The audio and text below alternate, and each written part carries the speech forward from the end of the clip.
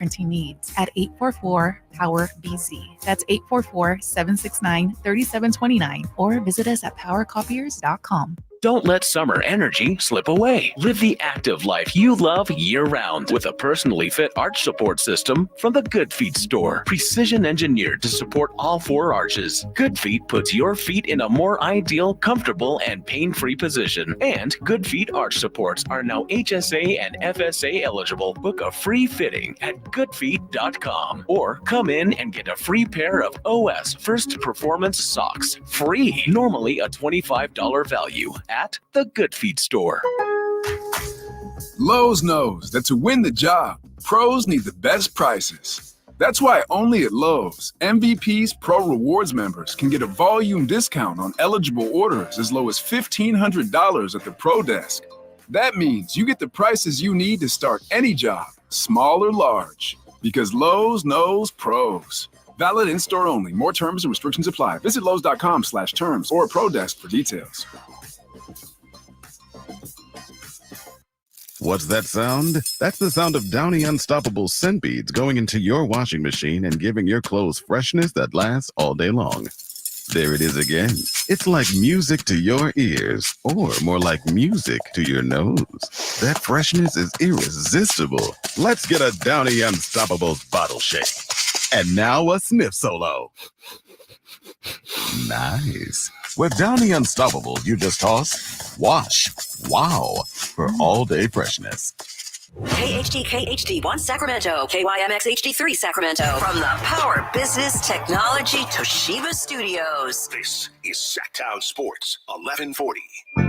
Feeding your passion for local sports in the afternoon. It's the Drive Guys with Kevin Gleason and Kyle Draper on your radio at 1140 a.m. Streaming audio at SactownSports.com and the Sactown Sports app. You can also watch the show on YouTube at Sactown Sports 1140. Here are the Drive Guys with Kevin Gleason and Kyle Draper.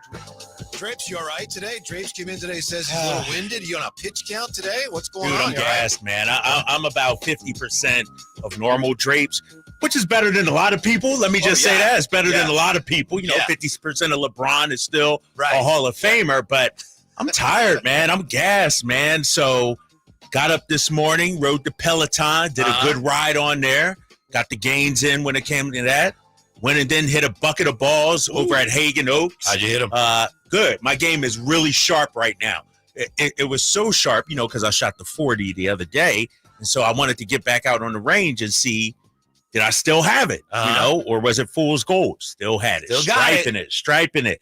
Oh, my. And so I'm ready to play golf. Which hole did you have a 40 on? Listen to you, man. No, your boy was nice, man. I had one hole where I really struggled, but I had a birdie, couple, several pars. Like I was dialed in, 4 over, through 9. That's pretty good for me, man. It's tough to stop when you're hitting like that. Right. And so I did the Peloton, I hit balls, and then I had my workout with my guy Lem over at Game Fit right over here behind the station. And it's brutal, man. And I just, it's not enjoyable, Whitey. Here's the thing. I'm doing it because I have a goal. I'm trying to achieve a certain level of fitness. But I'm not a fit kind of dude. Like, that's not – now, if you say, let's go play some basketball, let's go play, 5-on-5 football, whatever. I'm an activity guy. I'm not just a workout guy. I know what you mean. I did a little tiny bit of, like, cross-country in high school and running. That was halfway decent at it, but I didn't like it. It's like – who runs just to run? We need a ball. Right. I need something. I need some competition. And so I'm gassed, man. You and Jay going to have to carry the show. I'm admitting it freely right now. So if anybody tunes in and says, man, Drapes don't seem like himself, I'm on E right now, big fella. Load management day, huh? Yeah. This is one of those. I think I'm going to take tomorrow off in terms of working out. Like, it'll be an off day because I've been going hard, like 2-a-days every day. You don't want to end up like Christian McCaffrey. Have to go to Germany? Right. And then nothing wrong with going to Germany. Right. But apparently that's the thing with him is like he just wouldn't stop. Right. And then my ankle's sore. I'll work harder. Yeah, work harder. And then he got the other Achilles sore. He's a worker. And I'm a worker too. No doubt about it. But you're right, man. I was doing the workouts today with my guy Lemon. I'm like, I'm cursing him. Like, I'm literally like, and I'm not a cursor. I'm not a guy that uses foul language in everyday life. But during these workouts, I'm dropping 4-letter, F words and, at nobody in particular. Darn. I know. I'm like, gosh, Slim, like that's how I was. But man, I'm gassed, man. So I got my water here, had a healthy lunch. I'm ready to go. Let's go. Great. That's great. And so oh, is this. shoot. Hold on. Time out, Whitey. Time out, Draper. I'm looking at the YouTube chat right now. And I was gassed, but not anymore. Go to the YouTube. Look at our description on the bottom of the YouTube chat. 49ers insider Rod Brooks and Kerri Walsh Jennings joining the show. You talk about a crush? Really? Yes. You were here when I told the story. Yeah. Yes. I'm going to ask her if she remembers that. You know what I mean? Like, this is an exciting day. So now I got my second win. I'm back, man. All right. I'm sorry. I just saw that, and I'm like, oh, yeah, I forgot. That's today. How do you ask her, though? Because wasn't that the way I remember it was you thought she was trying to engage you in conversation? I might have misread the situation. That's a tough. How do you ask her then? No, I'm gonna just bring up. Remember, you were in Louisville for a beach volleyball event, and she was with Misty May at the time. This is when they were at there, and and then I saw you out at 4th Street Live, and then what if she's like, oh yeah, I remember that. Maybe she won't, but I got to bring it up somehow, man. I got to bring it out. Place your bets. Will so she I'm remember excited. or not? I got a signed volleyball from her and Misty May at home, man. So this is a great day. She's going to be on the show because she's going into the San Jose Sports Hall of Fame. Well deserved. Remember?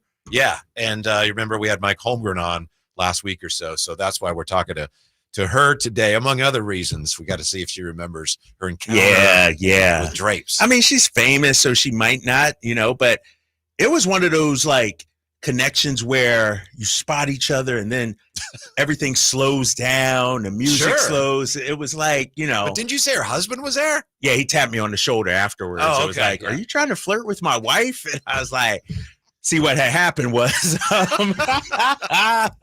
yeah, but it's good stuff, man. Jennings, I think, or is that his he's a volleyball player. Yeah, he is. Yeah, you know that? I didn't know his name. I turned around and was like, oh, that's your wife? Oh, okay, my bad. Yeah. Well, first I thought her husband was a baseball player, but that's her partner. Yeah, that's Misty May. Yeah. Who was with I'm drawing a blank now.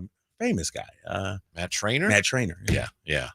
What do you make of this, Drapes?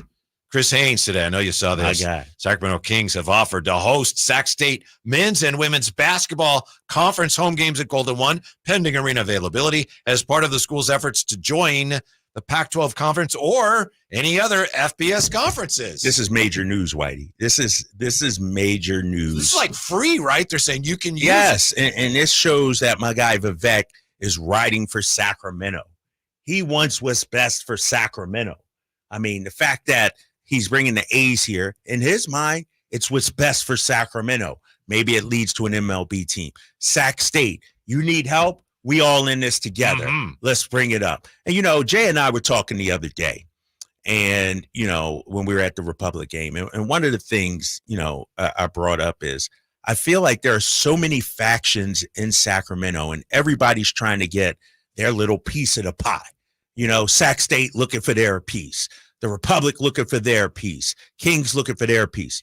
And I said, why can't we just all come together somehow and bring it up? And to me, this is a major step here by Vivek and the Kings. And if I'm Sac State, because we know other programs do this, play in NBA arenas, And I go back to the time I worked in Louisville, and they were building an arena, and they were trying to get an NBA team in Louisville. There was a group, the University of Louisville was building the arena, and they wouldn't allow an NBA team. Like, Louisville had first right of refusal in the arena.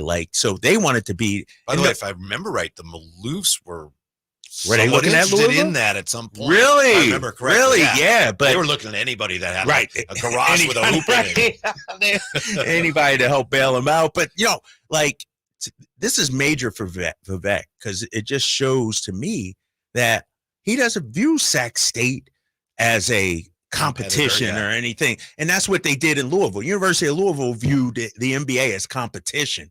Vivek is viewing it as there's enough for all of us And so I think this is major. And then the news also that the NCAA tournament is coming back to SAC. And so, who was it? Campio yesterday that had the list of things happening. You got to add stuff now, right? And just 24 hours later. So, no, this is major, man. This is major. Sac State came out with a list. Actually, it was the Sac-12. It wasn't actually Sac State. They're obviously involved in all this, but it was the Sac-12 coming out with a list of these are things we want to get accomplished in order to move into a FBS conference. And you had the football stadium. They announced the plans for that, the funding, NIL money. They raised that. And one of the items, of course, was the basketball arena.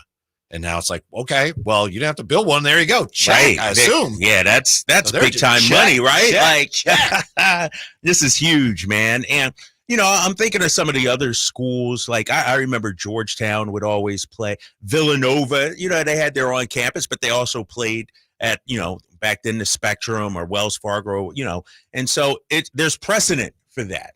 And I think this is major, man. It's exciting. Vivek's putting, the money where his mouth is. He talks a good game and he's backing it up right here. So this is huge for Sac State. The memorial in town, it's not far from the Golden One Memorial. It's not called the Coliseum, but the reason I bring it up, you're talking about Georgetown. If I'm not mistaken, Allen Iverson played his first, if not one of his first, if not his very first college game at Georgetown here against Sac State. Get out of here. That's easy to look up, Whitey. I can do the research right now. Yeah. Really? It was very early in his career. Okay. Yeah. Okay. And at the time, we didn't know who Allen Iverson was. Right. Like, I mean, I remember Allen Iverson played here. Yeah, I'm pulling it up right now. Sac State has, here and there in the past, they've tried to find other venues in which to play, and the gym out there is just not. It's just substandard. I've been in many high school gyms that are much nicer than the facility that they have there. So yeah, it's nice that they're able to just take a step up here, thanks to the Kings. A major step, man. I mean, and think about it. You're a college program that's about to play, if it all goes through, in arguably the NBA's best arena. You know what I mean? You talk about facilities. I mean, how about recruiting too? Right. You know what I mean? If you're Sac State, you could say, look at this on campus thing, or how about you get to play in an NBA arena, Golden One Center, every home game. I think this going to be, the thing I'm excited about, Whitey, and I need to see how it all pans out. It may not be Pac-12. I don't know. Maybe Mountain West. We'll have to see. But this reminds me, like I said earlier, of Louisville 20 years ago when I worked in Louisville.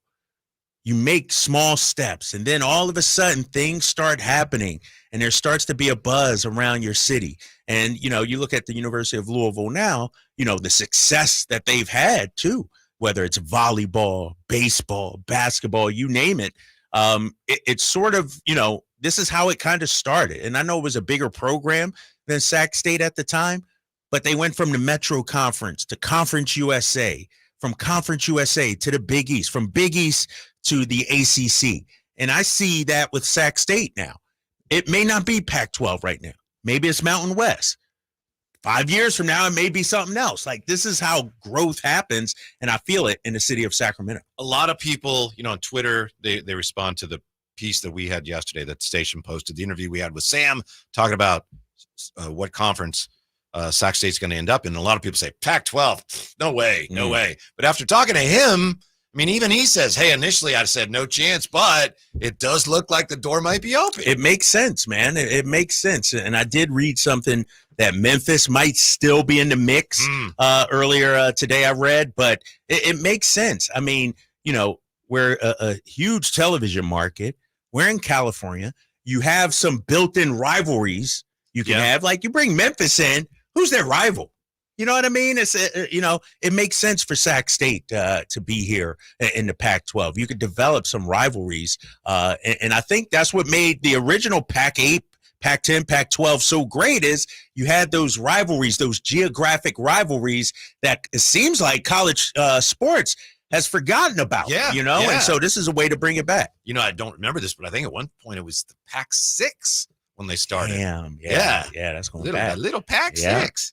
All right, so interesting things going on there. continuing to go on with Sac State. We'll talk more about the NCAA coming here for the regionals in a couple of years. When we come back, Drapes, we got to find out how you feel about this story that is driving Eagles fans crazy today. We got Rod Brooks, bottom of the hour, too, as we roll on Sactown Sports. Domantas Sabonis plays here. He finds Sabonis, put the frosting on the cake, put the cherry on the sundae. Sabonis with a two-hand flush makes it 114-106. Sactown Sports is your proud home of the Sacramento Kings. Insurance companies perform a very valuable service, but they want to keep their money. Although most cases settle before trial, it is paramount that the insurance companies know that if pressed, your legal team has the experience to take your case all the way. For 25 years, Ashton & Price has earned the reputation that if the insurance company isn't fair, we're ready to force them to be fair. My mom used to warn me, wait till dad gets home. Think of us as dad. The best part, there's no fee until we win. Remember, for the best advice, don't think twice. Call Ashton and Price. You've seen him on the roast of Tom Brady, and you've heard him host the #1 podcast in the world, Kill Tony. Now see Tony Hinchcliffe perform stand-up comedy live at the venue at Thunder Valley, Friday, October 11th. The man behind millions of views worldwide and countless sold-out shows brings his stand-up set to you, Tony Hinchcliffe. Critics call him a must-see. Don't miss this stand-up comedian, writer, podcast host, and professional wordsmith live in Sacramento. Tony Hinchcliffe. Get tickets at ThunderValleyResort.com.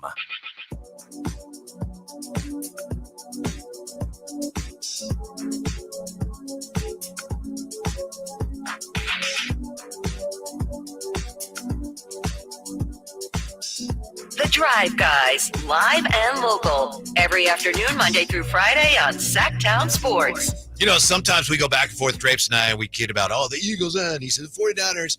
I want to talk to him about the Eagles here, but I'm not coming after him in any way. I'm just dying to know how he feels about this very interesting situation going on involving Darius Slay of the Eagles and his teammate C.J. Gardner-Johnson. And correct me if I'm wrong here, Drapes, but long story short, you had Darius Slay going on Micah Parsons' podcast, and Micah Parsons and Darius Slay were talking about C.J. Gardner-Johnson, who's known for he'll run his mouth. He'll trash talk. And he did that before the Eagles played Tampa Bay, and he got toasted. So Micah Parsons was asking Darius Slay about that on the podcast, and they both basically were laughing at C.J. Gardner-Johnson. And Eagles fans are furious about how Darius Slay, A, can go on a podcast and be buddy-buddy with Micah Parsons, and then B, with a member of another team, ridicule his teammate, C.J. Gardner-Johnson. Jay, you got that sound or no? We got a little. We got technical issues, but I didn't see that. I didn't see that. Yeah, I got two thoughts on this, Whitey, and I'm trying to decide where I want to go. Number one, it pisses me off. First of all, and we're just talking off air, this is a cowboy you're hanging with. Yeah. Joking around. And they are really, you can tell. It's like, hey, how are you? Hey, yeah. Right. And these are rivals, supposedly. But then on the other hand, I'm like, in this day and age, do people really hate, are rivals really a thing now? Sure, you want to beat them, but at the end of the day, after the game, you dapping them up. Maybe you're going out to dinner. Everything's buddy-buddy. I think, me being an old school guy, if I'm in that Eagles locker room and I see that, I'm like, nah, dude, you don't laugh about one of our own. Especially with the enemy, I got a problem with that. And when I saw that and heard that, Whitey, to me, it felt like the issues from last year, the issues in the locker room are still there for the Philadelphia Eagles. This is, to me, a locker room divided, a locker room that's not all in. We see it in their performance on the field. I mean, they look awful sometimes on both sides of the ball. And so, to me, when I look at this, the Eagles are far away from being a Super Bowl contender. Mm-hmm. This is reminiscent of last year, and I got a problem with it. I understand it's 2024, guys are buddy-buddy, but save that for the offseason. Well, Darius Slay got wind of how upset people are, so he went on his own podcast and and addressed it. He said, I feel as if a lot of Eagles fans are very, very upset about me on the podcast with Micah Parsons. To be honest, I've been knowing Micah way before he became a Dallas Cowboy. We trained together when he was coming out as a young guy. We grew a great relationship when we played the Dallas Cowboys, either here or home. We both use each other's tickets. His family sits by my family.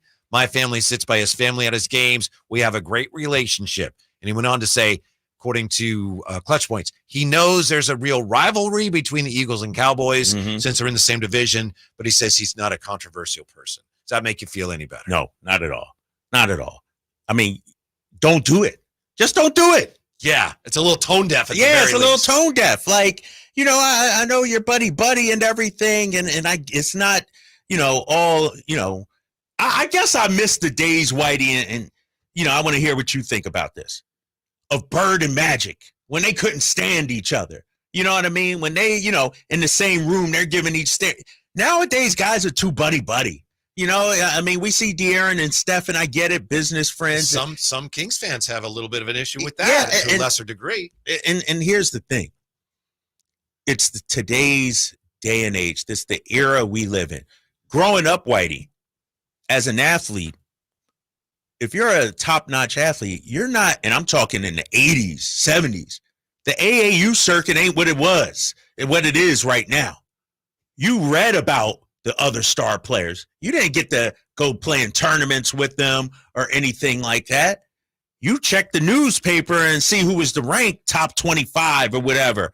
Hopefully I get to see them. But you didn't see them until college or the pros. So that was a natural born rivalry already. Nowadays, guys are teaming up, joining each other, playing on the same AAU, playing in the same tournaments every week. And so now they're buddy, and I just don't see the hatred. And the Cowboys-Eagles is arguably supposed to be one of the best, most heated rivalries in NFL. And these guys palling around, I got a problem with it. I think now to players, it's because of all the money, and bless them, they deserve it. And that's just the way it is.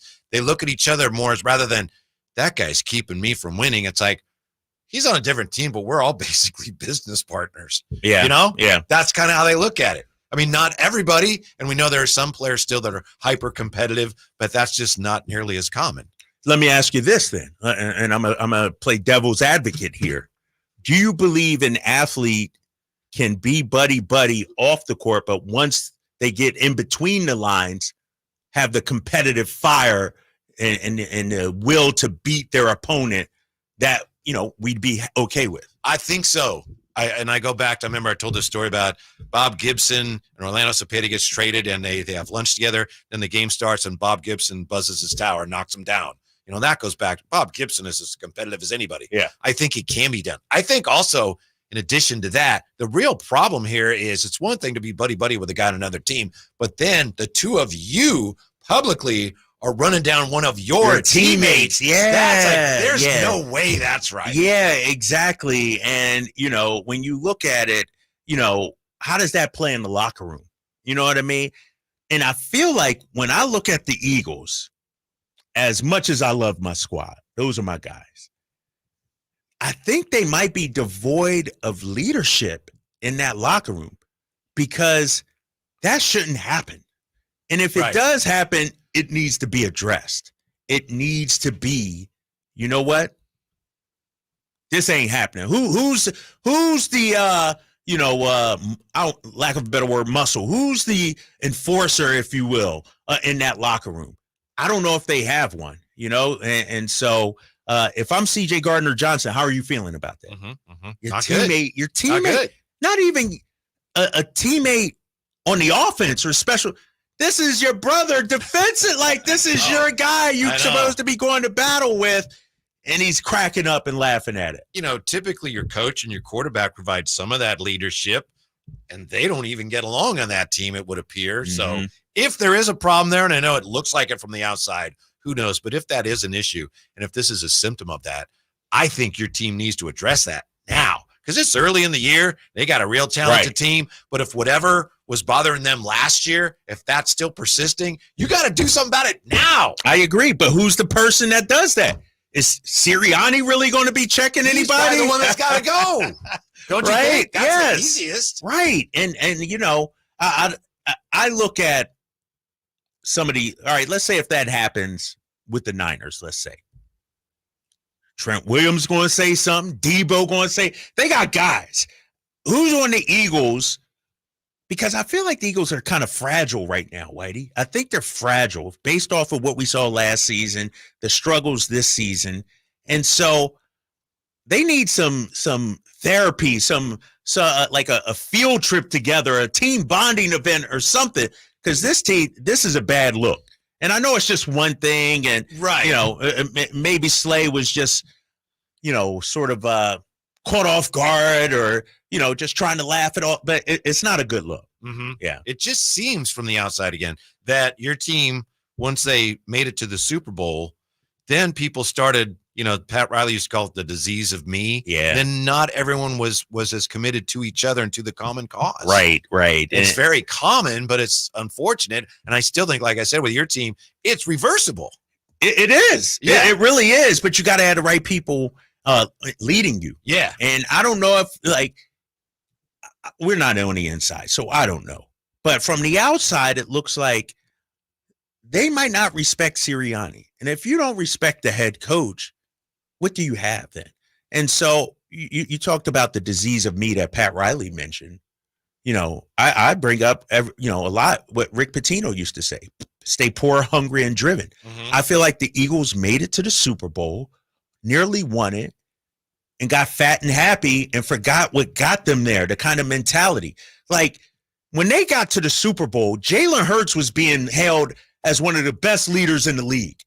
Since then, I'm not hearing a peep from this guy, and so that's why I say I feel like they lack leadership in that organization, and that's why I feel like they're partially doomed this season. Mm-hmm. Don't you agree, though, that the days of he's on the other team, I'm not going to be his friend, sure, we would like those days to still be here, but they're long gone. Long gone.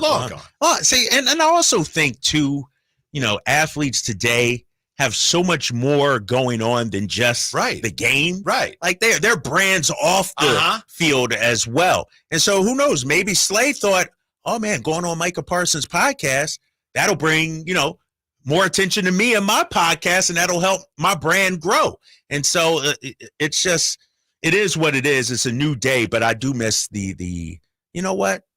I'm looking to beat you, and I'm not talking to you during the season. I've read that in some cases in the NBA, for example, players are more loyal to their shoe brands than they are to their teams. Yeah. And what's interesting about that, I'll say this quickly. I'm listening to Sirius XM radio. They're talking about Woj and him leaving ESPN and how Jeff Passan might be a successor. Mm-hmm. Jeff Passan and Woj have the same agent. Same agency. Really? And so whether it's shoe brands or agents, they're like puppet masters back there. They're pulling the strings. Yeah. Rod Brooks is going to join us with a name of a 49er that if you don't know it, you better learn it in a hurry. Next, Sactown Sports. Downy Rinse and Refresh. Break up with stinky clothes. Rinse it out. Every now and then I get a little bit tired of the stinks that just will never come out. Going down in the rinse straight. Every now and then I rinse it out. One wash and it delivers. One wash, it smells so clean. Downy Rinse and Refresh, it's a dream. Downy Rinse and Refresh. Fights odor in just one wash. Guaranteed. October is Cybersecurity Awareness Month, and LifeLock is here to elevate your protection game. Using the same simple password across all your accounts, that's risky. While updating your passwords to be more unique is a good start, true peace of mind comes with LifeLock. LifeLock doesn't just alert you to suspicious activity, but monitors for more uses of your personal info and will fix identity theft issues that arise, guaranteed, or your money back. Secure your identity today with a 30-day free trial at LifeLock.com. Use promo code NEWS. Terms apply. Hey, everybody, it's your boy Kyle Draper. Drapes for Mercedes-Benz of Stockton. Now is the time to buy or lease a Mercedes-Benz van for sale.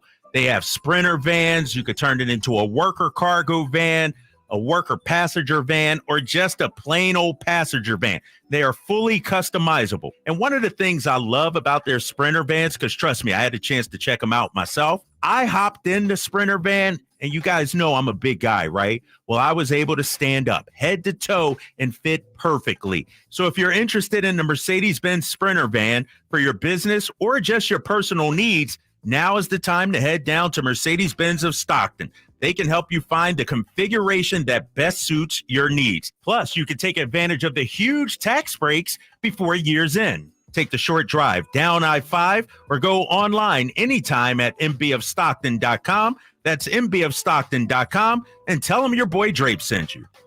Golf to Go is brought to you by the Hagen Oaks Golf Super Shop. Here's Frank LaRosa. True fans of the game should pick up a copy of The Match, the day the game of golf changed forever, written by Mark Frost, who also wrote The Greatest Game Ever Played. The book was published more than 10 years ago, but it tells the true story of a remarkable round of golf played by legendary professionals Ben Hogan and Byron Nelson against two of the sport's greatest amateurs, Ken Venturi and Harvey Ward. Hogan, who avoided playing with amateurs at all costs, was hoodwinked into playing by Eddie Lowry, Francis Ouimet's diminutive caddy, who at that point was a successful San Francisco businessman. The match, with its many wagers, was set to be played at Cypress Point Club, and although the exciting 18 holes unfold with each turn of a page, it's the backstory of each of the players that makes the words come alive. My friend Ken Venturi, the last survivor of that foursome, told me it was a dream match, and so good even fiction couldn't touch it. It's a fabulous read. For Golf to Go, I'm Frank LaRosa.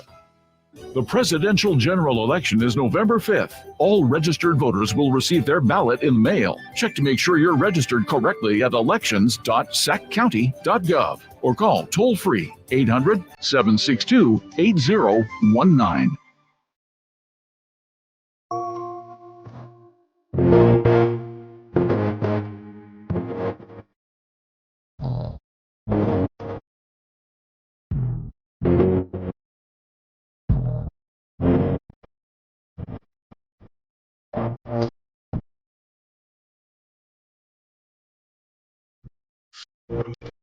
Home for the San Francisco 49ers. Sactown Sports. Speaking of the San Francisco 49ers, you know, they punched out those always pugilistic Patriots, Drapes, on Sunday. That pesky Patriots team. Yeah. They're always a handful. 49ers handle them, getting back to 500. With more on where this 49er season is, we catch up with NBC Sports Bay Area 49er analyst and host, Rod Brooks. How are you today, Rod?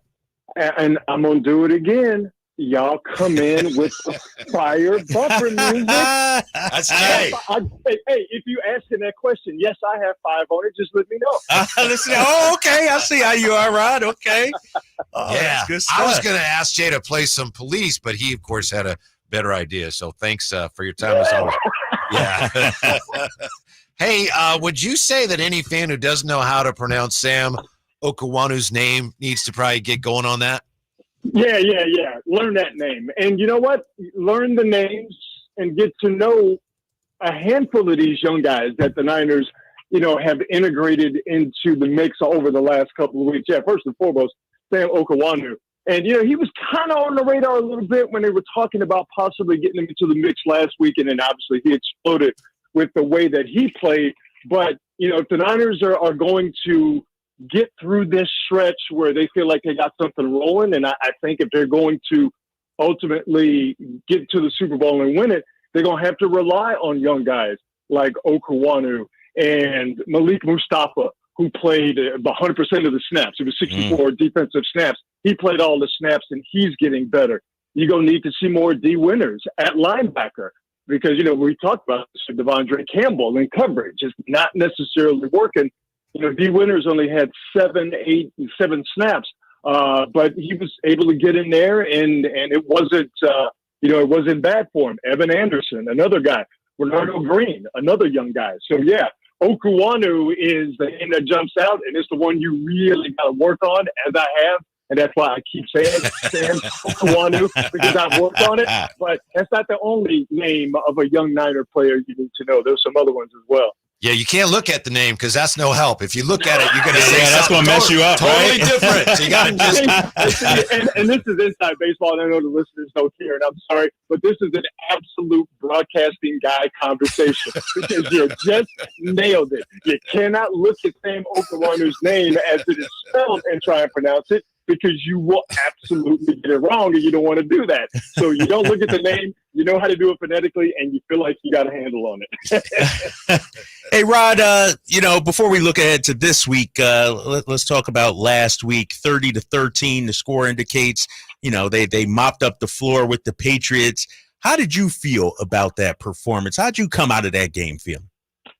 Well, I went into the game thinking, and I said this on the air, not only is this a should win because the Niners were better than the Patriots on paper, and they proved that on the field, but it was a must win for the Niners because not only could they not afford to go down 1-3 after 4 games in the season, you just couldn't lose to a team like the Patriots that, even if you didn't watch it, you knew that they just weren't good. And they definitely weren't the Patriots of old that would go in and wax everybody. So they did what they were supposed to do. But I don't take away from the performance of individual Niner players and the Niners as a collective, really offense and defense, because special teams continues to be a train wreck. But I don't take anything away from offense and defense and how they won that game based on who they played. They did what they are capable of doing, and they did what they were supposed to do. They controlled both lines of scrimmage. They had better skill position players on both sides of the ball, and those players individually, and again, as the collective, played up to their capabilities and up to the standards that we have as observers, that the fans have as fans, and the players have of themselves and the coaches as well. Rod Brooks with us. Rod, this is an observation, not a criticism. Brock Purdy is definitely hanging on to the ball a little longer than we're used to. What kind of different defenses is he seeing right now that's requiring him to do that? You know what? I'm going to go in a different direction because I noticed that a couple of weeks ago against the Rams that he was hanging on to the ball a little bit longer. And I think specifically in that game, it was because the Niners offensive line all the way across the board had their worst game of this very young season. But in the game against the Patriots, I think he was hanging on in that ball because he wanted to sling that thing down the field. Uh-huh. And what did he do in that game? He slung that thing down the field. He's got the most completions Purdy this season, over 25 yards, more than any quarterback in the league. That's 14 completions, again, over 25 plus yards. So I think he was comfortable with the protection against the Patriots that he was getting from his offensive line because, again, the line did their job, but it's just not that good. But I think he was waiting there because he wanted guys to get open downfield, and he was looking to uncork, and he did uncork a couple of times. So I think we're seeing the evolution of Brock Purdy as a passer. He's clearly stronger arm. Now he is a full season plus away from rehabbing that elbow injury he suffered in the NFC Championship game a couple of years ago. He's clearly stronger lower body. I mean, the homie is not skipping leg day, and the athleticism that he has always had is now coming together with more muscle and just an understanding as to how to play the game. So he's moving, he's running, getting first downs and what have you. And I think when anything, he feels comfortable knowing the offense, knowing the personnel, that he can hang on to it just a little bit longer, escape out of trouble if he has to. And if he sees something, just sling that bad boy down the field. Hey, Rod, when I look at Brandon Ayuk, is it just, some rust, got to knock it off, or are you seeing something bigger, a more troubling concern here through the first 4 games? No, I really think that it is all based on the fact that he wasn't around. He was there, but he didn't participate in camp and in preseason. And I think this is maybe not a bigger issue for the league, but in my estimation, and I'd love to hear you guys' thoughts on this, I think the first month of the season was really uneven for basically every team in the league, with the exception of the Minnesota Vikings. Right. I think offensive line play across the board was atrocious the first couple of weeks, and I think you draw a direct line from atrocious offensive line play to not enough practicing, not enough playing in the preseason and in training camp. So, I mean, how many teams are 1-3 and 2-2? The Niners being one of those teams. It was just, the play was really uneven. I think it's going to get better now that we get in October, and you have 4 weeks of actual real football being played. So I think that's Brandon Ayuk's issue. it's a league-wide issue. Now, if we get past this week with Arizona's defense being comically bad, and even the game against Seattle, Seattle's defense is not very good. I think if Brandon Ayuk is still not up to par, for lack of a better way of putting it, these next couple of weeks, then I think some serious questions need to be asked. And quite frankly, I don't know what those questions are. But I think the time is running out for like me to say, nah, he wasn't around for training camp. Because, well, in preseason, because you just had an approximation of preseason over these last 4 weeks. Yeah, I'm with you on patience is a virtue with Brandon Ayuk. The one thing that stands out to me, just, crunching some numbers, the catch percentage for him, the number of targets relative to the number of catches, like, whoa, he's not catching nearly as many passes. Right. And I think that's speaks more to the chemistry. It's not like he's dropping everything, but they're just not connecting. I think that's what it is really across the board. I'm not down with the whole, oh, he got his money, he's not trying. I think that's sucker nonsense if you say that. It's disrespectful to Brandon Ayuk to say he got money, now he's not trying. Because that's, A, I don't believe it's true, and B, you don't know anyway. I don't think he's angry or he's upset and he doesn't want to be with the Niners and he's sulking. I completely don't believe that. He and Brock Purdy had almost a molecular type relationship in terms of quarterback and receiver. And that came from the fact that they worked their tails off together to establish that chemistry. From the end of the Super Bowl to the first game of this season is a long, long time for those two guys not to get together and work on that chemistry. So basically, you lost it. Now they're trying to find it back in real time where games are important and guys are trying to knock your block off on the other side. I think that chemistry will come.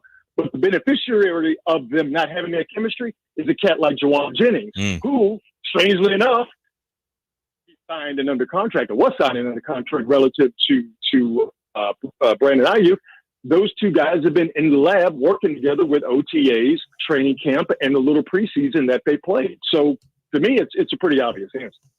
Hey, Rod, let's spin ahead and look at this week's matchup versus the Cardinals. A couple of weeks ago, I thought, watch out for the Cardinals.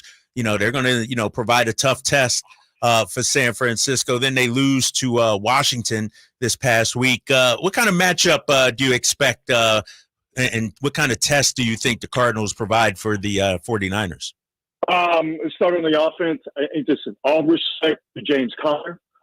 Very good running back, and the Niners got better at stopping the run against the Patriots.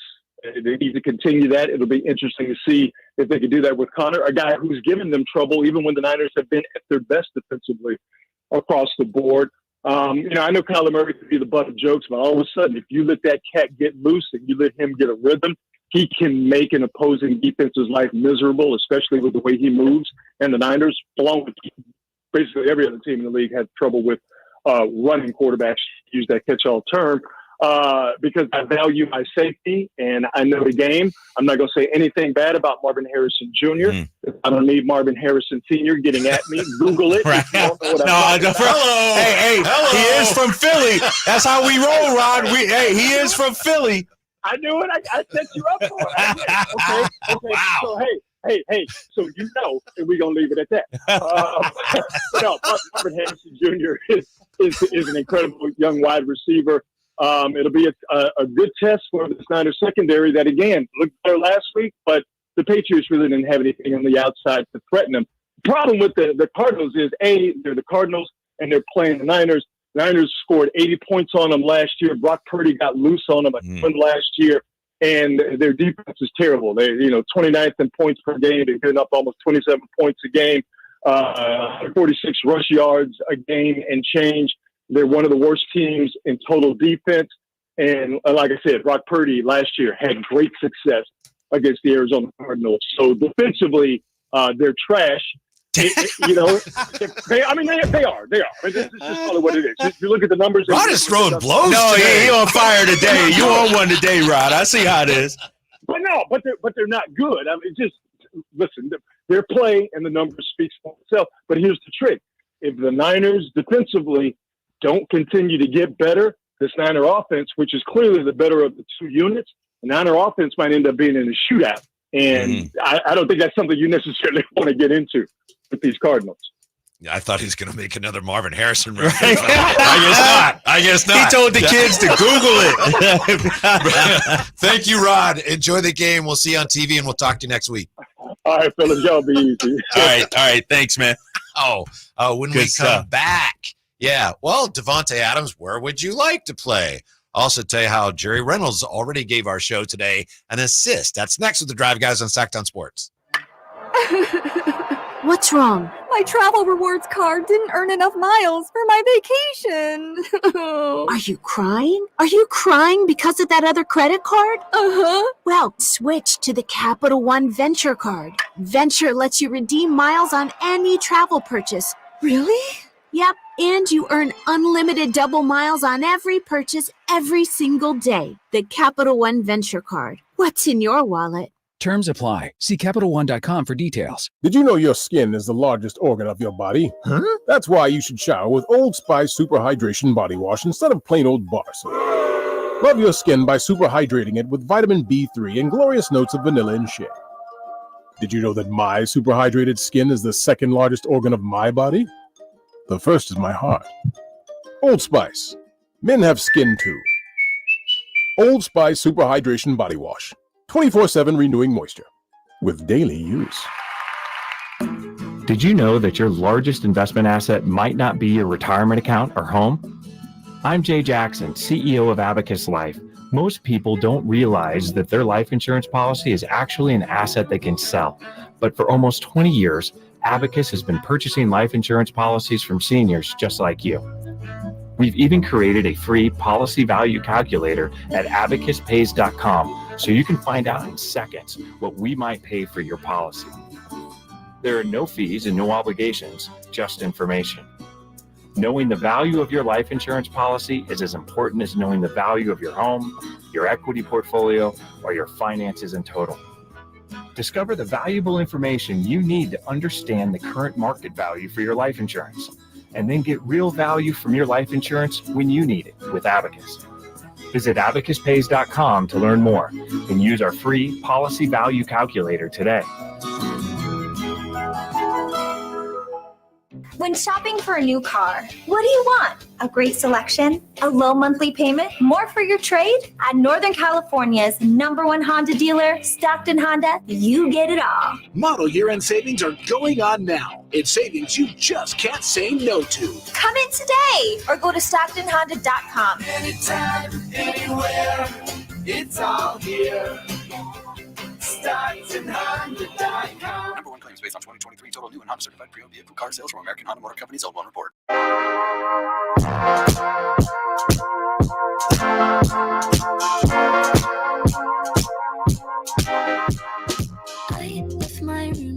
The Drive Guys, live and local, every afternoon, Monday through Friday on Sactown Sports. A lot happening on the show today.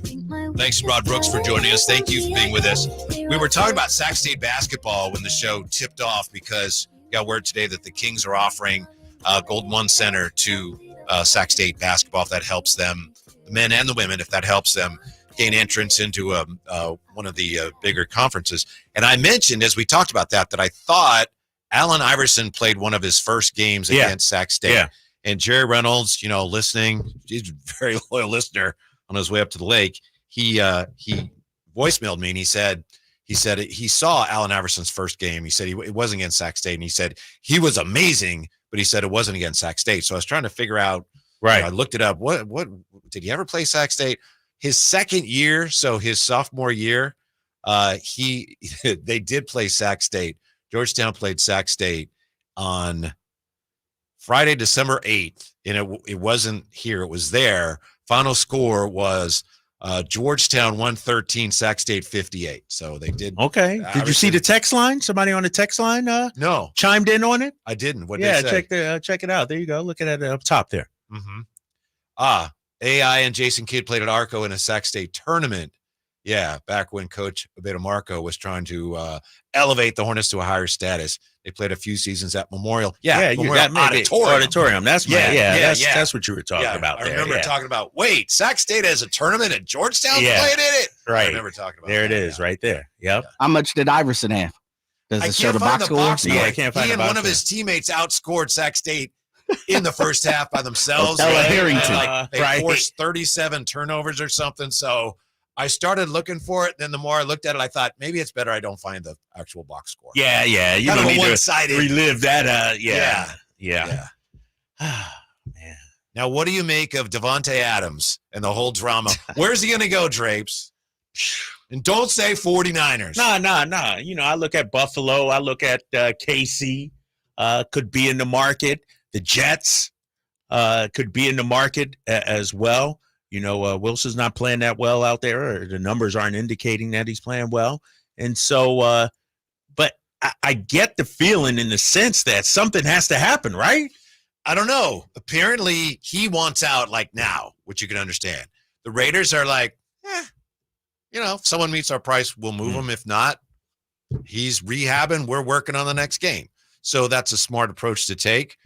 You know, it might come to a point where he's going to have to, you know how this works. I don't know if he's the type of guy that would do this, but he may have to try to become a bigger distraction to force the team's hand. I don't know if he would do that. But according to Adam Schefter, Davante Adams would prefer to play for the Jets or the Saints because he's familiar with Aaron Rodgers and Derek Carr. Yep. And Diana Rossini and I think Vic Tafer today on our station on with Alan Stiles said that the Cowboys are a team to watch out for in this. Which doesn't make a ton of sense necessarily, but it's the Cowboys.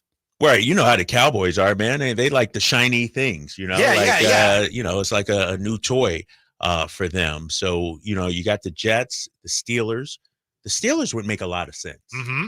You know, they were in on the Ayuk situation earlier. They got a nice little young team. They're building something. They play the Cowboys this week, don't they? Is that this week? Is that the matchup this week? You might be right. I think that's a primetime game. So primetime game. That's a team people say that'd be a fit. You know, New England really wanted Ayuk, and somebody asked your guy Gerard Mayo today about that. Well, what about Davante Adams? And he was smart. He just general manager take care of that. You know, you don't want to be tampering. You don't. There's no reason to say anything. But most people seem to think there's no way Davante Adams will want to go to the Patriots. No, there's zero chance. I mean, if let's keep it real. The Raiders are a better situation right now than the Patriots are. Like, why would he want to go to a worse situation? And he might be a malcontent there. It just doesn't make sense. I see the report. Cowboys have no interest in trade for Adams. Okay. This was about an hour ago. This came out on NBC Sports. Cowboys have no interest in trade for Adams. I'm not sure why they would, but a number of people that would know had suggested they might. So I'm with you on that. This is the update here. Because their problems are on the other side of the football, really. Right, their defense is, sieve. And so, but let me ask you this. What's the package you're going to have to give up? What did Rod Brooks say about the Cardinals Steelers? They're trash. Just trash. Rod Brooks is keeping it real today, man. He had a number of things to clip, that's for sure. But I look at, what's the cost going to be for a guy like Davante Adams? Still an elite wide receiver. Still a guy that, commands the double team, if you will. And so you got to give up a lot, man. And I look at, do the Chiefs have what it takes to give up? And I brought up the Niners earlier yesterday because if I'm the Raiders, I want picks and a player. Ayuk fits in, and I'm talking a later round pick, maybe a fourth round pick. Oh, a lot of people are saying that. Yeah, something like that. And so to me, it would make sense from that standpoint. A lot of people say, well, Davante may not block like Ayuk and all that, and you got to factor that in. I think Jay would do that trade like that. Jay's not an Ayuk guy, though. No, that's why. He would trade Ayuk for that's what I'm saying. Is he still back there with Brian? He's on the phone now. He would trade Ayuk for Davante Jay, what Adams. you doing back there, like Brian? He's working. He always got something going on back there. But if I'm Antonio Pierce, if I'm the Raiders, you can't have him. You can't have that guy be a part of your organization unless a come to Jesus meeting. You sit down and be like, hey, what are we going to do here? Are you going to be on your best behavior? All that.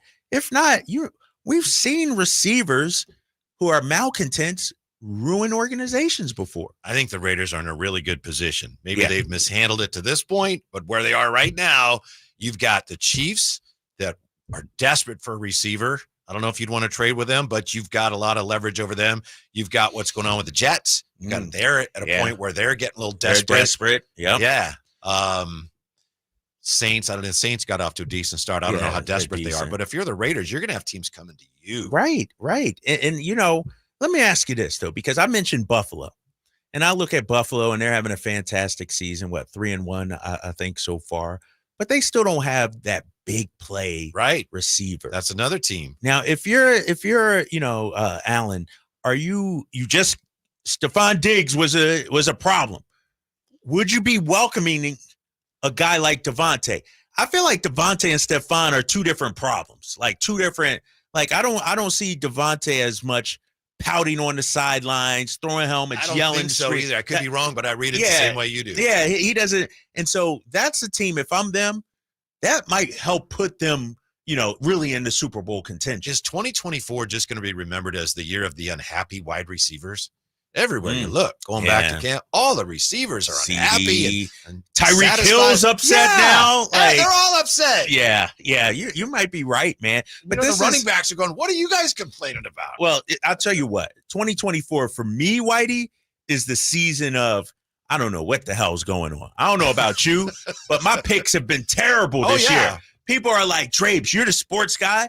Help me out here. And I give them picks. And they're like, I might fire you, bro. They want to fire their coach, Tough. Trash. Yeah. Jay clipped that bad boy. Exactly. So this season has been upside down, man. Upside down. Mm-hmm. As far as the 49ers go, I don't think they really would have much interest in doing that. They just gave Ayuk a $23 million signing bonus, which would mean if you trade him, it's like, all right, you just gave that's away yours, that, and we get nothing for it. There'd be, I think, a cap hit of like 18 mil next year. And plus the way his contract is set up, it doesn't adversely affect the cap until 27. So if you'd have to really love what Davante Adams could bring you to basically tear all that up and then still figure out how to fit him into your salary structure. Yeah. And I just don't see it. Yeah. And I was listening to our boy Emil Fergoso on the earlier show this morning talk about this very thing. And one of the things he mentioned is the Niners' issues aren't on the offensive side. It's defense. They got some other fish they need to fry, some other holes they need to fill before going out there and getting another big-name wide receiver. That shouldn't be a priority right now. Mm-hmm. We're going to dribble over to the Kings in the NBA when we come back. Do that. How good of a sixth man can Malik Monk be? Next, Sactown Sports. I didn't ask to be thrown in the streets with nowhere to go. I didn't think I'd survive. But I did ask for help, and Covenant House was there for me. 1 in 10 young adults will experience a form of homelessness this year. For these kids who didn't ask to be put in this unthinkable situation, Covenant House is there. Covenant House helped me break the cycle of homelessness in my family. They gave me the love that I needed. Over 2,000 young people will sleep safely in a Covenant House bed tonight. When youth who are experiencing homelessness have a hot meal, a safe place to sleep, medical care, and love, they can overcome heartbreaking challenges and have a brighter future. They just really genuinely just wanted to help me succeed, and I'm succeeding. I'm a speaker, I'm an author. Covenant House really helped me and really helped mold me into the woman I am today. If you or someone you love is asking for help, go to safeplacetosleep.org today. Don't let summer energy slip away. Live the active life you love year-round with a personally fit arch support system from the Good Feet store. Precision engineered to support all 4 arches. Good Feet puts your feet in a more ideal, comfortable, and pain-free position. And Good Feet arch supports are now HSA and FSA eligible. Book a free fitting at goodfeet.com or come in and get a free pair of OS First Performance socks. Free. Normally a $25 value at the Good Feet store. Hey, it's Carmichael Dave for American Energy Heating and Air with a question. Have you recently had a technician diagnose your HVAC system? and you were a bit surprised at how much it cost? Or did something seem off about their quote? Because at American Energy, they take pride in giving you honest, straightforward solutions to get that system up and running. Have their qualified technicians come out and give you a free second opinion. It's free. You got nothing to lose but some dollars off of that original quote. They're making the uncomfortable comfortable. They've been doing it since 1981, serving the greater Sacramento area. A+ with the Better Business Bureau. That's why they keep having customers coming back for more and more and more. You can call them and set that appointment at 916-520-9990. That's 916-520-9990 or AmericanEnergyAir.com. Call 916-520-9990 now. KHTK HD1 Sacramento, KYMX HD3 Sacramento. From the Power Business Technology Toshiba Studios. Sactown Sports, 1140.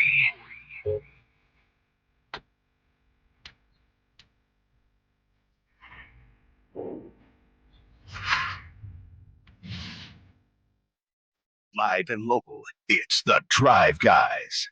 Watch the show on youtube.com/Sactown Sports 1140. Or listen on the Sactown Sports app.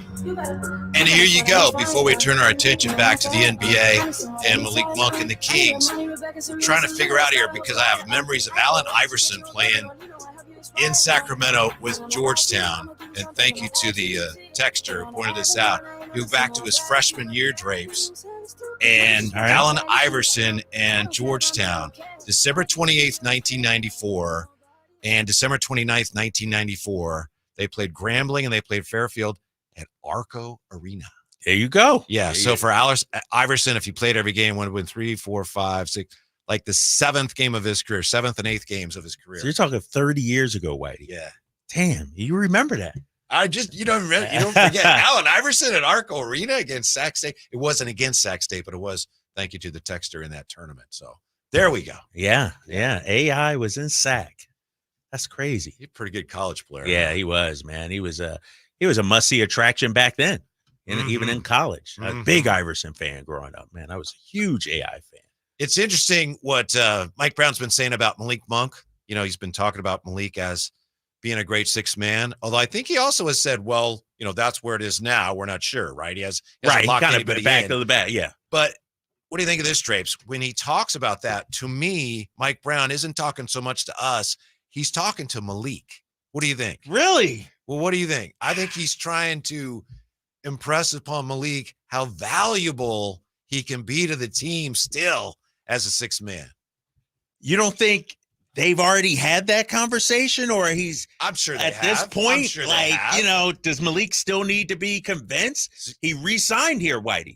You gotta, I would imagine Malik in his mind views himself as a sixth man on this team right now.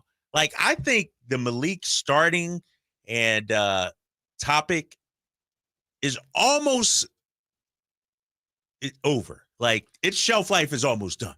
It's almost expired. I agree with you, but we're going to hear it all year. Are we? People that are fans. Don't you think? I don't know, man. I just, now if somebody struggles, yes. If somebody gets hurt, yes. But, I think it's so telling that despite the injuries, despite some of the struggles that certain players have had, Malik has yet to start a single game in Sacramento. There have been Davion started. Keon Ellis has started. I know. Chris Duarte. Like, we've had so many other people other than Malik starting that, it to me, it should come to a point where we just say, you know what? He's not going to start. That's just what it is. What it is. I'm 100% with you. But do you think then that he's talking, Coach Brown is explaining that to fans who don't understand it? I think Coach Mike Brown is doing his best not to create any bulletin board, like headline clickbait material. If he comes out and says, no, Malik is, always going to be our sixth man, that's a headline. Some fans are like, what? People in Malik's camp, friends, relatives, whatever reasons, like, dang, dog, you ain't even going to get a chance. Like, and so I think Coach Mike Brown is really just, trying not to create a story, really. trying not to create any headlines with this. And I wonder too, and maybe it's the age that we live in right now. Was it like that with Manu Ginobili and the Spurs, where every week, how come Manu should start? Was it like that? And you tell me with Andre Iguodala, because Mike Brown referenced him yesterday in Golden State, where people like, man, shouldn't Andre be starting? Like, why is it with Malik that you think this is a topic that's current and will continue? Why do you think that? It just seems to me that talking to fans, as we're blessed to do all the time, fans look at Malik as good as he is, and a lot of fans have a hard time seeing him as someone who should be coming off the bench. There's Keon Ellis has his limitations. He's my guy. I think he should be starting, right? And I think he's great. But fans look at that and say he's a really good player, but he doesn't score that much. And Herter had a bad year. A lot of fans. To answer your question, I think it's a lot of fans who just wonder, how in the world is this guy, as good as he is, not starting? And I don't think we've heard the last of that. But I also agree with you. It's like, it doesn't matter what you think or say. That is the way it's going to be. That's the way it's going to be. And so, I love fans. I love Sacramento fans, but let's get over that. Like, to me, that's a tired story, Whitey. It's almost like the Brock Purdy story. Like, to me, Brock Purdy has proven all he needs to prove to the haters. He doesn't need – same thing when it comes to Malik Monk in this situation, with Mike Brown in the starting situation. What more do you need to see? Like, it'd be different if the team goes on a slide or if somebody at the 2-guard spot isn't producing. But if things are going okay and they're winning, it shouldn't be a topic.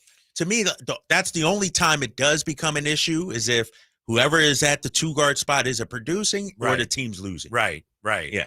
I didn't cover those teams you're talking about, but Manu, it appears that Ginobili recognized how valuable he was coming off the bench, and they won, championships. So he was okay with it. Right.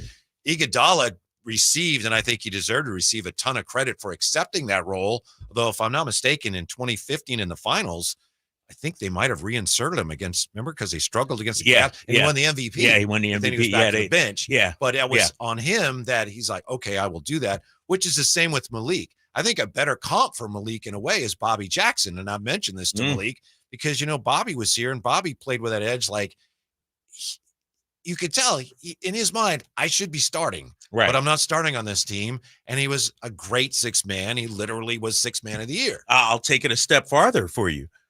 Maybe a Lou Williams, Jamal Crawford. Those are the only 2 guys have been 6th man of the year 3 times, right? Yeah. These are guys who were clearly good enough to start, but they, for some reason, didn't.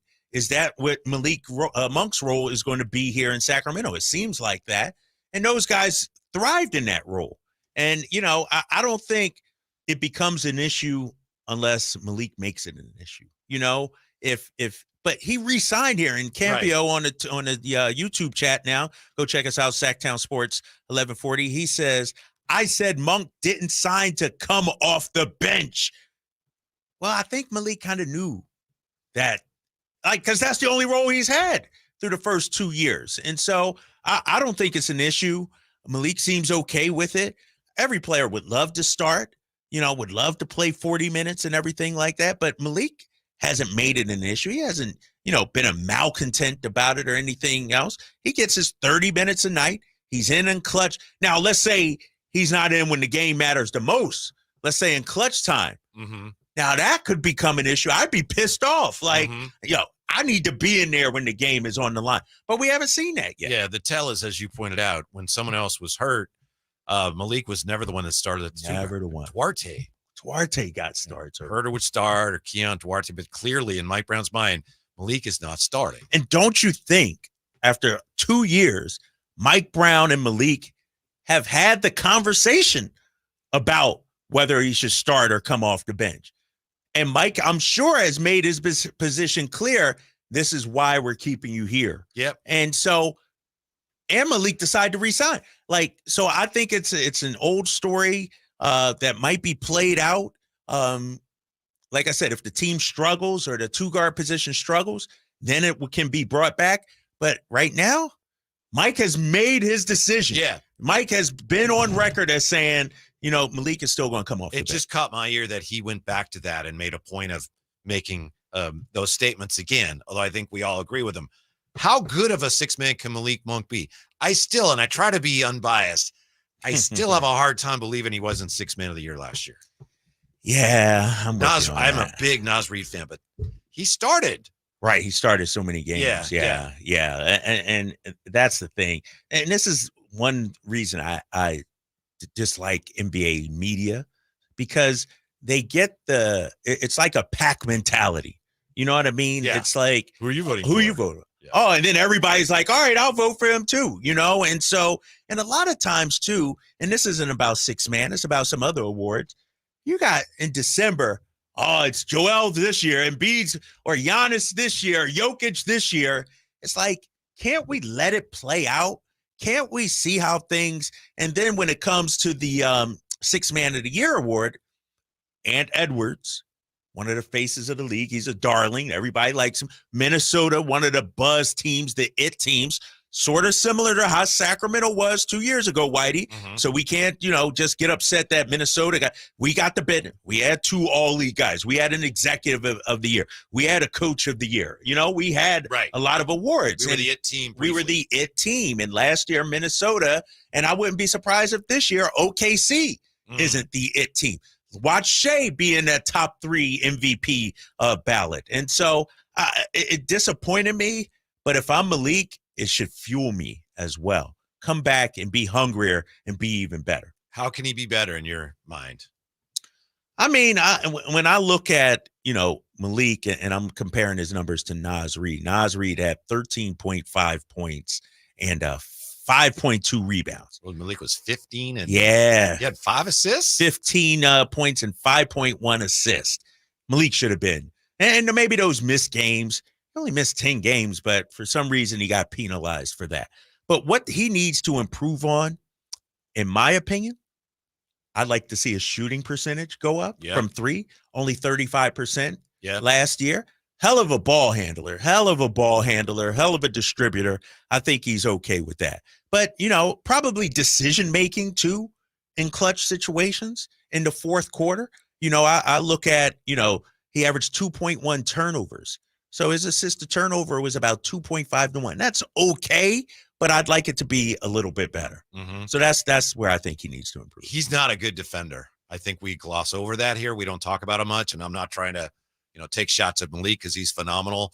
But I think that potentially is another reason why he's not considered as a starter. I don't know. He's not a good defender, but I'm with you. He's got to be more efficient this year. Yeah. They all have to play better. And I know Malik had a really good year last year. A lot of them had really good years, but they have to be better this year for this team to be as good as they can be. Yeah, and one of the things Monty has talked about this week, when I interviewed him, and I know the morning show did as well, I think it was the morning show, is that any way to win games, you got to do it. And so if it's locked down on defense, hold the team to 90, you got to do it. If it's score 130, you got to do it. He doesn't care what way you do it, long as it gets done. And too many times last year, it didn't get done. And so when it comes to Malik, it's like, I don't care. Just get the W. When it comes to Fox's numbers, Sabonis numbers, it doesn't matter long as you get the wins. And I think that's where this team is right now. It's like, dude, you can't let games slip away. He's the funniest guy. When after games, you talk to him about playing point guard, and you talk about how much he's learned. And you say, I'm just more comfortable. I could always do it. Right. Yes. Well, as I'm growing into this role, it's like, no, you guys don't understand. I can always do it. Yes. You just didn't know it. Right. And I think Malik, man, can be really tremendous. Like, he had a great year. 15 points coming off the bench. Yep. That's pretty damn good, man. Yep. I got to look at, some of the all-time bench greats and what they average off the bench. What was he the year before? 5th in Sixth Man of the Year award? Yeah, 5th and Sixth Man last year, 2nd. He got some most improved votes last year, 2 years ago as well. And I look at Malik's career, fellas. He's actually had a pretty damn good career. Absolutely. After a start that was underwhelming. Right, underwhelming. Charlotte. 5 straight seasons averaging in double figures. And the assist numbers every year have gone up throughout his career. I think, obviously DeRozan's going to take a lot of shots and everything like that. But if Malik can somehow perform at that same level, man, we're going to be averaging 120-something points a game. I do think, and I believe you agree with me because I think we've talked about this, Malik will probably have to adjust to DeMar DeRozan as much, if not more, than any other player. His role could be impacted. Yeah. And maybe they figure that out. I'm not saying, it's a disaster waiting to happen, but it's going to be a little different depending on who he's on the floor with. Could he become a better facilitator with DeRozan on there? Yeah. Or let me ask you this. Does Malik benefit from DeRozan being out there? Yeah. Meaning the same way we talked about Keegan maybe having open looks, could Malik be getting better looks this season? Yeah. You know? And at 35%, maybe it goes up to 37, 38 this season. Mm-hmm. 6th man of the year, right? Yes. Bold predictions. Book it. Right now. Drive Guys predictions. 6th man of the year. Book it. It's not even going to be close. It shouldn't, man. I think a lot of people realize they got it wrong last year, and hopefully they make amends this year with him. Mm-hmm. All right, take a quick time out here. Who's starting for the Warriors? Turns out, as we look around the Western Conference, that's a very good question, and we'll answer it next on Sactown Sports. Hey, what's up, everybody? It's your boy Drapes here for Mercedes-Benz of Stockton. Now that fall is here, now is the perfect time to head to Stockton and check out a new Mercedes-Benz. I had the opportunity just last week to drive an all-new S-Class 550, and let me tell you, it was a sweet ride. The moment I hopped in, I felt like I was in a world of luxury. From the steering wheel to the seat cooling and even the power of the engine, I was impressed. And then, of course, when I hopped into my Mercedes-Benz EQS SUV, I felt the same thing. So hurry in and take advantage of the Mercedes-Benz incentive bonuses up to $15,000. And they have tons of pre-owned vehicles as well, including C-Class sedans, GLC SUVs, and a whole lot more. Take it from me, you won't be disappointed. So take the short drive down I-5 to Mercedes-Benz of Stockton or online at mbofstockton.com. Hey, this is Greg Papa. Are you working through a major insurance claim? SunPoint Public Adjusters can help. SunPoint prepares, presents, and negotiates your claim with the insurance company, working only for you, making sure you get everything you're entitled to, not what just some adjuster working for an insurance company thinks you should get. Call SunPoint today at 888-247-7865 or contact us at sunpoint.us. SunPoint Public Adjusters, the gold standard in public adjusting. License number 2N14884.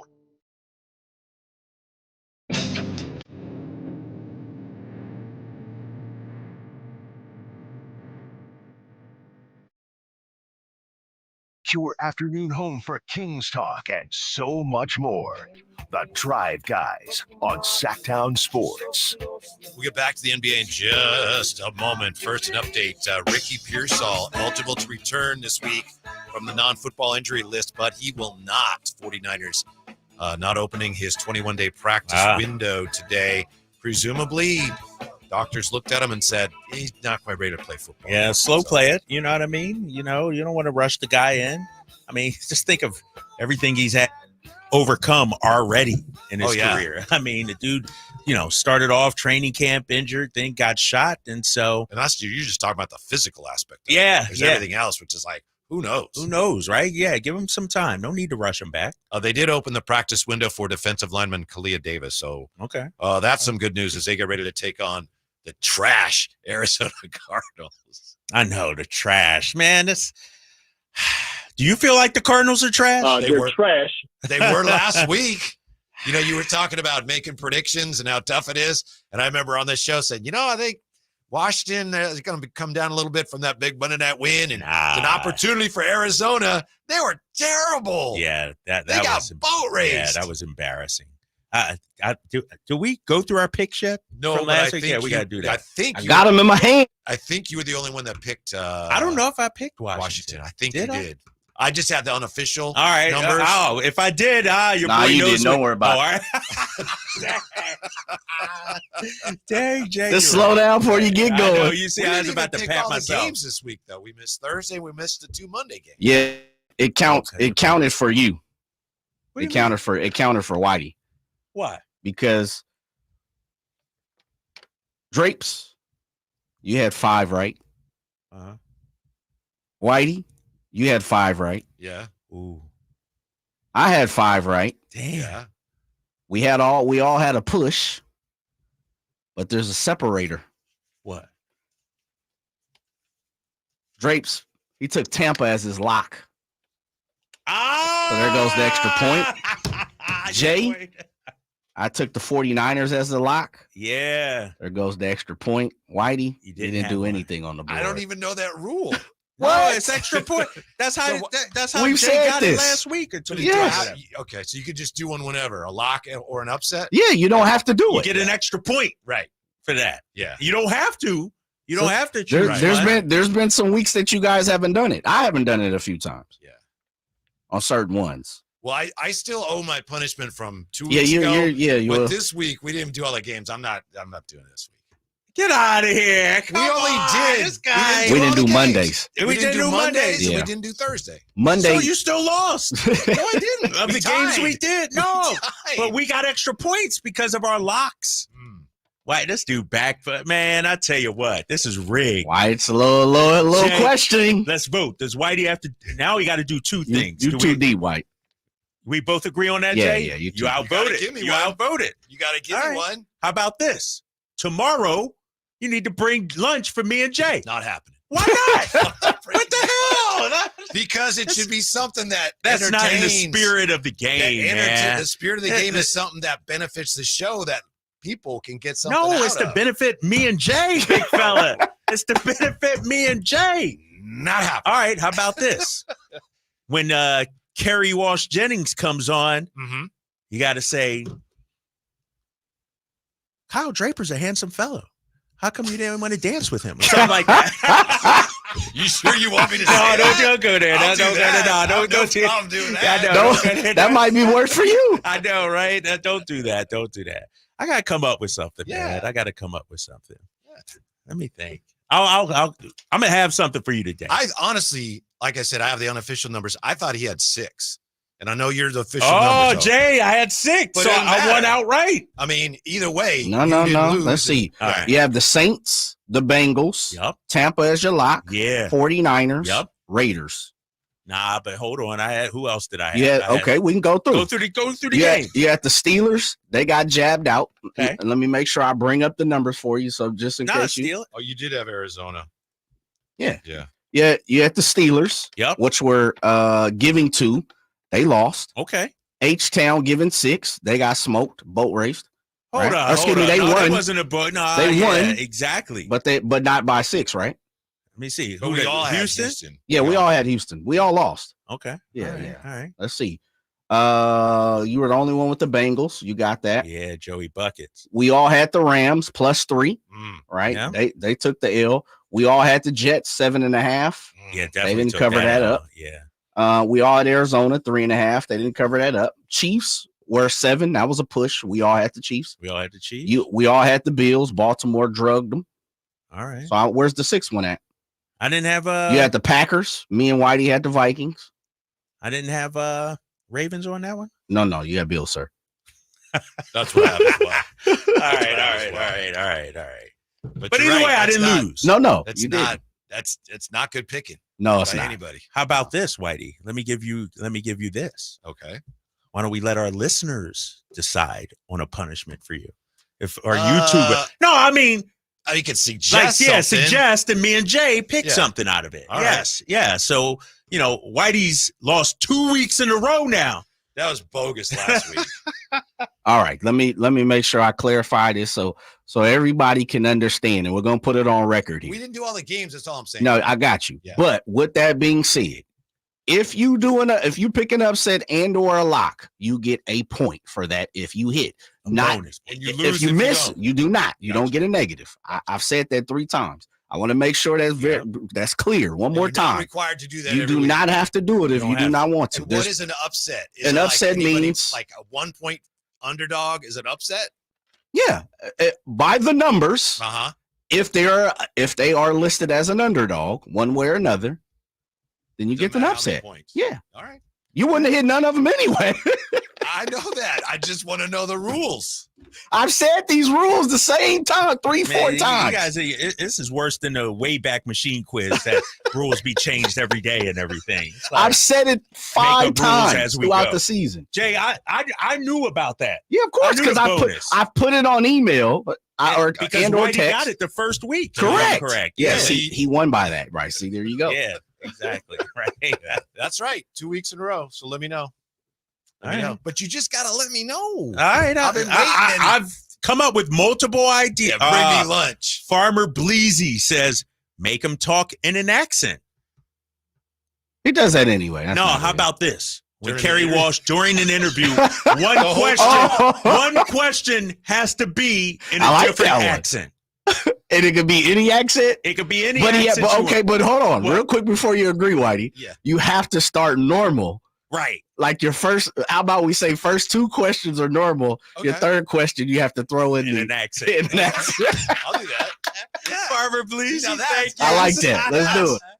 Oh, man. You don't want me to do the whole interview in an accent? Nah. Hey, because then she won't know the difference. Right. She gonna be like, what the hell? Oh, I like to this that. guy? Wait a minute. What if you switch it 3 times, 3 different questions? How about that one?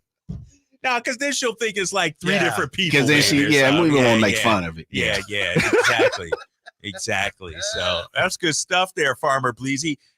AB says, tell Whitey to bring in dozen donuts from Marie's on Freeport. No, we can't do that, man, because we're me and you. We're trying to watch the Lakers. Yeah. Campio, have Whitey have lunch with Carmichael Dave. Ooh. Oh, come on. And we film it. White, you would never agree to that, right? Yeah. Yeah. Oh, man, it's not like I lost the whole season yet. You know? No, you're good. You're 1-3 right now. Because we didn't. No. We're 1-2. You're 1-2. 1-2. Because 1 week we didn't do it. Well, I'm not one. I never won. I didn't. I just. You just didn't lose. Yeah. Well, that's a win. That's a win, right? Oh, is that what it is? That's a W, White. Take it as a W. I'll take it. Cha-ching. By the way, on the Warriors. Oh yeah. When is Kerri Walsh Jennings coming up anyway? 3:45. 3:45. All right. Yeah, I'm getting nervous. First 2 questions. Warming that up a little bit. I love this stuff. So the first 2 questions normal, but my third question, I'm going to go into some kind of. Oh my God! Yeah, is that right? Yeah. Yes, that's it. You can't tell her. You can't alert her or anything. Tip her off. You know. Can I tell you one time we were doing something like this and I had lost, and we were doing an interview with Bill Romanowski. Have you ever talked to Romanowski? I haven't talked to him. He kind of talks like this, you know. Bill Romanowski does. That's kind of how he talks. Yeah. So my punishment was I had to talk like him during the whole interview with him. Oh, that's. And later he's in the building. I saw him in the elevator, and I thought he's probably going to kill me. Yeah, he might punch you or something. And he was okay with it, but did he know what was going on after the fact? Yeah, because I think that was part of it. We had to tell him at one point. Wow, I would be scared to do that. Bill Romanowski. So little accent with Kerri Walsh Jennings. I can do that. Yeah, no trouble, mate. That'd be awesome. Yeah. The Warriors say that Steph Curry is the only starter who is locked in as a starter. That's all ridiculous. the other positions. That's ridiculous. Open competition, Steve Kerr said. There's competition across the board. It's not as simple as who's going to be the 2. It's got to be who's going to be the 5, who's the 4. We know that Steph is the 1, but what's the combination? That's ridiculous. I mean, what is Steve Kerr doing? Is Draymond hurt? Right. Where's Draymond? He coming off the bench? I also hear Kevon Looney's working on his 3-ball, so I don't know. Wiggins coming off the bench? I'm not kidding. What about Kuminga? If I'm Kuminga and I'm hearing that, I'm like, damn, I can't start? I don't get a guaranteed spot? Draymond Green is likely to retain his starting job, says Bleach Report. But newcomer Kyle Anderson is seen by Kerr as a possible small ball center. Why you always lying? Slow-mo at center? Small ball He's going to center. get dominated. He's going to get abused. Domas is going to have like 40 and 25 against him. Come on, man. Von Looney, Trace Jackson Davis will be vying for the starting center position. Jonathan Kuminga, Andrew Wiggins competing for another front court spot. You know what I think Steve Kerr's doing? Giving up? Yeah, tapping out, right? I think he's just trying to rely so much on his offense and outscoring teams and letting his defense slip. And as well as I do, the Warriors historically were great on defense when they were winning championships. I don't know, does he have the personnel to be a great defensive team anymore? And I'm just thinking that in my head. So he might be fully embracing scoring offense this season. They, by the way, used 27 different starting lineups last year, none of which lasted for more than a handful of games in a row. So it's kind of a sad thing, and maybe it all comes together for him. But, when you have a great team and then you start to tail off and desperately you have to work twice as hard to be half as good as you were. Yeah, they're grasping at straws a little bit. Opportunity. Well, we're going to get our first look at the Warriors next week. They come to Golden One Center on Wednesday, first preseason game. I'm interested to see how Steve Kerr plays it, because I look at a guy like Pajemski. There was talk he was going to be starting. Is he a starter now? I look at it as Curry, Pajemski, Wiggins, Draymond, and I don't think Looney starts for them this year. I really Probably don't, not, because he was sort of out of the rotation a big stretch last year, and so their roster is sort of unbalanced too. I think when I look at it. Yeah, when we come back, as we continue our look around the West, it sounds like a children's book, but Ant says he's going to miss Cat. The story's coming up on Sactown Sports. Model year-end pricing is back at Folsom Lake Honda, your one-stop Honda shop. During the model year-end event, lower interest rates at Folsom Lake Honda make lower payments. It's no wonder why Folsom Lake Honda is your one-stop Honda shop. Come in today or check out our entire inventory online at folsomlakehonda.com. Get an instant cash offer for your trade at folsomlakehonda.com. We'll buy your car whether you buy from us or not. Folsom Lake Honda is your one-stop Honda shop. Folsom Lake Honda. Go to folsomlakehonda.com. Your one-stop Honda shop. At aimyourdigital.com, we'll help you target the right audience, build your leads, and crush your quota. Take your business to the next level. Our digital marketing strategies help grow awareness of your product or service, all while building trust in your business. Our approach involves leveraging multiple tools and strategies to deliver exceptional results that are customized to your unique business needs. Don't wait to run out of sales leads. Keep your business growing. Get started with aimyourdigital.com today. Golf to Go is brought to you by the Hagen Oaks Golf Super Shop. Here's Frank LaRosa. You've probably heard the word, but do you know what a stimp meter is and how it works? Invented by Edward Stimpson in the 1930s, a stimp meter is a device used to measure the speed of putting surfaces. His version was made of wood and was simply a chute on which a golf ball would roll onto the green. Roderick Easdale writes in Golf Magazine, today's stimp meters are made of aluminum. They're 36 inches long and have a V-shaped chute down which the ball can roll. It has two notches on which the ball rests. After a flat area of the green is selected, a golf ball is placed in the notch and the end is slowly lifted until the ball rolls down the chute and across the green. The average of 3 distances becomes one of the measurements. The process is repeated in the opposite direction, and the measure of both directions is added and divided by 2. That figure in feet is the stimp meter reading. Most courses average 9 or 10 on stimp meter, which is neither too fast or too slow, just right for most recreational players. That's your Golf to Go. I'm Frank LaRosa.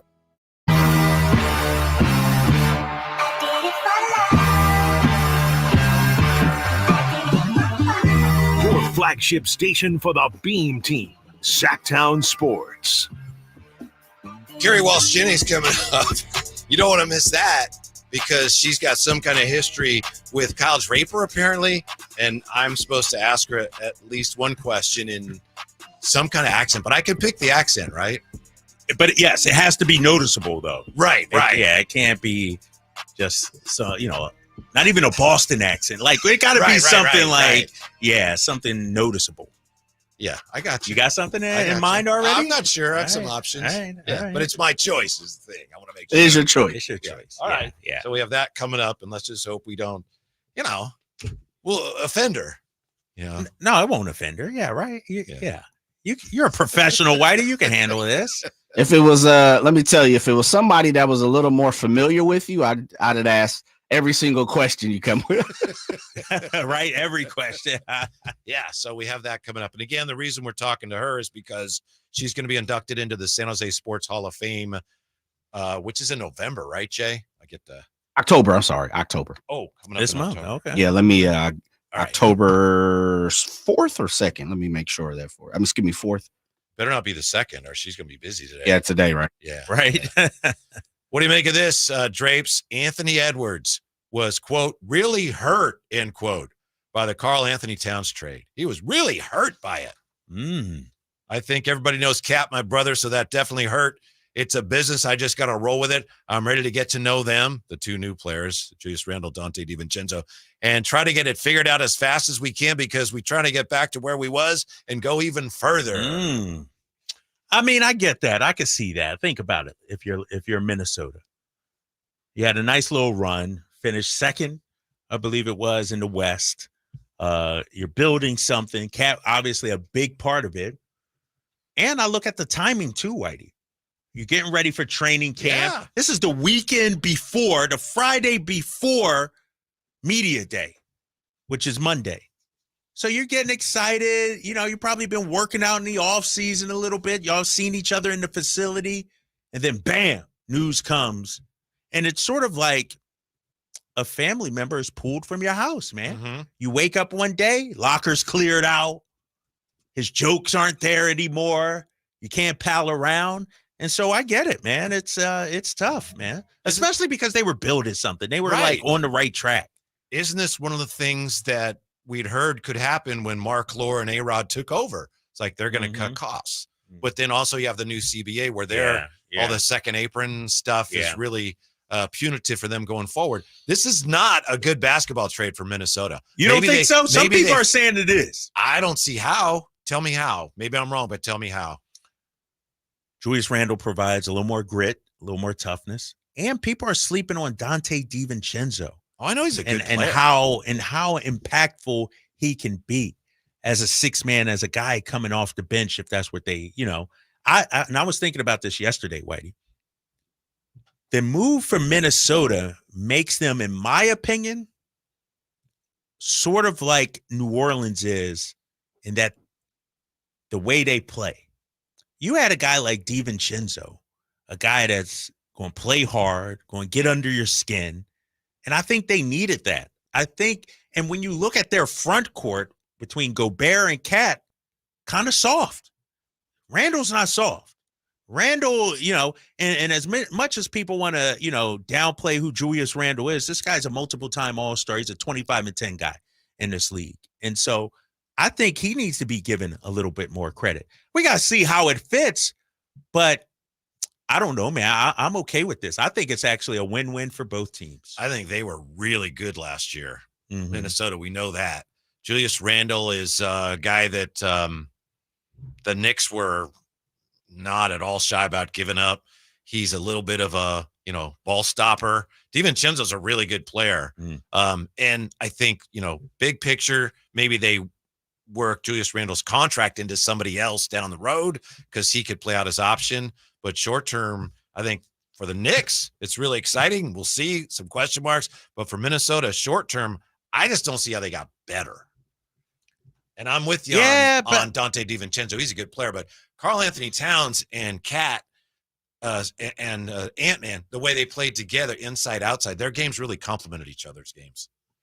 Yeah, I don't know. And I look at Cat, you know, and I'm a big Cat fan. I like Cat. I think he's a tremendous basketball player. But when I look at what Cat does versus what Randle does, Cat is a more perimeter-oriented big man. Randle is dominant in the paint. And I think that, you know, is sometimes what you need. Especially, but was that a problem for him, Drapes? I think it was, Whitey. I think it was because when you looked at what they did last season against Dallas and how they got, you know, beat. Like those first three games, Cat averaged the first three games against Dallas. I'm pulling it up right here. I got it. And then he started to, you know, find his groove. He was 15.5 points, 8 rebounds, shot 28% from the field. You know, he was taking 7 threes a game. And like, I think Julius Randle, I think a lot of people are forgetting how good Julius Randle is. And I think the only reason the Knicks are moving off of Julius Randle is because of fit, not because they don't like the player. He had some great seasons in New York. I mean, the dude just last season was a 24-9 guy. Season before that, 25-10. Didn't they play better last year, or at least just as well after they lost him?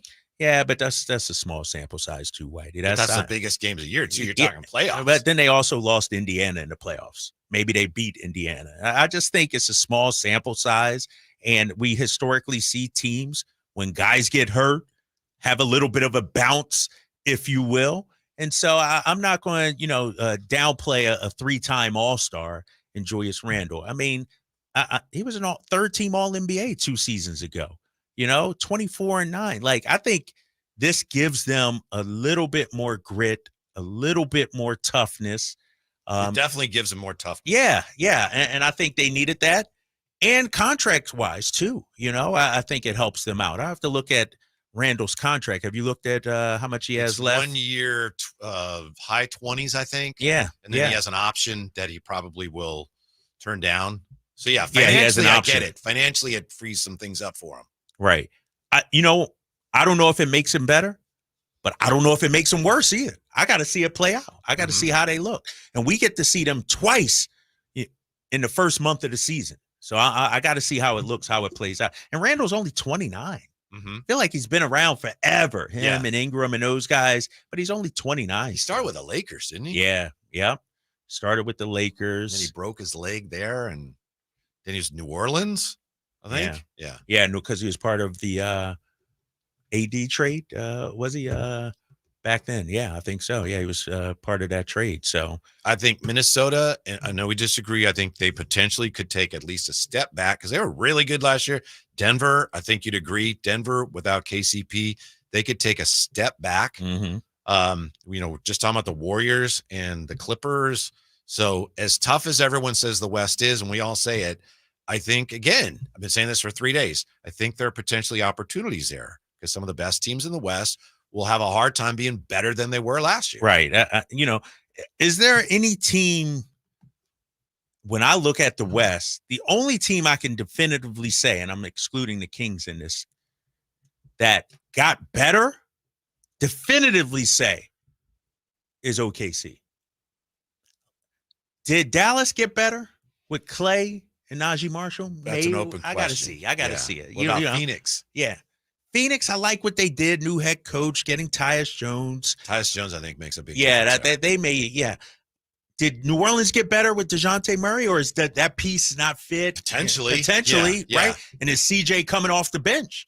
That's what I'm hearing out there in New Orleans. Yeah. CJ is coming off the bench. And how does that impact him? And so, I don't know, man. I think a lot of teams, to your point, in the West have some question marks going into this season. I would guess that New Orleans would have rather had the whole Ingram thing settled one way or the other by now. Right. And you got to think either they come to some sort of agreement or he's going to be traded mid-season, right? Like, he has to go. You can't let him walk for nothing because New Orleans is not a big free agent destination, and you might be able to get something back. Sounds like maybe they were surprised that the market is not as robust for him. Yeah. Are you surprised the Warriors didn't make a play for him? Or does he not fit what they do? That must be that, but a little bit because, like we've been saying, they seem like they're in on any big name that's available. Right. Oh, let's see, we got to do something here. Yeah, exactly. They didn't have much interest there. Yeah, and who knows? Maybe a trade deadline they make a move. If I'm the Lakers, maybe I'll try to get it. And I don't know, they don't have many player assets that teams want, but I like Ingram. He's he always kills us. It seems like Yeah, that's right. You practice it. He's getting ready. He's getting ready.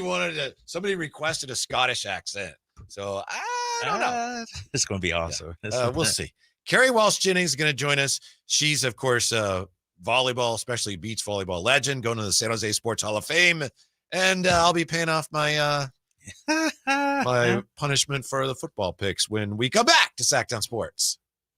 Attention! If you owe money to the IRS, this is an urgent message. The IRS is cracking down by sending out heart-stopping letters, aggressively garnishing paychecks, seizing bank accounts, and putting liens on homes and businesses. They call it enforced compliance, and you better watch out because penalties and interest on unpaid taxes compound daily, making it seem impossible to ever get out of debt. Don't let the tax debt destroy your life. You need to call Optima Tax Relief, the #1 tax resolution firm. They're experts in the Fresh Start Initiative, one of the biggest breaks that the IRS has ever offered. If you qualify, you could save thousands. Optima's resolved over $1 billion of tax debt for their clients. A-plus rated with the Better Business Bureau, they'll fight to get you the best deal possible. Call Optima now for a free consultation. Call 800-343-6460. 800-343-6460. 800-343-6460. Optima Tax Relief. Some restrictions apply. For complete details, please visit OptimaTaxRelief.com. Don't let summer energy slip away. Live the active life you love year-round with a personally fit arch support system from the Good Feet store. Precision engineered to support all 4 arches. Good Feet puts your feet in a more ideal, comfortable, and pain-free position. And Good Feet arch supports are now HSA and FSA eligible. Book a free fitting at goodfeet.com or come in and get a free pair of OS First Performance socks. Free. Normally a $25 value at the Good Feet store. When shopping for a new car, what do you want? A great selection? A low monthly payment? More for your trade? At Northern California's #1 Honda dealer, Stockton Honda, you get it all. Model year-end savings are going on now. It's savings you just can't say no to. Come in today or go to StocktonHonda.com. Anytime, anywhere, it's all here. StocktonHonda.com. Number 1 claims based on 2023 total new and Honda certified pre-owned vehicle car sales from American Honda Motor Company sold on report. I didn't ask to be thrown in the streets with nowhere to go. I didn't think I'd survive. But I did ask for help, and Covenant House was there for me. 1 in 10 young adults will experience a form of homelessness this year. For these kids who didn't ask to be put in this unthinkable situation, Covenant House is there. Covenant House helped me break the cycle of homelessness in my family. They gave me the love that I needed. Over 2,000 young people will sleep safely in a Covenant House bed tonight. When youth who are experiencing homelessness have a hot meal, a safe place to sleep, medical care, and love, they can overcome heartbreaking challenges and have a brighter future. They just really genuinely just wanted to help me succeed, and I'm succeeding. I'm a speaker, I'm an author. Covenant House really helped me and really helped mold me into the woman I am today.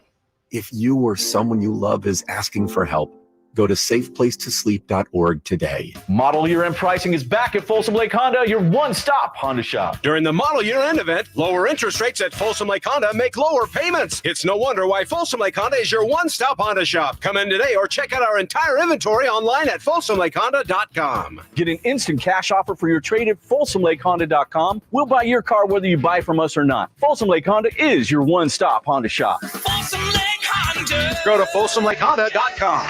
Your one-stop Honda shop.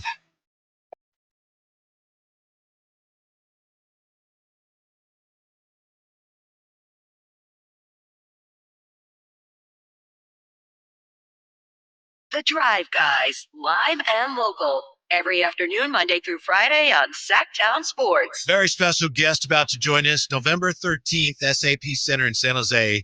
She'll be among the inductees into the San Jose Sports Hall of Fame. It's going to take a while to get through her many accomplishments. Of course, 3-time gold medalist, beach volleyball, all-time leader in victories. Kerri Walsh Jennings with us. How are you today, Kerri? I'm so well. How are you guys doing? We're doing fine. Thank you so much for your time. We appreciate it. Congratulations on this honor. I know you've been honored many times in many ways around the world. How does this particular San Jose Sports Hall of Fame honor feel? Well, that's kind of a homecoming for me. I just moved back to town after about 24 years being gone. So it's a pretty amazing way to come back and get back into the community.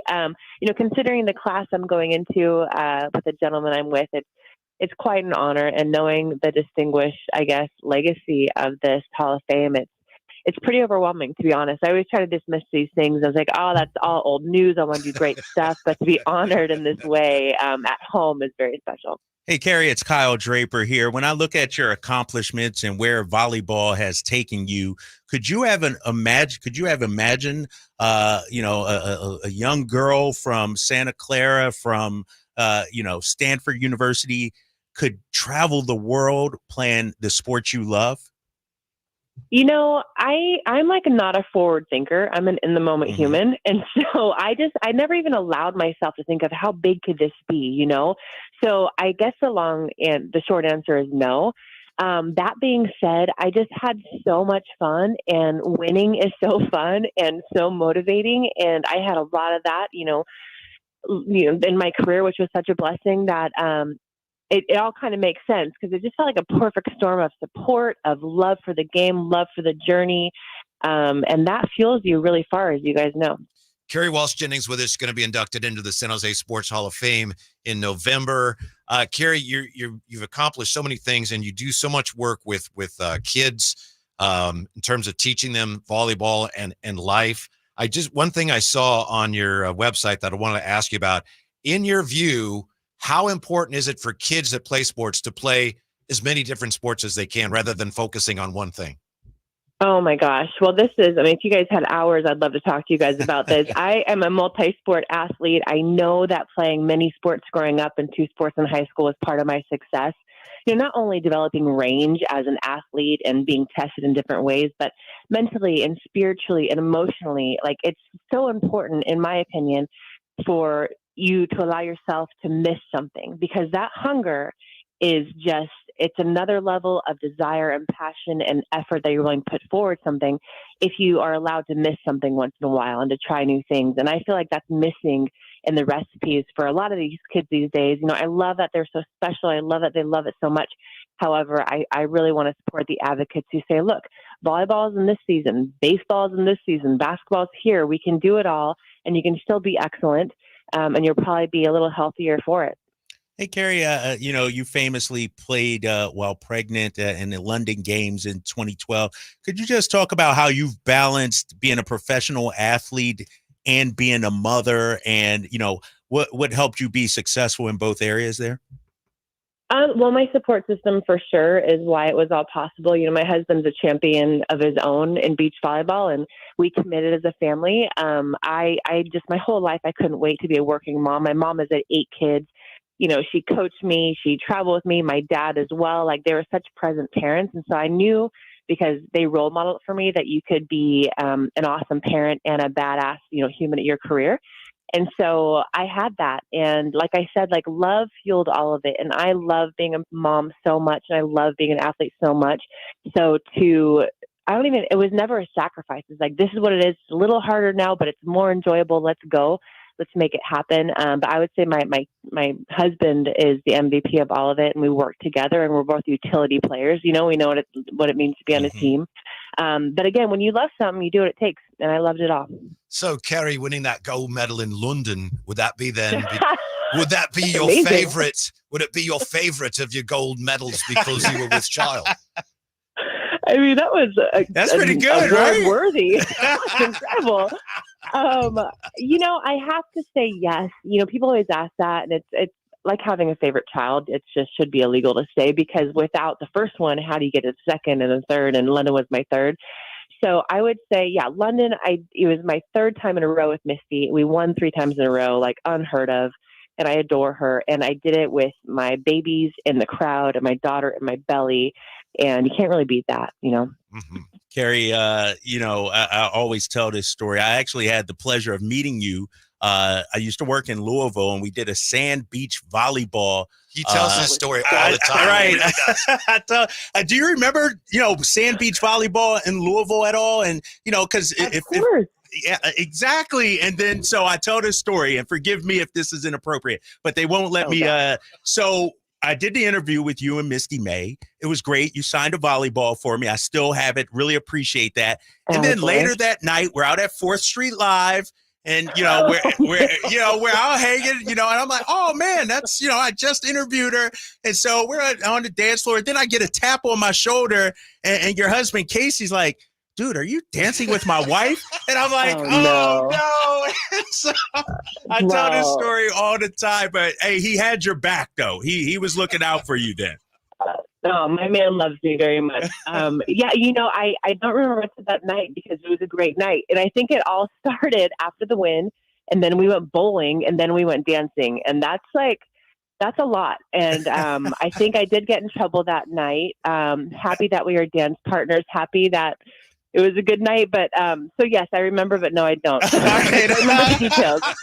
I still got the volleyball. That's all I know. I still got that. Thank you. Attaboy. So So we won when we won that tournament. They gave us the Louisville Slugger bats, and that was our trophy. And growing up in a baseball household, I still have that. It's actually by our back door in case someone wants to break in. But I love that trophy, and that event was great. Kerri Walsh Jennings is with us. I didn't know much about volleyball. Both of our daughters played, and it was great because I got to learn about a sport from them. And it's such a great sport. My question is, doesn't volleyball still have a great deal of growth potential in terms of national popularity? It's a great game, and it just seems like it should be further along in terms of popularity, Kerri. Popularity-wise, we're actually kicking ass. But where we fall off is in the pro ranks, and so we really do need a strong, stable domestic and international tour. And I'm working on it, boys. But as far as like NCAA and as far as youth, beach volleyball and indoor volleyball are absolutely dominating. It's the number one sport in the country. Girls 8 to 18. That's a very big deal. And a lot of boys play as well. Yeah. But in my opinion, we need the aspirational tip of the pyramid tour for athletes to be able to look up to someone and say, oh, after college, there is a career path. Right now, it's not a career path. And so people are retiring right after college, or you're older and you have a lot of more money, so you can kind of invest and travel in the sparse tournaments. But things need to change on the pro level, but everywhere else it's awesome. Yeah, Kerri joining us. Hey, Kerri, you talked about, trying to grow it and the sport's in a great place. What are some of the things you're up to right now? I know you got motherhood going on, obviously, but tell me some of the other things you're involved in. Yeah, well, first and foremost, yes, I have my 3 kids. I have one, my oldest is at Midi. He's a freshman. He's loving it.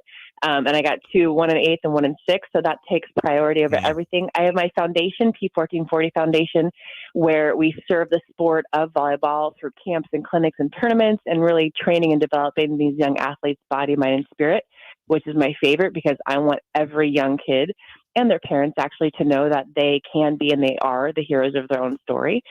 And, I'm on the speaking tour. I really do. I'm on a mission to create the Formula One of beach volleyball.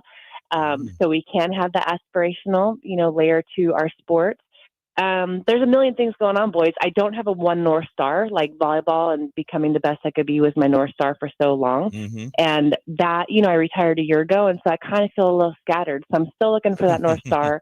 But the goal is to be inspired and empowered so I can in turn inspire and empower. And there's a lot of ways to do that. Hey, Kerri, before we let you go, I'm just looking at all your accomplishments.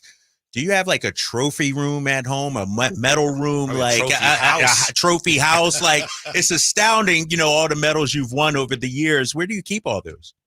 I don't. And I have like my Olympic medals are in this cute little bag that I take when I go talk to kids and corporations. But no, I don't have these things. My parents probably have most of it. My brother just told me that he found a box of stuff in his garage.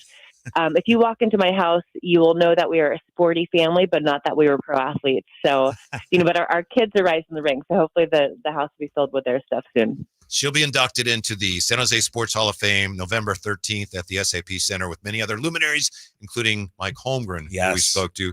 Kerri Walsh Jennings, thank you so much for your time. Congratulations on the honor. Have a wonderful night, and we hope to talk to you again soon, Kerri. Thanks, gentlemen. Appreciate it. Thank you. All right, now. Kerri Walsh Jennings. Man, that was a great interview. Yeah. Great. We've done a lot of interviews, but when I heard we were talking to Kerri Walsh Jennings, I got excited. I know. Like seriously, because I was such a huge fan of hers. The fact that she went to Stanford, a school I love and I have always followed.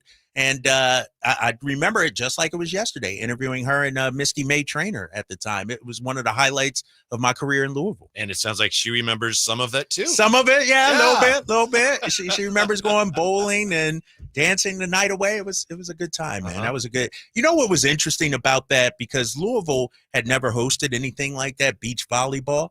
But it was a party, man. Like the energy at these events, if you haven't checked out beach volleyball, like they do a great job making it entertaining, and just the energy and vibe is great. Let me second that, because living in Los Angeles for almost a dozen years, I had to do a few things down there, and it goes up. Right. Manhattan Beach and Huntington Beach, and there's some competitions, of course, because the beach is sitting right there. Pro Volleyball Tour comes through there, and it is an event. Like they literally party all day on the beach.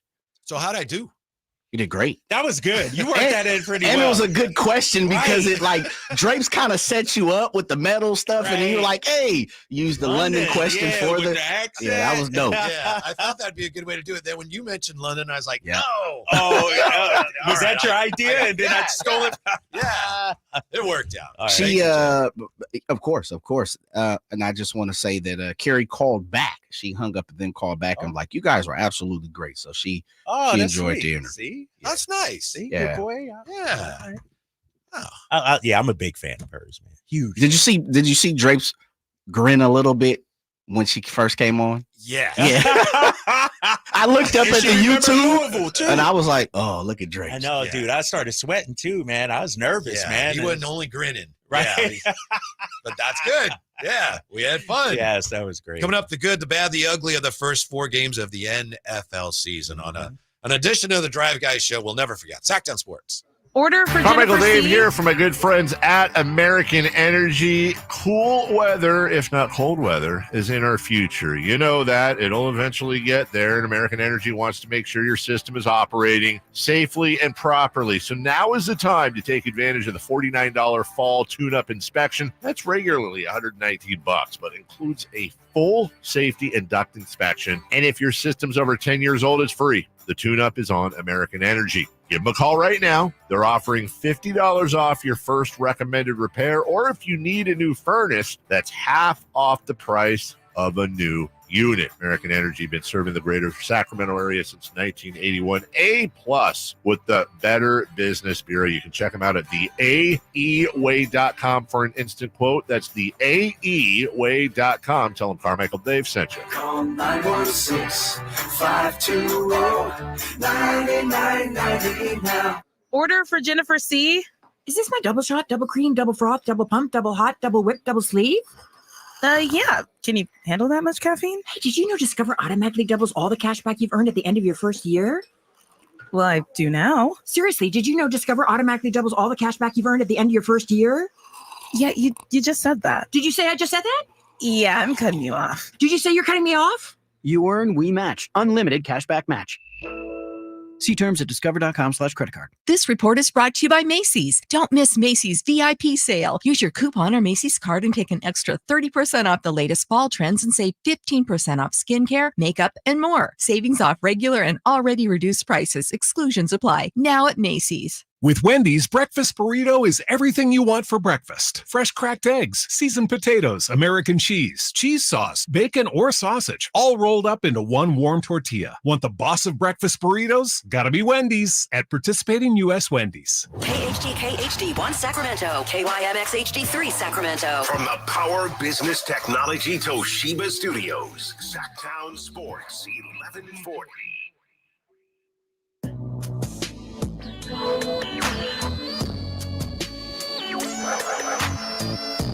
Live and local, it's the Drive Guys. Watch the show on youtube.com/Sactown Sports 1140. Or listen on the Sactown Sports app. Kyle Shanahan today speaking on the availability of Ricky Pearsall, who became eligible to return to practice today, but the 49ers opted not to designate him for return, at this point. Kyle Shanahan said Pearsall's almost to that point, but the 49ers just don't feel he's ready to get on the practice field. Kyle said, I know he's really close. When he's good to go, himself and the medical staff, we will be pumped him back.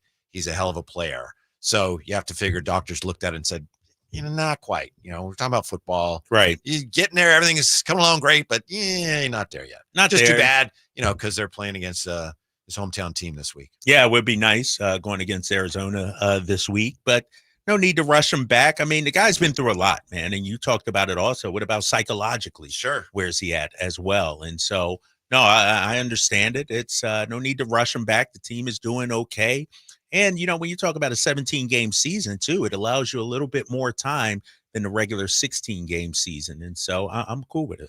I'm also feeling a little, maybe better's not the word, but just like I have a firmer grip on what's going on with CMC because Christian McCaffrey's dad, the great Ed McCaffrey, was on a podcast and he talked about the situation. And he basically said, he didn't use the word obsessed, but he said, Christian is going to work very hard all the time, around the clock. He developed a tendonitis in one of his Achilles, and then he just didn't rest it enough, and he overworked the other, and so he's got this situation now, and so he's got to rest, and it's really hard for him to just sit and do nothing.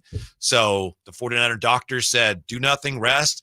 Christian McCaffrey, being Christian McCaffrey's like, I can't do nothing, so he went to Germany. Right. So, right. But apparently that's where it is. Doesn't mean that anyone has any clearer idea of when he'll be available. And it does suggest the 49ers just didn't feel the need to be very forthcoming with the whole thing. But when his dad says, look, the guy just worked too hard and he just didn't rest it enough, and now that's the only option, we just have to wait and see. I get that. It makes sense. And you know, does it give you a sense of relief that it's, you know, he's just, the setback is because he was working too hard. Yeah. You know what I mean? It wasn't like a complication, or you know why it never does? healed, or, you know. It gives me a sense of relief, Kyle, because part of me, I think was, and I'm sure a lot of 49er fans were wondering, is there something else they're not telling us? Right. And then, but when his dad says that, you know, his dad doesn't work for the team. Right. And I just get the feeling, okay, hearing Ed say that, I feel like, all right, that is the story. Yeah, I'm 100% with you too. And we'll see, man. You know, you give it some rest. Hopefully CMC is actually taking doctor's advice and chilling and not trying to push it too hard, right, and having another setback or anything. And so give him another month off. Team should be okay. And we'll see what happens. He's kind of like you, Christian McCaffrey. You know, you're working it, and then what do you do? The next day you go back, work it some more. Right. You know, what's interesting, I was telling somebody earlier today, because I was talking to my guy, my trainer, and he sits in the sauna, he said 30 to 45 minutes a day. I'm like, who has time to do that? Is that even good for you? You know, he says, get rid of those toxins. And okay. But I'm like, the longest I think I've sat in a sauna is like 30 seconds. Yeah. You know, because I'm always like, all right, now what should I do? You know, I'm always moving. And so I told somebody, I think I'm going to do that tonight. I'm going to go sit in the sauna at least 15 minutes, release some of those toxins out the Draper body. You have a hot tub? No, I don't. You do? Got to get you a hot tub endorsement. Nah, dude. Tell me about it, right? You know me, man. I'm like, where the endorsements at? You know, shout out to Alsco and Mercedes-Benz of Stockton, but dude, I need some bathroom work done. I need a bunch of stuff. You'd probably be in the hot tub for like a minute. Go, all right, I gotta go do something. Yeah, that's my problem, man. You'll appreciate this though. I actually watched a full episode of a show the other night. Was it hard for you? I was so tired that night wasn't. Like, I was like really tired. It was Vince McMahon. You see the Vince WWE on Netflix documentary? I heard I've seen something. I only saw episode 1, but it's fantastic. And so it like helped me captivated and everything. Yeah. And it was a good night. I was so tired. I was going to go to Country in the Park, but then I'm like, I just can't make it. I can't do it. And so I actually sat and watched the show. Good. Yeah, I'm making moves, man. I'm just making strides here, if you will. I watched the show. Whoop-de-doo. That's how it is, man. That's how it is, though, man. I'm not sitting down usually. So. Are you, if I may ask, are you trying to achieve a certain goal by the time the season starts when you're going to be on TV? Or? Yeah, my goal has been lose 30 by the time the season starts. I'm down 15. Oh, there you go. And I still got 3 weeks and change. So I'm down 15 in about 5 weeks or so. So I've really got to hit it hard here. You know, how'd you come up with 30? Why is that your target? Just to get to the number that I want to get to. So one thing I learned from my daughter, she says, what does it matter what you weigh? You should be at the weight that you feel best at. Yeah. You know? You know what I'm finding out too, Whitey, about, while going through this workout, is that your weight really isn't that important in terms of how you look. You know what I mean? Like, I feel like I look better now, but my weight I still weigh a lot, but everything's toned up, if you will. Everything's a little tighter, muscly, and so, let's say I wanted to lose 50 pounds. Well, really, if I lose 30 and tone up, I'll be fine. So that's where I'm at right now. Yep. We're going to get back to the situation with your Eagles in just a moment. Do we have to? Yeah, well, yes. You got to figure out what the heck's going on. But I'm just wondering first if you have anything, and if you don't, it's fine. Good, bad, ugly for the first 4 games of the NFL season. For example, Oh, okay, Jay, I see you. Good, bad, the ugly. Rookie quarterbacks. The good, Jane Daniels, right? Yes. For me, the bad, Caleb Williams, and the ugly is your guy, Bo Nix. It's your good, bad, and ugly. Damn, dude, you're taking shots at two of my guys, bro. It's Well, am I wrong? You're taking shots at two of my guys. So All right. far. How about this? I definitely got something for us. How about good, bad, and ugly? See, but you did quarterbacks. I was going to say quarterback play, but I just did rookies. I was going to say quarterback play. Yeah. You know, good. I would say Sam Darnold. Yes. You know, I think Sam Darnold's been tremendous. Bad, my boy Jalen Hurts. And ugly, Trevor Lawrence. Like, downright ugly. You know, and I could throw Hurts in there too in the ugly category. I was trying to work in Brock Purdy, but I didn't want to give him good. So I didn't want to do it. And couldn't give him bad or ugly. He is having isn't that amazing? Both of the 49ers top two quarterbacks from last year are both having great years so far. Tremendous seasons. I mean, and who knew Sam Darnold resurrected from the dead, right? Like this guy, he turned into a journeyman, Whitey. Was going to be the backup before McCarthy got hurt. And now look at him, you know, and I wonder here, if he keeps leading Minnesota, let me ask you this too, when you look at it. Is he the quarterback next year? Or do they trade him and go? Or does McCarthy wait another year? Like they found something, I feel like, in Sam Darnold, right? They win a lot. Yeah, he's young. Yeah, Sam he's Darnold's still very young. young. Why would you move off of that? Right. But you just drafted a quarterback. Yeah, I know. You know, so doesn't that mean what Sam Darnold did and what Geno did? Doesn't that mean there's probably other quarterbacks out there somewhere that we don't know it, but they're actually capable of being really good? Yes, 100%. We always want to say that guy's terrible, right? How about That guy's Bryce Young? trash. Who knows what Bryce Young really is? You know, a part of a dumpster, a trash franchise. You know, like my boy Rod Brooks would say. Who knows? He might be a good quarterback too. What about the guy the 49ers are facing this week? What do you think? How good is he? How good Kyler? can he be? Yeah.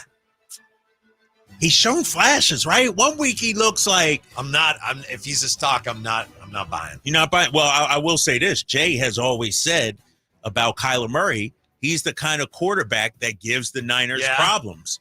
And so I wonder, is this another week where Kyler Murray magic might present itself? You know, I mean, I hope so, don't you?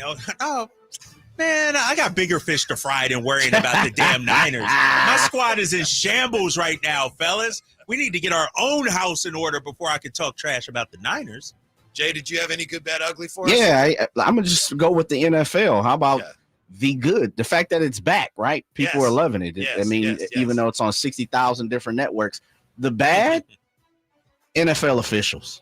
Ooh. I mean, it is terrible at this point. Yeah. The ugly, and I'm just going to name injuries. Shaq Thompson, Tua, Nick Chubb, Brandon Cooks, Frank Ragnow, Jeff Okudah, Samson Ebukam, Isaac Pacheco, Hollywood Brown, A.J. Brown, Russell Wilson, Antoine Winfield Jr., Devontae Smith, Kendrick Bourne, J.J. McCarthy, Odell Beckham.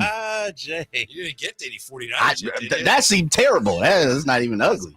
That's terrible, man. Terrible. How about injuries in the NFL already? Been horrible too. Week 5?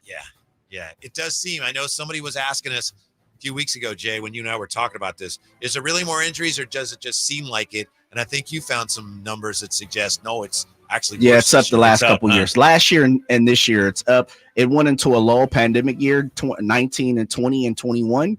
You know, those went down, and it was high, of course, because remember, prior to the pandemic year, for the 5-7 years, what were we talking about? Concussions, right? Concussions was a big thing, CTE situation. And so now it's going back up. It's a 5% raise as of a couple of weeks ago when we were talking about it. Let's just do real quick before we move on, a good, bad, ugly, of course, for the 49ers. I'll do the good for the 49ers so far. Jordan Mason. Okay. He's a good. What's the bad? I would say the bad. I would say Ayuk. Really? Yeah. That's a good one. I would say Ayuk. The ugly, Jay? The defense. Yeah. The defense. I was going to go special teams last week, though, right? Well, it was against the pesky Patriots. Remember? Yeah, that's true. According to my guy. They're trash. Yeah, pretty much. I mean, you know, they're scoring 10 points a game. They're averaging somewhere, double digits barely. I mean, the defense, and you could go special teams, fellas. The special teams has been bad and really ugly. bad. I was going to say always bad. Yeah, I was going to say the injuries for ugly too. Well, yeah, those have been that's really ugly. That's been the story I think of the season for the Niners so far. Can I do one? How about the Eagles? What about them? Good, bad, and ugly. Is there anything good? Shit. Let Drapes do the good. Don't do that, man. Oh, you want I can't get the good, bad, or ugly from the Eagles. Who's second? You or me?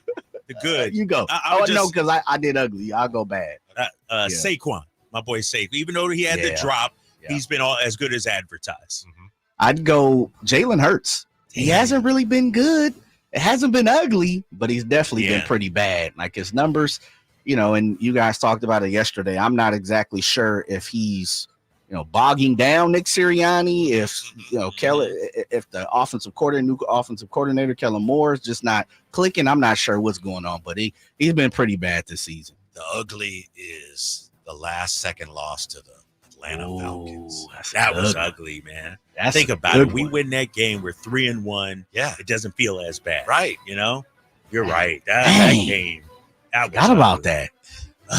Bet you they didn't. I'm surprised nobody said Nick Sirianni.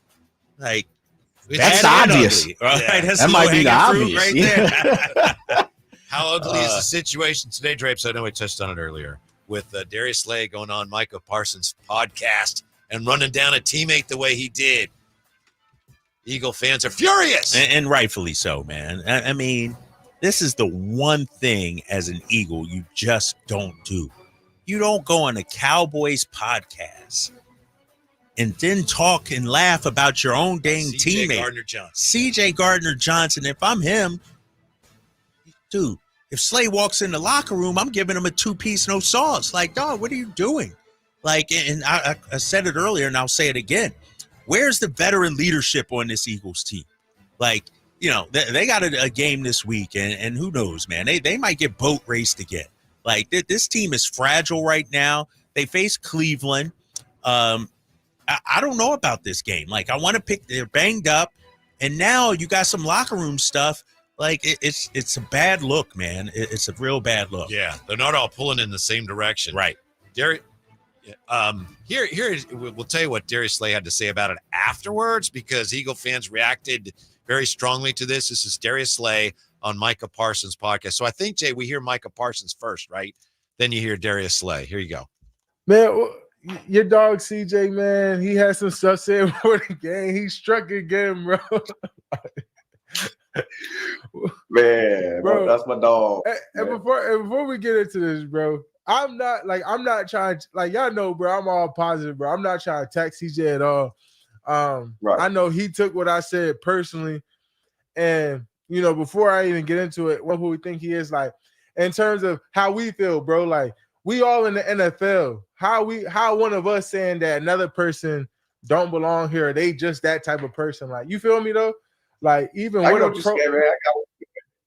a Pro Bowl or Pro, like, we still could be humbled at any moment. Like, we still gonna get beat. I'm gonna still get locked up maybe for a game or a rep. It's just a game of football. It's just how it happens. It happens. So, like, man.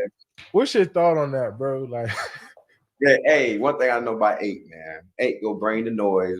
8 go bring the energy. And 8 go bring all the trash talking that half the team's not doing. So he fulfilled that need for us. You know what I'm saying? He's a guy with a lot of energy. He go talk that trash, but hey, you go talk, you gotta back it up at some point in time. And if you don't, he know for sure that media go catch it on the attention, and he gotta be ready to answer every time. Because if he don't, the media go blow his ass every time. But you know what's up with him, man. You know what's up with him. He go do it. Now, hey, I told him do your thing, man. But hey, now you don't perform the way you want to perform, they're gonna get back on you. So a lot of Eagles fans were furious at that. I'm still furious, Whitey, after hearing it. Mm-hmm. And you want to know why? Yeah. Because if somebody is saying that, the first thing I'm doing is like, oh, don't talk. That's my guy we talking about here. I'm saying something. I'm not letting it. I'm just not, letting them, cook out there and letting it live out there. I'm cutting them off right from the jump. Darius Slay said today on his own podcast, I feel as if a lot of Eagle fans are very, very upset about me on the podcast with Micah Parsons. I've been knowing Micah way before he became a Dallas Cowboy. We trained together when he was coming out as a young guy. We grew a great relationship, when we played the Dallas Cowboys, either here or home. We both used each other's tickets. His family sits by my family. My family sits by his family at his games. We have a great relationship. I'm guessing, in your opinion, that doesn't matter, right? Nah, it don't matter. Like, you can still have a good relationship and not let homeboy talk smack about your teammate like that. You can still have a good relationship and not go on a Cowboys player podcast. Like, and I said it earlier, Whitey, when we were off air. If this was somebody from the Ravens or somebody from the Jets, but this is the Cowboys. Micah Parsons plays for the Cowboys. You just can't do that, man. And especially in Philadelphia, they don't play that. You don't play that. Go to a different city if you want to, be all buddy and chum with a Cowboys player. So how about Chauncey Gardner-Johnson? Slay said, quote, I told Chauncey too, if he felt a way about it, he could have hit me up or anything he needed to. We talked about it. And like I said, I would have apologized to him man-to-man. But from my standpoint, all I was saying is, I said, Chauncey's a guy that's with the energy. He going to swag. He going to talk all the trash to you. He's going to do this and do that. And he's going to bring the energy to the team. That's what he's here for. He's the energy guy. And he said he would, if he felt like he had to apologize to Gardner-Johnson, he would. Yeah, I don't have a problem with what Slay said. I have a problem real quick, pardon me, but where he tells Micah Parsons and everybody, this is what I said to him. That shouldn't that be between closed doors? In the locker room? Yeah, what you said to your teammate. Yeah, I hear you on that. I hear. I'm upset. He shouldn't have indulged and engaged with Parsons on this issue. Like, to me, it should be a sore subject for, Slay, that your teammate got beat. Like, I don't need to talk about that. And the thing about it, when you listen to Parsons, he was laughing at CJ Gardner. Yeah. He was laughing at him like, yo, your boy, oh, man. Nah, that's my guy. We're not doing that here. That's how I would have approached it. And the fact that he didn't do that, that's what I think Eagles fans are more upset about. Not that what he said. I think they're more upset, like, you letting this dude talk smack about your teammate? Come on, man. We can't have that. 339-1140, 1-800-920-1140. It's time for Check It with TC. Let's see what TC makes all this. How you doing, TC? Yes, sir. Whitey, Drape. What's up? What's up with you? Hey, man, just tapping in with the homies. Mic check, right? Feeling good. So listen, I called to talk about Kings, but I'm gonna sprinkle a little Niners in. I'm gonna keep it simple. Listen, when it comes down to it, if it comes down to Brock or Shanahan, it's gonna be Brock Purdy. Period. Hold up, Jay. I'm cutting TC off. Hold up for a second, TC. Hold up. Don't hang up on him yet. Talk to me. No. Talk to me. Where is this coming from, bro? Where is this Brock? Like, if it's one or the other, where is this coming from? Is there a report? Did Kyle do something? Like, nah. Listen, that's my report. Brock is already seasoned. Shanahan didn't develop Brock. Brock was already seasoned. I'm just talking about if it come down to it with the organization, bro, I'll go with Brock. And I'm not even really big on, like, Brock is cool. But if it come out of Brock or Shanny, bro, it's going to be Brock, in my opinion. But that's why I said we ain't going to talk about that. Y'all know how I feel. We're talking about Kings. I'm fired up. DeMar DeRozan is a true leader, bro. This season is going to be special. I told y'all, 52 wins. I try to tell y'all already, get ready. Y'all thought Beam won that season when we broke the drought was a special season? Just imagine how this season is going to end, bro.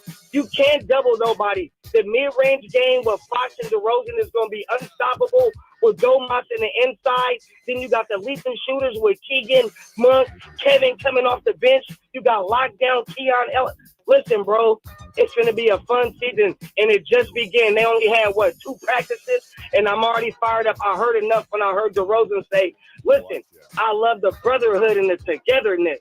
That's all I needed to hear. Mic check.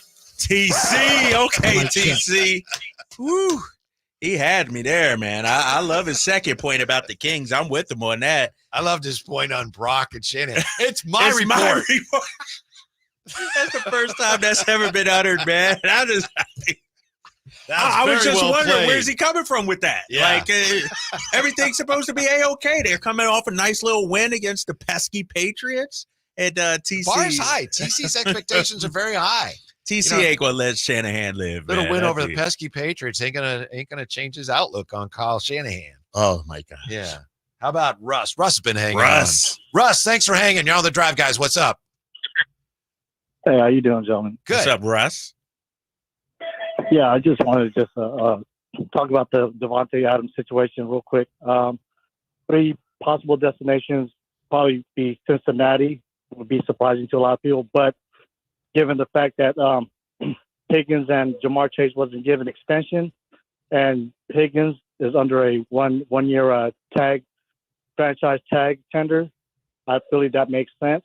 And also I think Hassan Reddick for Adams and possible swaps of draft picks too. That makes sense too with the Jets. And then also you got the KC situation, which I think they're desperate. So I know it's a rival, but business is business, and I think they're desperate. And I'd like to listen to what they got to offer if they're interested in Adams as well. Thank you. That's Russ, our NFL Russ, insider. Yeah, Russ coming with Adam some Schefter. We got Russ. Oh, that was pretty good, man. Yeah, he made some good points. Yeah. Oh, yeah. We also got TC with his own reports. So we're getting a lot of exclusive material. TC's our guy, man, but he was out of pocket there. Trey said, man, where are you getting this from? He said, it's my report. Oh, you know that's a drop. I know, right? Dwayne with us on Sactown Sports. Right, Hey, Dwayne. What up, D? Hey, what's good, fellas? What's up, though? What's up with you, man? Hey, I want to talk about how you got like mortal enemies hanging out now, man. Eagles and Cowboys, you know what I'm talking about? I want to talk about that because, I'm old, man. So a few things I want to say. It started with participation trophies, right? That's where it started, right? Then you got a hold in, right? You got something called a hold in now where a guy goes to practice so he don't get fined, but he's going to sit there and watch his guys go at it, right? So back in the day, he got his butt kicked for that. Somebody was going to run up. There was no such thing as a hold in. You feel me? So, we're on the wrong path. I'll give you a good example of Draymond Green. That's why you want Draymond Green. That's why Draymond Green is a multi-champion, bro. That's why he got rings, multiple. Because he old school, bro. He's that old school enforcer. He brought all that to the table for the Warriors, bro. Nobody could match him, bro. You know what I'm talking about? He's out of control at times, but you know what he's bringing to the table, bro. And it means something. And now this is a funny one at the end, man. I want you guys to check this. YouTube this one. John Lynch Mob, the man for the Niners. There was a time on the field where he launched himself at his own brother-in-law and laid him flat. He just catapulted himself. Like it was competition, bro. If you don't hate somebody, then you can't want to beat them that much. Right? Does that make sense? If you hate somebody, you're going to want to beat them more than if you're friends with them. And you kicking it after the game, or you kicking it this weekend and whatnot. So that's my take on it, man. I wanted to chime in on that and tap in with my guys. Y'all have a great night, man. You too. Thank you, Dwayne. Years ago, when the Raiders, they went to the Super Bowl and they lost to Tampa Bay, and then they fell in really hard times. And there's a guy in town named Spike. He used to wear the costume, the Raiders uniform with the spikes, and I think he was one of those mascots that went into the Hall of Fame. And if there's a Raider event, Spike would show up. And I remember talking to him in the parking lot one time we're at a basketball town or something. And this is when the Raiders really were starting to fall apart. And he's sitting there, he goes, it really stinks when you feel like you care who wins more than the team does. And I think that's the essence of something like this, because you feel like, I want my team to win. Right. Does do the players want to win as much as I want them to? Yeah. I know exactly what you mean. And I go back to what I mentioned earlier. The players have so much more going off the court or off the field now, whereas back in the day, your legacy, your paycheck was all about what you did in between the lines. Now you got your podcast going. Becky Hammond had a Las Vegas Aces coach had an interesting quote after they lost to New York. She talked about how the Vegas Aces, they won 2 straight titles, And with the Liberty losing last year, the Liberty, they were in the gym, they were angry, whereas the Aces were out shooting commercials, endorsements, and everything. And so they weren't as hungry. And so I look at it that way when it comes to athletes. You got so much more going on, and their money is so much right now that it really doesn't matter if you win or lose because you're still getting paid. You're still living a great life. And that's why the special players, the special athletes can do both. They can win and do the endorsements and do everything else and, lay it all on the line for the chance to win. It's not the same for everybody. Yeah. The motivation is not the same for everybody. You look across the field and see the other guy on the other team, and it's like, hey, there's my business partner. Right. Right. Exactly. Exactly. I mean, and you're trying, but are you trying your absolute max hardest? That's the question.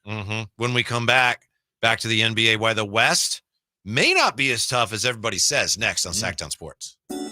Hey, everybody, it's your boy Kyle Draper. Drapes for Mercedes-Benz of Stockton. Now is the time to buy or lease a Mercedes-Benz van for sale.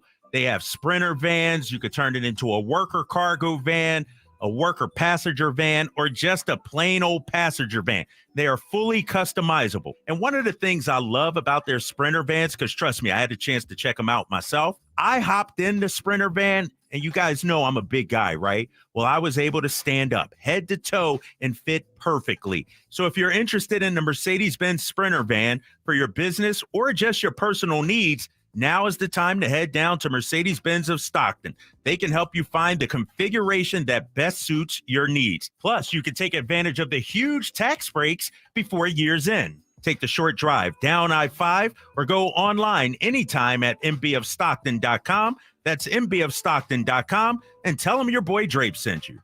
Sacramento weather is brought to you by Bonnie. From the KCRA 3 Weather Center, I'm meteorologist Heather Waldman. Warm and windless this evening. Temperatures eventually drop into the mid-60s in the valley. Thursday, more heat with highs in the upper 90s. Get the latest forecast on the KCRA News and the KCRA app. Your water heater. Old, rusty, forgotten. We hardly ever even think about them until there's no hot water. Right now, get incredible rebates up to $3,000 off and financing available for as little as $40 a month. Leave it to Bonnie to crank up the heat. Don't let summer energy slip away. Live the active life you love year-round with a personally fit arch support system from the Good Feet store. Precision engineered to support all 4 arches. Good Feet puts your feet in a more ideal, comfortable, and pain-free position. And Good Feet arch supports are now HSA and FSA eligible. Book a free fitting at goodfeet.com or come in and get a free pair of OS First Performance socks. Free. Normally a $25 value at the Good Feet store. Get ready to hit the gas on the best power tool deals of the year at Fastener's Tool Outlet. We're revving up the savings with our full throttle one-day DeWalt sale in Sacramento on October 12th only. We are slashing prices on a huge selection of DeWalt power tools like cordless drills, saws, combo kits, and more at costs you won't believe. Get better tools for better prices only at Fasteners Inc., Sacramento's top destination for DeWalt tools. Again, that's October 12th only on Power Inn Road. For more info, go to fastenersinc.net. Oh no, stomach issues again? Stomach issues? Who are you? Your pancreas. I could be the real reason for your diarrhea, gas, bloating, stomach pain, or loose oily stools. I thought it was my stomach. People often do, but any of these symptoms could mean having a condition called exocrine pancreatic insufficiency, or EPI. With EPI, the pancreas doesn't release enough enzymes to break down food, but EPI is manageable. Use the symptom checker on identifyepi.com and speak with your doctor. That's identifyepi.com. Sponsored by AbbVie. Have you heard you can listen to your favorite news podcasts ad-free? Good news! With Amazon Music, you have access to the largest catalog of ad-free top podcasts included with your Prime membership. Enjoy shows like The Daily, Up First, and Consider This, available ad-free on Amazon Music. To start listening, download the Amazon Music app for free or go to amazon.com/ad-free. That's amazon.com/ad-free to catch up on the latest episodes without the ads.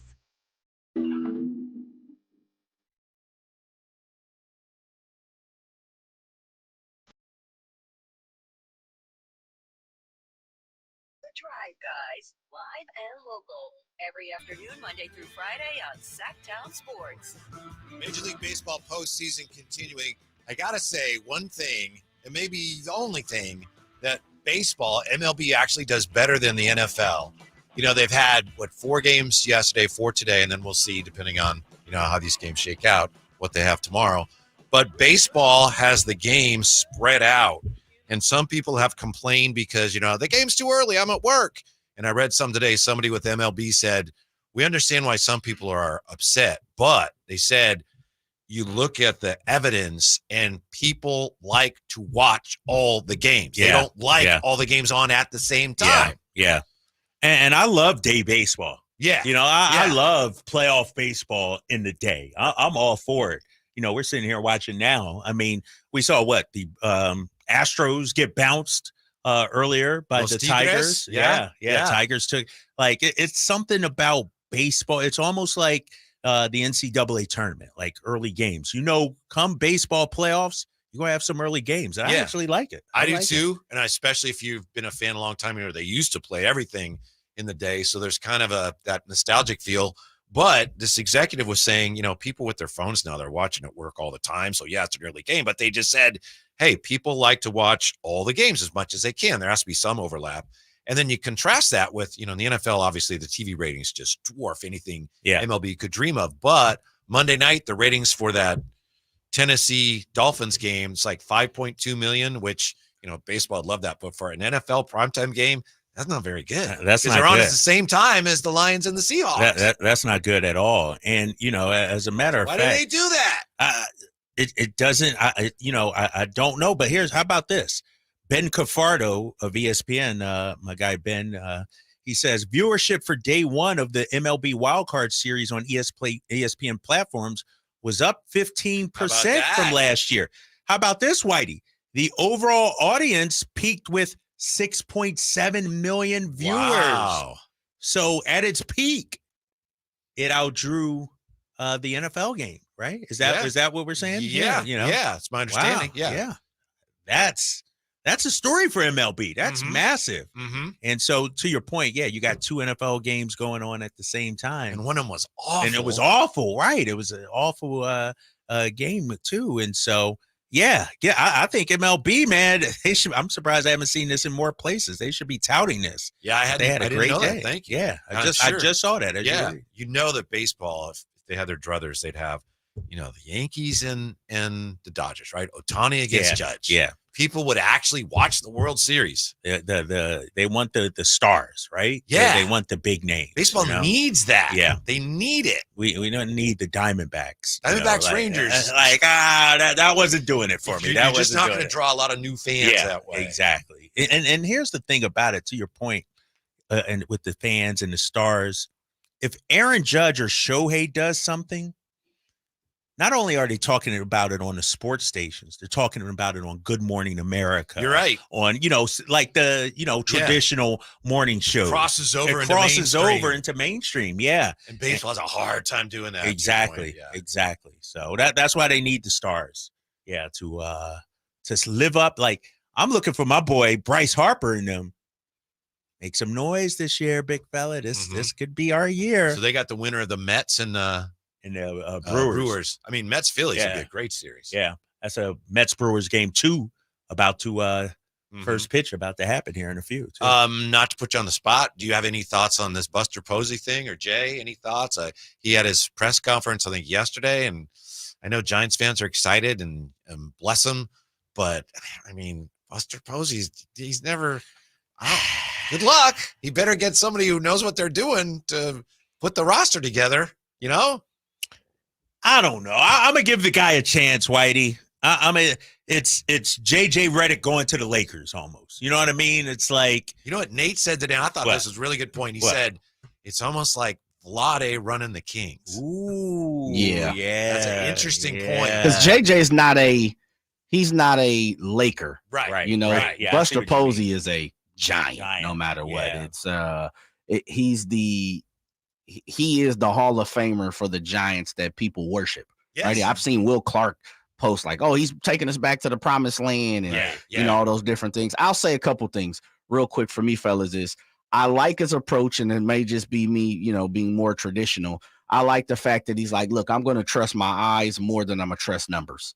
Like he's pretty much already said that. He's also said that, yes, I'm going to need help from, the analytical guys, the launch angle guys, the trajectory guys, all that type of stuff. He's going to hire the pocket protectors. So as I like to call them as a baseball guy. And then the third part about it is I think Buster, and, I don't want to say, and here I go, I'm giving Giants some love, which I don't want to do, but I do think Buster is humble enough to understand that it doesn't revolve around him. He's been a player. He understands that, players have opinions, emotions, and they have lives outside of baseball.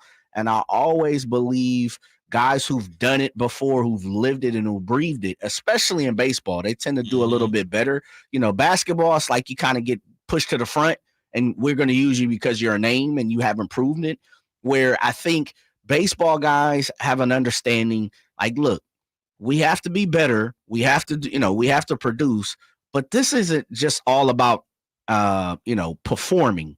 We have to be, you have to have a whole life too. Yeah. And so I think Buster's that type of guy where I think he's going to be like a Jim Harbaugh. He's going to be a recruiter. He's going to be someone that can, you're going to trust in because he's an all-star and a champion and probably a Hall of Famer. And he's also going to be one of those guys, a la John Lynch. Like, hey, I've done it, so follow what I'm saying too. So I think it's a good hire. I really do, if they put the right people around him. Yeah. No, you're right, Jay. And then that's when you have a former player who hasn't done the job before, doesn't have the experience, it's all about who you surround him with. You know what I mean? It's all about their staff. Like I look at a guy like Gerard Mayo, and I know he worked under Bill Belichick for a little bit, but this is his first head coaching job. You got to put a tremendous staff around him to help him navigate this. And so one thing Buster did say, and Jay mentioned it a little bit, is that analytics is here. It's not like he's going to ignore that. You know what I mean? He's going to have, like you said, Jay, the best people around him. He's going to lean on those people. But he's an old school baseball player too. And I think it has the potential to work because he's a combination of both. You know what I mean? He's a throwback guy and a guy that seems to be embracing analytics as well. Biggest part of it in the short term to me is just that Giants fans were starting to check out. Yeah, like, there's nothing going on here. And then it's like, hey, never mind. Buster's running things down. It's like, wait, who? Buster? Right. So you're going to at least get their attention again. You get now, what attention. he does is critically important, but it's a huge statement to tell your fan base, all right, we know this ain't going in the right direction. We're bringing Buster in. Or is this Magic Johnson running the Lakers? You're sending the Wolf over? Yeah. Or is this Magic Johnson running the Lakers? Like, we got to see. And so it's interesting because I look at college football, let's say. There's been a lot of times where I've seen coaches go back to their alma maters and it just doesn't work out. And so I wonder with Buster, obviously me and you outside of Jay, hopes it works out, but there's no guarantee, man. There's no guarantee. More with Jay on that than really. Oh yeah, you're a Padre guy. I forgot. I totally. But forgot. It'd be nice for the region. Yeah, the region. Yeah. Right. Yeah, exactly. I'm trying to think of the benefit of the good of the region. Ain't no benefit to that. How much impact do you think Posey makes? Because you mentioned, fans perk up. Oh, now they're listening. How long does that last? You know what I mean? It'd be different if he's on the field or managing. Yeah, it gets maybe a year. Yeah, don't you think? I mean, right? People, because like Jay says, people are going to give it time. Right? And will they be more lenient on him? Like give him a little longer leash for a while? And I thought again that was an interesting point Nate made. Buster could do no wrong. Yeah. Right? Yes. But what if he does bad? Right. Then all of a sudden it's like, oh my goodness. Giants fans are down on Buster. Where do you go from there? My gosh. Yeah, you're right. But see, Vlade he could do no wrong. And even if, some people, when we talked about Marvin Bagley, Vlade's still not seen in a negative light here though, is he? In more than he was. Yeah. Really? And it's like two separate things to me. Yeah. It's like people look at Vlade was great, but I mean, that's the sense I get. Let me ask you this, because Vlade comes to games from time to time. He still gets standing O's. Yeah, but how do you feel about it? Do you feel a certain way? Like, because I'm new here, so I don't know the whole vibe and the history and everything like that. But or is Vlade a reminder of, you know what? Dang, we missed out on this one. Really is when he comes out and says, well, time will tell. Right. You know? Yeah. Yeah, that's a good question. 916-339-1140, because I like to hear Kings fans kind of come out, the Kings Kingdom say, for me, fellas, I guess I'm just, showing too much love to Vlade and what he's brought to Sacramento. Like, the good has definitely outweighed the bad. Now, people could say, well, Marvin Bagley versus Luka, and that's where people are going to really get at it. And then some people who swing on the DeMarcus Cousins side of the fence, they'll probably bring that up as well. Beyond those two things and the fact of, how does his good not outweigh the bad? Right. Like, he brought tons to Sacramento. Yeah. I mean, almost started a tradition, Yeah. So just to be clear, you're asking, did what happened when Vlade was a GM in any way tarnish your view of him? Staying the legacy player? of Vlade, of, maybe not so much as a player, but his reputation in Sacramento, the overall encompassing reputation of Vlade as a whole. Yeah. And I have his executive transactions here over the years, and it's interesting because, to Jay's point, like, he drafted De'Aaron Fox. That panned out. Signed Bogey Bogdanovich. That was a good move. That was maybe his best move. Yeah, that was a great move right there. I look at some of the free agents he signed. Rajon Rondo. I know it was only 1 year, but when Rondo was here, he was pretty damn good. And so I wonder, though, how do Kings fans view him? Because then he's tied to the golden era of Sacramento basketball. And so, to Jay's point, he is still celebrated when he comes to the games, for sure. As he should be. 339-1140, 1-800-920-1140. You have any thoughts on that you'd like to share? When we come back, we'll get to the West. Well, it may not be as tough as everybody says, and more good Sac State sports news today. Coming up, Sactown Sports. Tired of hearing scary radio ads about the IRS? Tax Relief Advocates is different. TRA is here to tell you that if you owe money to the IRS, whether it's $5,000 or $500,000, we have a solution. TRA can eliminate or reduce what you owe to the IRS with zero risk to you. We have over 1,000 5-star reviews on Google and an A+ with a BBB. End your tax nightmare today by visiting TRA.com or call 800-583-6580. That's 800-583-6580. I want to learn how to cook, but I keep ordering takeout. Accomplishing goals is hard, but when your goal is to learn a new language, Babbel makes it easy. In just 15 minutes a day, Babbel will help you start having conversations in as little as 3 weeks. Words and phrases you'll actually use. So when someone asks, "How's your French going?" you can say, Babbel facilite grandement l'apprentissage d'une nouvelle langue.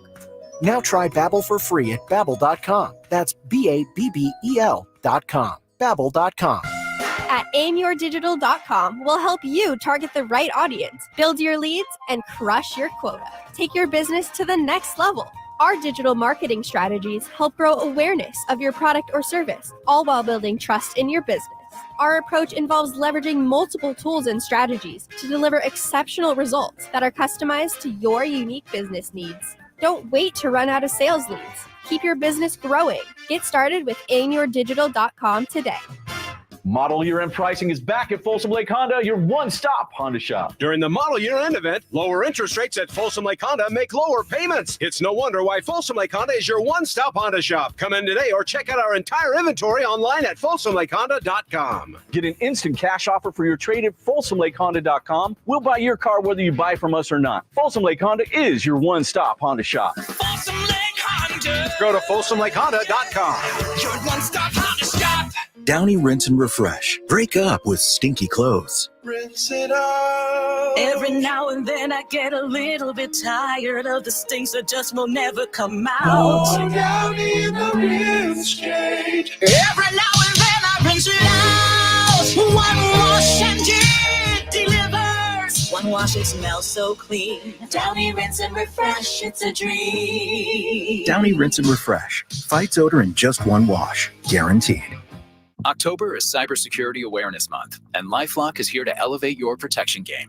Using the same simple password across all your accounts, That's risky. While updating your passwords to be more unique is a good start, true peace of mind comes with LifeLock. LifeLock doesn't just alert you to suspicious activity, but monitors for more uses of your personal info and will fix identity theft issues that arise, guaranteed, or your money back. Secure your identity today with a 30-day free trial at LifeLock.com. Use promo code NEWS. Terms apply.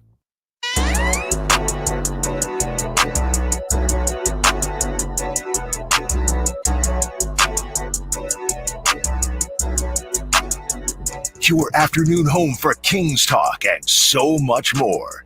The Drive Guys on Sactown Sports. Here's how we ended up talking about Vlade's time as a GM here. Excuse me. By the way, do we have a final here, Drapes? Looks like Royals beat the O's. That's a big-time upset, right? Pretty big. Yeah. The Tigers winning today. Yeah, as a baseball playoffs, baseball postseason rolls on. Buster Posey taking over for the Giants. So we were wondering, wow, if things don't go well, could it be similar to what happened when Vlade took over the Kings? So Jay was just wondering, does your view as a Kings fan of Vlade, did it change because of what happened when he was the GM? Couple of thoughts here. Lorenzo says, Vlade is the reason why I became a fan of Kings while I was living in Italy, but the GM era is a disaster. AB916 is better player as a King than a GM, in my opinion. Afro in the chat says, Vlade was a poor GM, but still is a good guy. He's never insulted the city or fans, unlike some former players. Family Slagle, Vlade got promoted to the level of incompetence. It happens. We are a government town. And Campio says, Vlade, a very good player, an average GM. People always point to Bagley. Bagley could have been a good player, but his father was meddling into his success. Yeah. A couple of thoughts there. How about this on the text line as well? Someone from the 916. The people who don't like Vlade have long-term memory loss and major recency bias. Vlade was part of the best team in Sacramento history. It's time to move on from the Luka versus Marvin drama. Yes, it was terrible, but we can't turn back the clock. So why be stuck in the past? It's a negative headspace and doesn't help anything. Rob from Rancho. Rob put his name on it, Whitey. There you go, from Rob. Rancho says, why are we focusing on it? It's a negative headspace. Why are you doing it? I do think what happened 2 years ago when they lit the beam and made the playoffs, it chased away some of those clouds. That, they could have had this, could have had Luka and this with Vlade. And then it's like, well, it doesn't matter because of where they are now, how they got here. What does it matter? They're a competitive team now and everyone's excited. So did that with Luka making the finals, did that sort of come back up though? Like I don't know. What do you think? Open up the wound I wondered again? about that. They didn't win, but I know I'm nitpicking, but I don't think it did as much as I thought it would. But how about you? Yeah, I agree. I agree with you. I think, Kings fans, the feeling I get, to your point you just made, is that most of us have sort of moved on in terms of we're happy with what we have now. If we were still in the dumps and Luka went to the finals, oh my gosh, that would be tough to swallow. But the Kings are in a good place right now. Yeah. And let's not forget, Luka had his shortcomings too. He had his struggles too. There's a number of teams that passed on him. The Kings weren't the only the one. Kings weren't the only ones. And he's had a number of star players they try to pair him with and it just doesn't work. And, finally with Kyrie, it's clicked. But so I don't think Kings fans are – now if he wins a championship, that might be a little different. If he wins multiple MVPs, like he's a great player. We know that. He's going to be a Hall of Famer. But if he becomes a top 10, top 20 player of all time, then I think that wound is there. Vlade did not pick Luka because he felt like it was a choice between Luka and Fox, and they chose Fox. To me, when you look back on it, that's justifiable. The thing was that they drafted Bagley. To me, that's like, oh, yeah, but it's what they did after that. Right. Again, they're not the only team that passed on Luka, and maybe they were wrong, but it made sense at the time, I think. And it still may end up being the right move as far as taking De'Aaron over him, but it was who they actually took that was the problem. Do you think Marvin Bagley at the time was a good player and had potential and could have developed into something? Or do you think he was overvalued when they drafted him? I think he was overvalued because of his position, and they looked at it like, well, we have two guards we like, and we just need somebody in the front court. We have small forward center. Hey, let's get him, and then we're complete. And it's like, I don't know. I think he was overvalued. See, I wonder, because I'm a huge believer in fit and organization and where you go. Like, does he go somewhere else and blossom if he was drafted somewhere else? You know, I've always maintained Kawhi doesn't become Kawhi if the Spurs didn't swing that trade to get him. And so from Indiana. And so I'm looking at, an NBA mock draft. I'll tell you, Dre, somebody, I don't know who, but somebody had him in their top 40. So, yeah, exactly. I don't know who did that, but yeah. I did. I'm looking at an NBA mock draft from 2018, Whitey, and this is what they say about Marvin Bagley. The top of the draft is about impact players, and it's most likely Ayton and Bagley. I mean, I'm going to scroll through. The Kings are invested. Others say Doncic is the most NBA-ready NBA player, but the Kings invested in point guard De'Aaron Fox from the number 5 pick. And Bagley is the kind of super athlete who can become a star. But then it goes on to say, but it's also why this draft could be wild.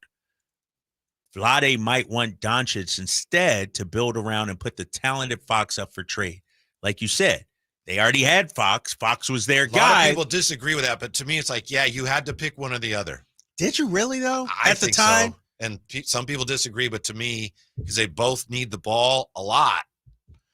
But do you make the draft, the pick, and then like they did with Tyrese Halliburton, swing it I mean, just take the best player and then figure it out. That's true. After that, and here I got another mock draft. The Ringer, my boy Kevin O'Connor back then called him a complicated prospect, a modern tweener who has athletic skills but an unreliable jump shot and the body of a forward. Pluses. How about this, Kings fans? Pluses. Plays his ass off. Did we see that in Sacramento? Who are we talking about? Marvin Bagley. That's what O'Connor and the Ringer said back in 2018. You remember this, Jay. Dave Yeager just would not play him. Damn. And I think it was because he had issues guarding people. But he was like, and it was an issue here because like, this is a number 2 pick. Right. And the coach like, I ain't playing him. You know, we had Dave Yeager at this time slot on every week for when Dave was the head coach those couple seasons. And one of the things I always remember, the host asking and people wanting the host to ask was, why is he not playing Marvin Bagley, and or phrase it, why was he not playing the rookie? And, of course, Bagley got hurt early in his rookie season. So why aren't we seeing what he, is made of? And one of the things Yeager always kind of skipped around, he always went around, is like, young guys, they got to learn. They got to do a little more in practice. Yeah. That was kind of his go-to every single time with Marvin Bagley. I always found it very interesting. Somebody from the 916 just texted in. Vlade made the mistake that Monty is not making. Drafted for fit instead of best player available. He tried to force what was happening instead of staying patient and not overreaching. People need to remember this when they start to criticize Monty. What do you think about that? Monty McNair. Yes. That's true, though. I mean, Monty, like, how many guards? Monty's had what? 4 drafts? Yeah, 4 drafts. Davion, Tyrese. Keegan, and then just drafted Devin Carter, another guard.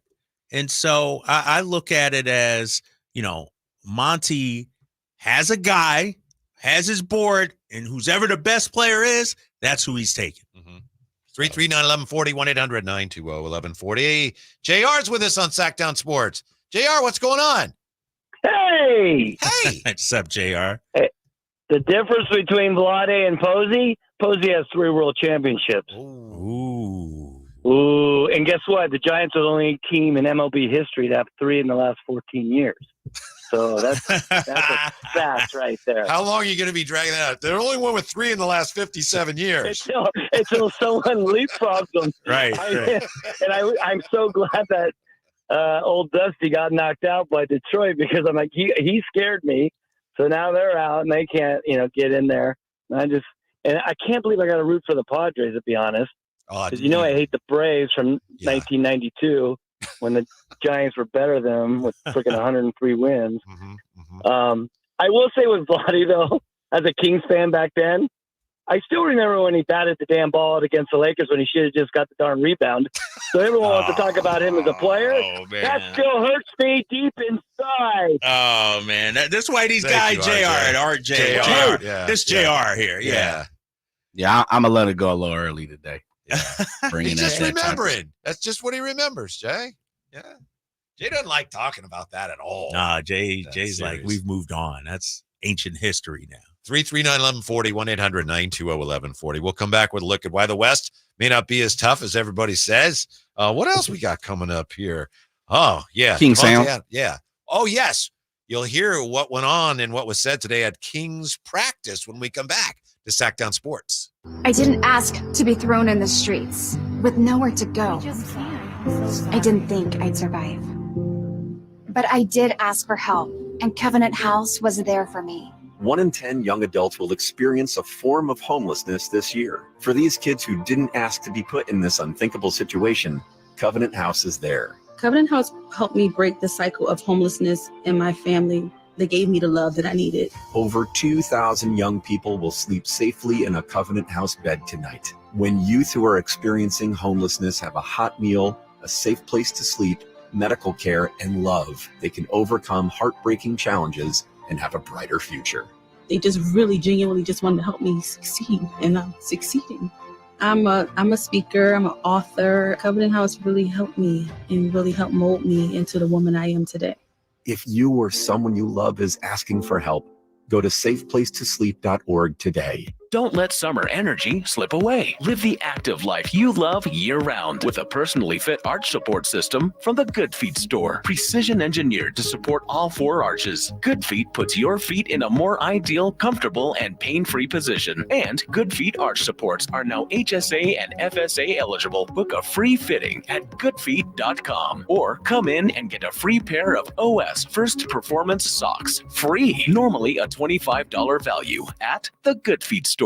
When shopping for a new car, what do you want? A great selection? A low monthly payment? More for your trade? At Northern California's #1 Honda dealer, Stockton Honda, you get it all. Model year-end savings are going on now. It's savings you just can't say no to. Come in today or go to StocktonHonda.com. Anytime, anywhere, it's all here. StocktonHonda.com. #1 claims based on 2023 total new and Honda certified pre-owned vehicle car sales from American Honda Motor Company. Sell on report. O'Reilly. Need a little help? O'Reilly Auto Parts can help. Need advice? We've got advice. No matter what you need, we have thousands of professional parts people doing their part to make sure you have it. Exceptional customer service. Just one part that makes O'Reilly stand apart. The professional parts people. O'Reilly Auto Parts. You go into your shower feeling, but as soon as you reach for the Irish Spring, your day immediately gets better. That crisp, fresh, unmistakable Irish Spring scent zings your brain and awakens your senses. So when you finally emerge from the shower, 37 minutes later, because you pay the water bill so you can stay in there as long as you want, you're ready to take on the day and smell great doing it. Irish Spring Body Wash and Bar Soap. Fresh, green, Irish. Shop now at Walmart. KHD HD1 Sacramento, KYMX HD3 Sacramento. From the Power Business Technology Toshiba Studios. Sacramento's official home of the 49ers. San Francisco. Sactown Sports, 1140.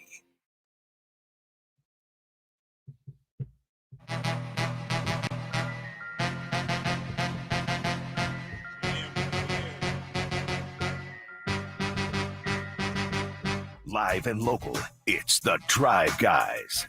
Watch the show on youtube.com/Sactown Sports 1140. Or listen on the Sactown Sports app. So what happened at Kings practice today? We'll give that a listen in just a moment here. Drapes, Whitey, Jay, thanks for being with us. big day for Sacramento State again today, right, Drapes? Yes. Big news, basketball news for Sac State again today. Yeah, Sac State doing some big things. And, I got a source who was texting me about this and says, quote, they've made a compelling case. They're doing due diligence on the Pac-12, and they're still in the mix. So I asked, what about the Mountain West? Waiting to hear back from that. But they're all in, chips all in, trying to making this happen. It does sound like the powers that be are hell-bent on getting in the Pac-12, right? Yes. And it would be so big for Sacramento. First of all, you look at the notoriety that comes with, an FBS conference, if you will. Think about ESPN Friday Night Football, Saturday Night Football, Sac State against Washington State, or Sac State against Oregon State, or some of the other schools. It puts us more on the map. And to Campio's point yesterday, man, a lot of things seem to be happening in Sacramento right now. The A's coming, hopefully the Republic go up to MLS level at some point. There's a lot going on right now. Yeah, and just to be clear for anyone who perhaps didn't hear, the word is that the Kings have offered Golden One to Sac State for men's and women's basketball as the schedule permits. As the schedule permits, exactly. And and the thing I love, man, lit. That's Sac be lit. And the thing I love is Vivek doesn't see Sac State as competition. It's like, you know what? There's enough for all of us to eat here. And I think Vivek, as a businessman, sees the fact that, you know what? If Sac State goes FBS, that puts us on the map. Maybe that makes it easier to draw other businesses, industries in town. And so this is a massive move, man. Not to mention that farm to fork food gonna be sliding through the concourse, collecting that parking. Yeah. What you're saying is a rising tide floats all boats, right? Yes. Yeah. Yes, exactly. Everybody can be lifted up with this. And so, yeah, we got the A's coming. I just saw something on Twitter. Apparently, there's no news on the A's finding investors to help them pay for the Vegas Stadium. Nothing. Maybe there's something going on behind the scenes, but another day. Crickets. And Let's go, Sacramento. Nothing going on with the A's, huh? Not in Vegas. Not in Vegas. But what's going on with the Kings in practice today? This is day 2. Yeah. Because of 2 days. Media day was just come in. Hey, just walk around a little bit, put your uniform on, and then you can go home. So Malik Monk today after workouts, talking about when he knows and how he knows when the Kings are, as he says, clicking. When we plan, there's not that many turnovers. We go out there and we not play them together, and it's not many turnovers. So yeah, you would know then, just because how togetherness and how the game is just flowing. So yeah, you can see it easy. No turnovers. No turnovers. Okay. All right. I think that's a staple for all successful teams, right? Take care of the ball. And so, I wonder how it is. And I'm going to go to practice tomorrow, fellas. I'm going to go sit there and watch it tomorrow. Or you participate? Hey, if he needs me to get up some shots, I'll do it too. But I'm going to be there. And I just want to see the chemistry, how things are moving with DeMar out there. Turnovers, like we talked about. Like, is it, guys overpassing, trying to overshare, which leads to turnovers? And so that's what I'm looking for tomorrow. Malik also says with all the weapons, and this is the point guard Malik talking here, with all the offensive talent they have, somebody is always going to be open. Like I said, man, I already know how it's going to work. We got another person that can make plays besides me, Fox, and Domas. And it's somebody going to be open, especially when us four on the court. So I'm looking forward to it. Going to be tough to guard. Right. That's the thing, man. You got to pick your poison, man. And so I think, we've talked about, the Kings and the kind of offense they want to run. They want to be among the league leader in passes. They want to move the ball, sort of like the Warriors, during their heyday. And so when you have talent that actually wants to move the ball and guys that can actually capitalize on it and score, it's going to be hard to defend. Where you get in trouble is ISO ball and guys trying to be heroes and things like that. If they trust each other, this should be, one of the top offenses in the league. I remember doing, coaching girls basketball, and to show them how important passing is. It's like, here's one line, here's the other line. This line, they're going to pass the ball down to the end. This side's going to dribble. Let's see who wins. The dribble never No won, chance. right? Never No won. chance. Yeah, De'Aaron and John Wall out there. Make it a little closer. Yeah. Malik also talked about how now he's been here a while, and he feels that he can tell everybody what he's thinking. He can voice his opinion now. There's a lot of quiet leadership on this team. Is it kind of your job to keep things light and fun? I'll say now, yeah. I wasn't looking at it like that the last 2 years, but especially now, since I came back, I got a little bit more money. So yeah, I gotta voice my opinion and stuff now. I believe that was the great Jason Anderson who asked that question. Ask that question? Okay. Yes, Jason yes. Anderson So there. there's Malik continuing the thought on how long it took him to find his voice here with the Kings. 6 years, man. When I got here, I found it. It took me 6 years, and that's another reason why I stayed. I just found myself. So yeah, thank you for it. Yeah, so he found that ideal situation here. Yeah, and I wonder too, man, because Malik, he started to have a coming out party in his season with the Lakers.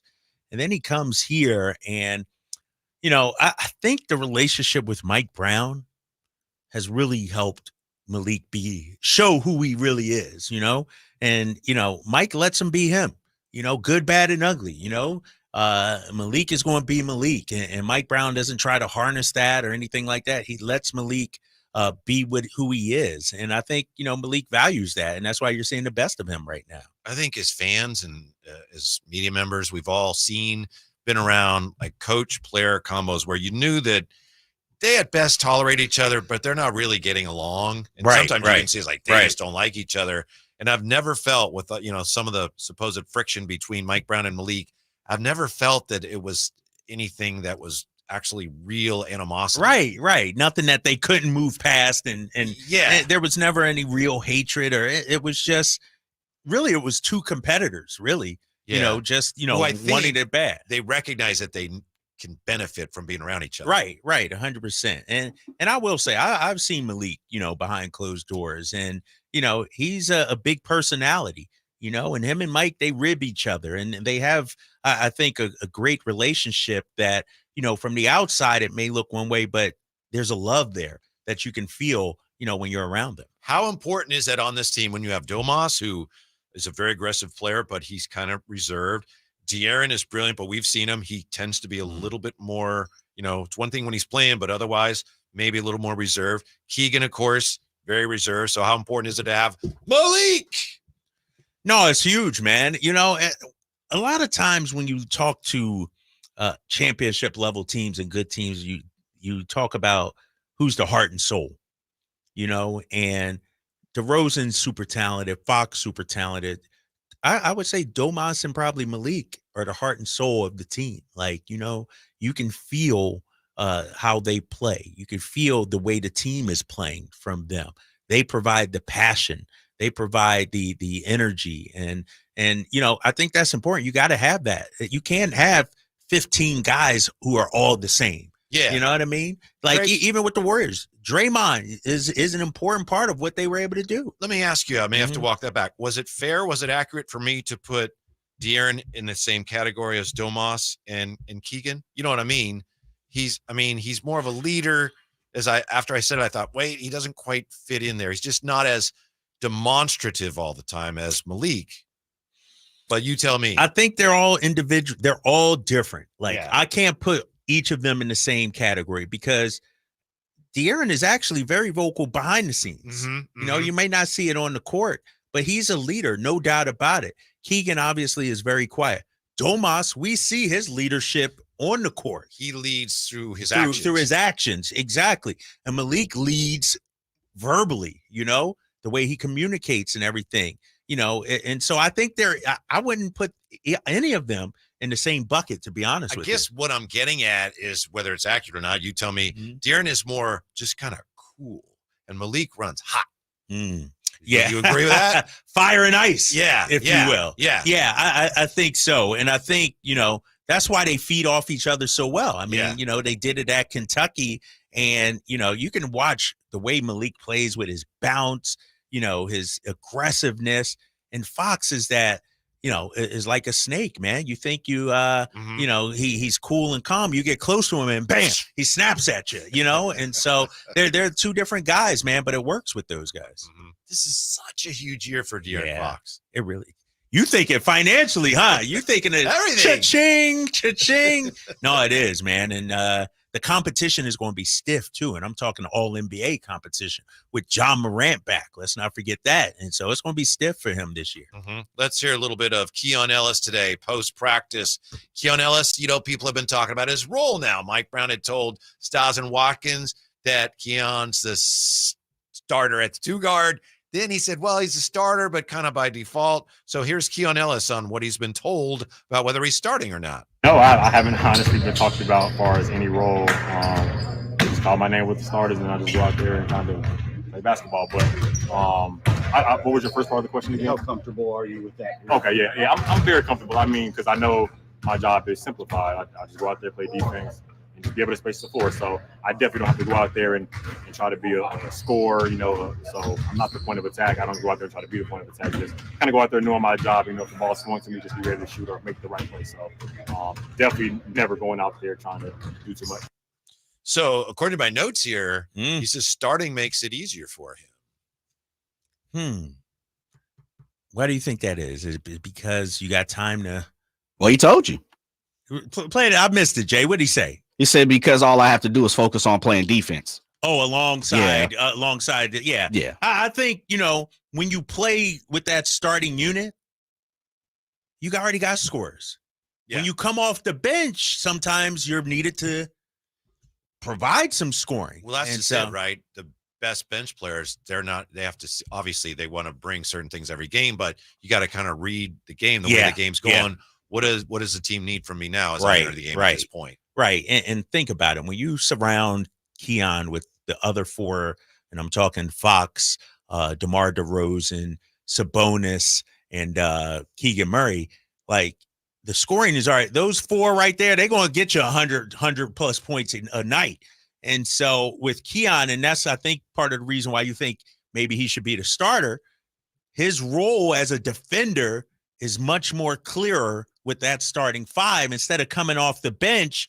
And, I'm starting to lean a little bit your way because I believe to an extent, does Keon, his impact not get maximized? Like, does it get minimized a little bit coming off the bench behind Malik, maybe behind somebody else? Like, is he your 7th man for 15 to 20 minutes, or should he be a 25-minute kind of guy? He's a starter to me as long as he shoots a good percentage from 3.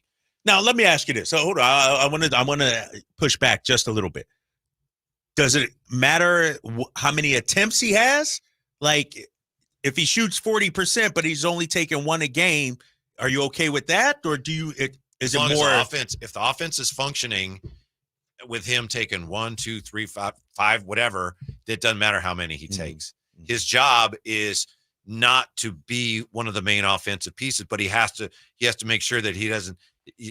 They're not playing 4 and 5. That the defense can't 100%. We're going to have to guard him 100%. And I think too, to your point, I do think he needs to be aggressive when his shot is there. Absolutely. Because it can be 4 on 5 if you're afraid to shoot also. Yeah. And I don't think we've seen that a lot from him. No, not at all. Last year. Not at all. He's taken what's available to him. He hasn't forced much. He's really, played a solid game. And so I look at, yes, the percentage, but also be a threat too. We know you can knock it down, but if you're only going to take 1 a game, teams are like, we'll live with that 1. But if you take 3, 5, whatever the defense gives you, all of a sudden, oh shoot, we got to pay attention to him too. And then that opens it up too for other guys. Keon today talking about De'Aaron Fox has a lot of faith in him, has said a lot of nice things about him. And Keon talks about how nice it is to have D Fox have his back like that. It's good just to obviously know that your star player has faith in you. That just makes you more comfortable out there. You have guys who can kind of get thrown out there, and it's like, they don't want to make a mistake or whatever. So, if your guys have confidence in you, I think that you should have the utmost confidence in yourself because they believe in you. They're not second guessing when they're passing to you, or they're not looking you off when you're open or whatever. So definitely is a good feeling for sure. And I kind of treat it in a reverse way. Like I want to make sure I'm an elite shooter for the guys who are going to draw the most attention. So that way my guy can't help as much because I'm going to knock it down. So I just try to make his job, everyone's job easier by knocking down shots and being really my job. Yeah, he's not going to ever be on occasion, he's capable of scoring, but he's in this starting lineup. If he's in it, he's not going to be one of the offensive key figures, but he has to keep the defense honest. He has to be a guy that they have to guard. And I liken it to, as I sit here thinking, to a little bit lesser extent, because this guy is really, really good, but Derek White with the Celtics. He's never going to be the first or second option, but he sure as hell makes other teams pay. Like when he gets the ball, he's not just looking to move it. All right, let me hold it to get it back to Tatum or something. He's looking to be aggressive. And that's kind of what I want to see Keon be.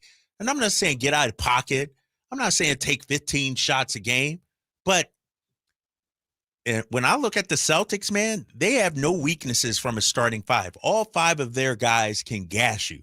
And I think Keon, with the 41% three-point shooting this last season, he has to be open to taking his opportunities. He can't necessarily defer. And when I say defer, I'm not saying, just go get his. But when the open shot's there, you got to take it. You ball in your hand, shot clock winding down, make a play. That's what Derek White does. Derek White is never the first option on offense or second, but he's one of the most clutch players as the clock's winding down. I could see Keon, because teams are going to try to take away all the other guys. You got to make them pay and take what's there. You can't just pass up looks, man. The first thing I think of in terms of the differences between those two, and obviously Derek White's on another plane right now. But aside from that, he can handle, and Keon still, that's an area of growth for him still. Well, and he knows that. Yeah, and that's something he worked at length with Jimmy Alapag, the assistant coach, this offseason. Like, that was the main thing he told me he worked on and we saw it at Summer League as well. They put him in that role to work on his playmaking. And so I'm looking forward to – let me ask you this. So let's say he doesn't start. Is he the backup point guard? Is Malik the backup point guard? Is Jordan McLaughlin? Like, how much in terms of ball handling do we need from Keegan, and what role will he be in if he doesn't start? Keon? Keon, yeah. I don't think you can really play him much at point right now. You get down and bring the ball up here or there, but if he's running point, I don't think you want him doing that. Right. You? Well, we saw it in Summer League, and it wasn't, as great as it could be, if you will. And so, all right, I just wonder. So maybe that's another reason that he might have to be a starter as well, to maximize what he can do. Because if he's not your backup point guard, is Malik your backup point guard? Is Jordan McLaughlin your backup point guard? Probably Malik 2, Jordan McLaughlin 3, don't you think? Again, depending on who you're playing and a clock and situation and all that. Because I'm just thinking, and I bring this up, Whitey, because I'm thinking of the rotations that Mike uses. So let's say it's Kevin Huerter and De'Aaron Fox in your starting backcourt. Malik's going to be the first guard off the bench. He comes in for Kevin Huerter probably. Then you got Fox in. But then at the 6-minute mark, Fox comes out. Who you bringing in? Keon Ellis. So then a Keon Ellis-Malik backcourt. You okay with that? Yeah. Okay. But Malik as the primary ball handler in that way. Okay. All right. You think? Yeah, I agree. I'm just trying to see it play out in my head. And I think we'll get a little bit of an idea come Wednesday, because I think what we see, especially early in that game, is what is at the top of Mike Brown's thinking right now in terms of the starters, the rotations, and then as the game goes on in different games. But I think for that first game, he's going to go with what he thinks it should look like. So apparently, and I haven't heard this yet, but if I understood, Alan was telling me about this. Apparently, during one of the interviews on our station, somebody, Stiles and Watkins, I think, talked to him. They were asking about the depth in the front court, especially at the 4. And Mike, and I'm sure he's sandbagging us if that's what he said, basically said, yeah, we have no idea. Well, you know that's not true, right? Right. But I think it does speak to the fact that this year they're going to be open to it's going to look different as far as who's the 3, who's the 4, what the rotation is. up front, game to game, depending on who the opponent is. Yeah, depending on matchups. I mean, think about it. Opening night, do you really want to go to a small front court?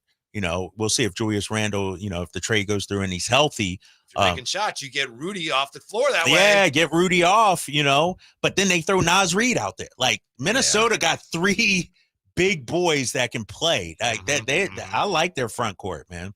By the way, do you agree with this? I suggested this earlier. We touched on it. Everyone says, we all say it. Everybody says the West, so tough this year. Yep. But I look at it, I think the Lakers, the Warriors, Denver, and the Clippers all look like they are vulnerable to backsliding this year.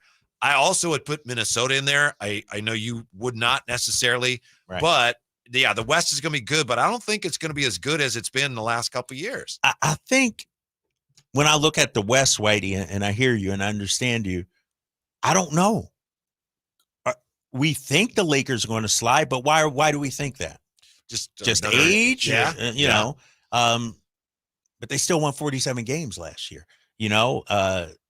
I think from a roster standpoint, the Lakers, I thought they sort of underachieved last year.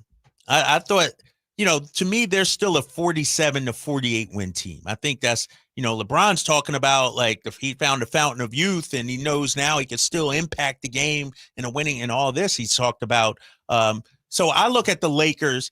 I think you're going to see 6, 7, 8 teams, 6, 7 teams from 45 to 53 wins. Like it's going to be such a razor thin margin between everybody. And I say this because I agree the potential is there, but could Dallas be better? Could Denver, I think they're going to slide back. Yeah. But what if Murray regains, playoff Murray style? I think I look at the bottom. I do think Golden State is going to, I'm not high on them at all. But isn't Houston better this year? Yeah, maybe. I do think Phoenix, they should be as good, if not better. Yeah. And we've talked about Memphis. Memphis should be better. Yeah. It's tough, man. It could go either way, man. When I look at the Western Conference standings, and I'm pulling them up here, Pelicans. Let's not forget the Pelicans were a playing team. Mm-hmm. It wasn't like they had this great season where they won 52 games and everything. Sure looked like it when they played us. But can the Pelicans take a step? Or do they regress? I don't know. Dallas, do they take a step? But they can also I think there's question marks with every team. Like, if I was to be completely unbiased, the teams I think that are going to improve and be better than they were last season, I think Sacramento will be better. Just healthy, addition of DeMar DeRozan. And I'm talking about the contenders in the West. Memphis has to be better, right? They got it. They were so bad last year with health. Phoenix, to your point, but Phoenix won 49 games last year, Whitey. Yeah. How much more is there a 52-win team? I mean, I don't know. I don't see them backsliding. Right. I'll tell you one thing about the Lakers where I look at it and go, they're not going to be able to do that again. And I'd love to be wrong because you hate to see people get hurt. Anthony Davis played 76 games last year. Yep. That's the most he's ever played in his career. Does that mean he found something and he's good now? We don't know. Yeah. We don't know. Yeah. I'm not rooting against him, but I would be a little surprised if he were able to do that again. Yeah, I hear you. And I wonder, too, when you look at Anthony Davis, how much of him missing time was load management. And did he say last year, I'm going to play through some of these same injuries? You know what I mean? That's interesting. And you're right, man. I'm looking at his games played before last season. Not very many. Right, yeah, 75 twice, and that was a long time ago. Long time ago. 56, 40, 36. I mean, so if you're right, and you may be, then that is the NBA can look at that and go, look, there's your load management right there. Mm-hmm. He had to play, and he was able to do it, and he played very well. And he played very well. And so, or is he like, his mindset is, Bron's getting old. This might be our last chance here. Like, maybe does he have a different mindset right now? You know what I mean? If I'm Anthony Davis, maybe it's like, you know what? I'm playing through all these injuries or whatever. So getting back to the Pelicans, the one thing I wonder about them, and I know he wasn't a key player compared to some of their better scorers, but I think they're going to miss the big fella. Who? Valanciunas. Oh yeah, 100%. Like, Tice. Don't be saying Tice name like that, Whitey. Well, he's not Valanciunas. Tice? No, Tice is good, man. He's solid, but you're right. But they're talking about playing Zion at the 5. Depending on matchups. And so I could see the NBA going that route with a lot of these Kyle Anderson. Warriors, Kyle Anderson. Yeah, I could see the NBA going that route. And so we just got to beat them, man. I need to look and see when that game is. It's not till February, I think. First time is February? Yeah. Shoot, man, we got to whip them. First things I looked at, because I was feeling like the season doesn't start till they beat the Pelicans. Right. You're like, after the All-Star break. Exactly. Oh, man, that's funny. Let's take a quick break. We'll come back. Yeah. CMC's dad tries to clear some things up. We'll look at that. We may even hear from Ed McCaffrey when we come back to Sactown Sports. Everywhere you look, things are getting more expensive. So at Consumer Cellular, we're lowering the price for those 50 and up. Now you can get unlimited talk, text, and data for $30 a line when you buy 2. That's just $60 a month for 2 unlimited lines. So if you're 50 and up, make the switch and save. Come on, you've earned this. Call 1-888-FREEDOM. or visit consumercellular.com today. Requires 2 lines of service, age validation, and credit approval, subject to system and area limits, taxes, and other fees apply. Progressive presents Renters MVP's Most Valuable Possessions. Today's MVP, Emily Neal's 70-inch TV. Because after watching her second-grade students yell at each other for hours, there's nothing Emily enjoys more than watching super-rich housewives also yell at each other. Why? Because those women are not her responsibility. And that's why her TV is today's MVP. Keep your most valuable possessions protected by bundling your renters and auto insurance with Progressive. Progressive Casualty Insurance Company affiliates and other insurers not available in all states. When an overwhelmed injury victim calls Ashton or Price, we immediately remove their legal burden and introduce them to the very best medical care in the region. They focus on their health and we handle all the rest. When they reach the end of their medical journey and are reunited with happiness and hope, we unleash our decades of legal experience to obtain maximum compensation. We are real, local, experienced litigators and snappy dressers too. Consultation's free and there's never a fee until we win. Remember, for the best advice, don't think twice. Call Ashton and Price. At Fisher Investments, we may seem like other money managers, but we're different. Are you really that different than the rest of us? We are. As a fiduciary, we always focus on what's best for our clients. What services do you offer besides investing? We have a team of specialists in financial planning, estate planning, and more. Your clients rely on you for all that? Yes, we ensure clients receive unparalleled service at every step of the relationship. Okay, but you still sell commission-based products, right? No, because we believe that's a conflict of interest. We prioritize service over sales goals. So then how do your fees work? We have a simple and transparent fee that's a percentage of our clients' portfolios. So we do better when our clients do better. Wow, we're more different than I thought. At Fisher Investments, we're clearly different. Learn more at fisherinvestments.com. Investing in securities involves the risk of loss.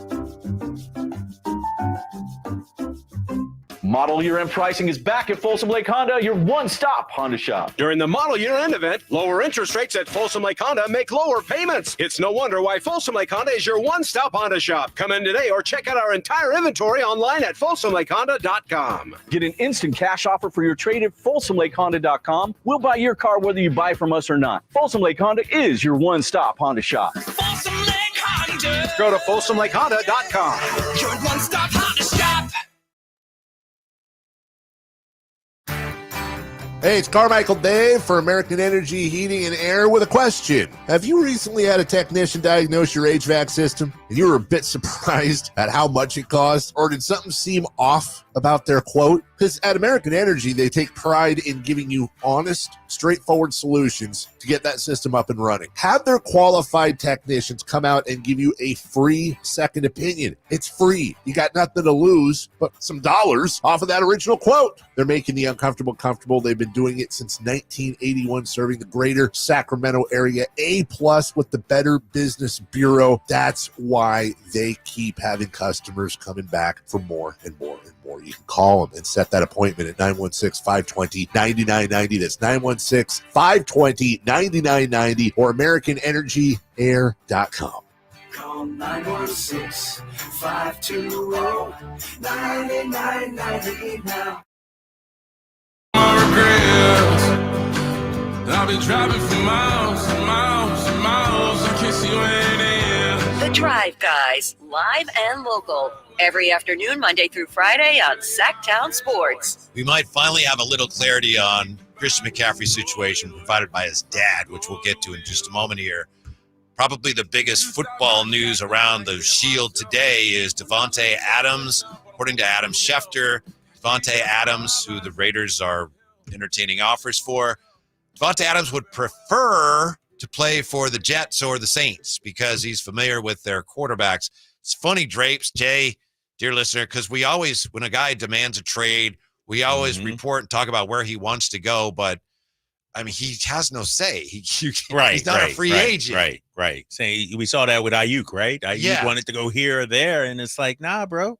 You know, it's much different than the NBA, man. You don't get to dictate who you want to play for. Mm-hmm. So here, this is from Raiders Wire. 5 potential Davante Adams trade destinations. Mm-hmm. Okay, this is written by Levi Damien. So opinion piece. I'm not suggesting this is where he's headed. Number 1, New York Jets. That makes a lot of sense. Makes sense. Yeah. United with Aaron Rodgers. I get it. You know, he'd love to be there. You know, they'd love to have him right there. Almost to the point where they're facing SOS Save Our Season. Yeah, they need to do something. There. Yeah. Number 2, Washington Commanders. Yeah. Did he say why? You got that right Commanders there? got the quarterback in this draft that the Raiders dreamt about. Jaden Daniels dealing. You can bet he would love Adams would love to be his number 1. He'd have a viable number 2 as well in Terry McLaurin. Commanders look like a playoff team. They'd be real contenders with Adams aboard. Number 3, I don't even want to rate it. San Francisco 49ers. Really? Okay. Come on. Now on. you're talking, right? For the Raiders' purposes, Ayuk is 5 years younger, has a long-term deal in place. For the 49ers, they get an elite receiver with a few years left. And then for Davante, he's on a championship-level team with a QB who can get him the ball. I don't think it – I know you said you heard Emil talking about this. Yeah. It doesn't quite pencil out financially for the 49ers, and I don't think they'd even consider this unless they were to the point where they just said, Ayuk's terrible. Right. And I don't think they're there. Now, I don't think they're there either. And, you know, there's so many other, you know, things that they could focus on in terms of roster and personnel. They're actually pretty deep at wide receiver right now. They are. Once Tricky Ricky P comes back, Jacob Cowan they're talking about. I got another name. You're going that way. They got T.O.'s. Tariq. Tariq they signed. Yeah. What about everybody keeps throwing out Brandon Ayuk? How about if you sell high on 3rd and Jawan Jennings? Damn, you ready? No, I'm not. I'm just not ready? Okay, I'm not ready. I'm just saying.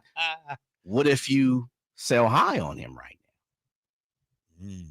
Would you do that? Well, but then what do I do if I have McCaffrey back at some point? Then I have Debo and I have Ayuk and I have Davante Adams. That's a heck of a That's trio. That's a lot of mouths to feed too. That's a lot of money for 3 guys when I can only, for the most part, play 2 of them. Yeah, that's not necessarily put them all out there, baby. Greatest show on turf. Jay, you're terrible, man. You want all the talent, right? Hey, listen, this is what we do. So Levi Damien, who's been around for a long time, he said 49ers could be the 3rd team. I'm just saying, you know, who are they going to give up? Yeah. And again, he's looking at it from the Raiders standpoint, but yeah, he does have the 49ers 3rd. Number 4, a lot of people have been talking about this, Dallas Cowboys. But Drape says, ain't happening. Yeah, NBC Sports reported a couple of hours ago that the Cowboys are not in play, not a destination for Davante Adams. So I think you got to take them off the list. So based on this latest reporting today. Again, and we've said it already today, their problems seem to be more concentrated on the defensive side of the football. By the way, did you hear it practice today? They're practicing and they got to hold up practice because Jerry Jones comes and lands on the practice field in his helicopter. No way. Yeah. And then they're all greeting, hey, Jerry. Dysfunction. I did not see that. Wow. Dysfunction right there. Man. I just don't see how that team's much better. Your division, I got to say, That is just going to be wild this year. That's wide open, the NFC. Yeah, what do you think, man? It's like, is Washington for real? Like, through 4 games, are you all in on them? Yeah, if you had asked me a week ago, which you may have, I'd have said, I will see. All they did was beat Arizona, though. I know, but they didn't just Arizona's beat them. 1-3. They They're destroyed a rag them. team. No. All right, They're trash. Exactly. Our boy Rod just called them trash a few hours ago. And so was that when really all it was cracked up to be? Or they got a great defensive coach. Their defense is not great, but they have a great defensive coach. And the quarterback play has been, it's been not just, wow, he's playing well for a rookie. Right. He's been at the upper levels of NFL quarterback play this year. Yeah. For anybody. Yeah, exactly. Yeah. Want to get some love to Cliff Kingsbury? Yeah, Cliff Kingsbury point, too. Jay. Yeah, you got to throw him a bone there. He's been phenomenal. I don't know, man. I look at, the division, the NFC East, and I know Cowboys look like a dumpster fire right now. Eagles look like they got some issues. Giants are bad. We know that. But that's a long season, right, boys? Mm-hmm. Like, let me ask you this. I'm looking at the standings, and the standings in the NFC East looks awfully similar to the standings in the NFC West. Yep. So Seattle, are they legit? They look like the Washington of the NFC West. I look at a team like the Rams. Could they be what the Cowboys are? The Cardinals, I look at the NFC West and I worry about the Niners in the NFC West, Whitey. You don't need to worry about them. Am I right, Jay? Don't concern Jay, keep yourself. it real. Keep it. You don't Is need the to NFC concern West yourself. more competitive than you thought maybe this year? No. All right. No, not at all. Cardinals aren't where we just saw what the Rams did. 49ers let the Rams come back and take care of it. And I get it. You can't say anything because it's done. Bygones are bygones. But ain't nobody worried about nobody from the NFC West. If the 49ers play halfway decent, they should win the division. Seattle finally played somebody with a pulse. Yeah. And they got smoked. No, they got smoked, Dre. Jay, don't say it was smoke. Come That on, game train was a lot. smoke. Come on, man. The defense got smoked, but that offense moved the hell out of the ball, man. And they still lost by what, 20-something? 21? No, 20? What was it? Was it 40? 42-29. Okay. 13 points, Jay. That's Come smoked on. in Less than that's two almost passing the touchdowns. stinking Madden. That's one touchdown away. Geno Smith threw for like 800 yards that game, too. Jared Goff did not throw an incompletion. I know. That's pretty bad. That's pretty bad. Pittsburgh Steelers are the 5th and final team on this particular list. They make sense. Other people, who was somebody called Russ, our NFL insider Yeah, Russ, said Russ. Cincinnati could be a team in the mix here. With T. Higgins on the franchise tag. Mm-hmm. Like, you're not getting rid of Jamar, though. So, can you imagine Davante and Jamar? Interesting that this gentleman who Jay knows. Yeah. Who was it again, Jay? I'm sorry. Levi Damien. He doesn't have Kansas City on here. So I guess he's thinking there's no way the Raiders would trade Davante Adams to Kansas City. But Kansas City right now would love to have Davante Adams. Yes. Love yes. to have him. Yeah. Can you imagine? That's a cheat code right there. That's not fair. That's 2K, Madden trade right there. If they get him, yeah. Remember, I said earlier, 3-peat is coming. If they get Davante Adams, I'm doubling down on that. But if they even don't more. get Davante Adams, They're in trouble right because now. of all the injuries. The injuries are piling up, no doubt about it. And so maybe they'll get you one, Jennings. Right? Yeah. Right? Shoot. But they want Ayuk.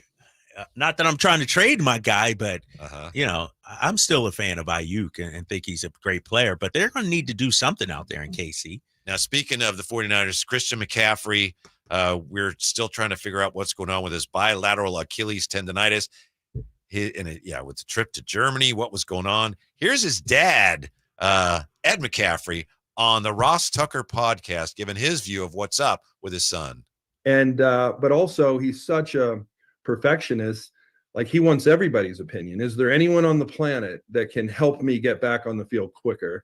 And so when the prescription was you just have to rest and not do anything, he sought out other opinions. Yeah, he went and said, look, who else has anything going on anywhere in the world that can help me get back on the field quicker? And one of the problems is you have a million. Ross, my phone blew up. Hey, here's stuff you can eat to help with your tendonitis. Here's treatments you can get. Here's a place you can go. And if my phone blew up, I know his phone was blown up. So he has to decipher between all the information he's getting which is what he did, right? He trusts his 49ers training staff, but when the prescription is to rest, he's going to go out and get other professional opinions from people around the world. And then most of it, he doesn't follow up on. He's like, I got to pick between all the stuff I'm being told. So what a lot of things that 49ers have been saying is like, well, that doesn't make sense. But there, when CMC's dad is saying he was told he couldn't do anything, and him being him, he's like, well, I'm going to Germany then to see what they say. Right, that makes right. sense. But does it really, Whitey? Is that like, you got your team doctors, you got the local doctors. Why? It doesn't make sense to me. Like, now, you know what? I'm going to just go to Germany and see what they got to say. I understand your point. It makes sense to me if you have someone, and I'm making an assumption here, who is just obsessed with, I have to do something. Is there anything else I can do? Because here, Ed McCaffrey makes the point. He says the only person who spends more money on his physical well-being is Kyle Draper. Those are, by the way, doctor's decision. He doesn't decide. He's like, I'll go if you want me to go. And they watch him run and work out and they're like, you know what, this doesn't make sense. You're injured. Let's wait till this thing settles down. And the only treatment is rest, which is so frustrating. And I promise you, I will say this, Ross, there is no player, I feel comfortable saying this, there's no player on the planet in any sport that pays as much money to have people help take care of his body than Christian does. Anybody in any sport on the planet. So, obviously he's frustrated that he can't play. He loves his teammates. Football is his life. He wants to be out on the field, win, lose, or draw. He wants to be out there battling with his brothers, and he's not doing it. So sure, that's pretty frustrating. That's Ed McCaffrey. You're not buying that? Nah, he out here lying. I mean, he's lying. Come on, man. LeBron historically, is McCaffrey spending upwards of $1 million a year? I guess so, based on what his dad says. I'm not buying that. All right, I'm not going to turn. What did you say? No, he said he spends more money than anybody in any league in the world, and like on his. Come on, bro. He's in that hyperbaric chamber. Right? Come on, man. This is a dad hyping up his son. But go ahead, Whitey. Whitey's Wayback Machine quiz that's for coming October 2nd. It's coming up next on Sactown Sports. Cryotherapy. Don't let summer energy slip away. Live the active life you love year-round with a personally fit arch support system from the Good Feet store. Precision engineered to support all 4 arches. Good Feet puts your feet in a more ideal, comfortable, and pain-free position. And Good Feet arch supports are now HSA and FSA eligible. Book a free fitting at goodfeet.com or come in and get a free pair of OS First Performance socks. Free. Normally a $25 value at the Good Feet store. Power Business Technology is proud to be 100% independent, locally owned, and managed Toshiba copier dealer. Local ownership cuts out the red tape, allowing ourselves to never be too busy to personally answer the call when our clients need us. Recognized for excellence in service execution, training, and customer service, we're proud to be named a 2022 Toshiba ProMasters Elite Dealer. Contact us today for all of your business printing needs at 844-POWER-BZ. That's 844-769-3729, or visit us at PowerCopier.com. I didn't ask to be thrown in the streets with nowhere to go. I didn't think I'd survive. But I did ask for help, and Covenant House was there for me. 1 in 10 young adults will experience a form of homelessness this year. For these kids who didn't ask to be put in this unthinkable situation, Covenant House is there. Covenant House helped me break the cycle of homelessness in my family. They gave me the love that I needed. Over 2,000 young people will sleep safely in a Covenant House bed tonight. When youth who are experiencing homelessness have a hot meal, a safe place to sleep, medical care, and love, they can overcome heartbreaking challenges and have a brighter future. They just really genuinely just wanted to help me succeed, and I'm succeeding. I'm a speaker, I'm an author. Covenant House really helped me and really helped mold me into the woman I am today. If you or someone you love is asking for help, go to safeplacetosleep.org today.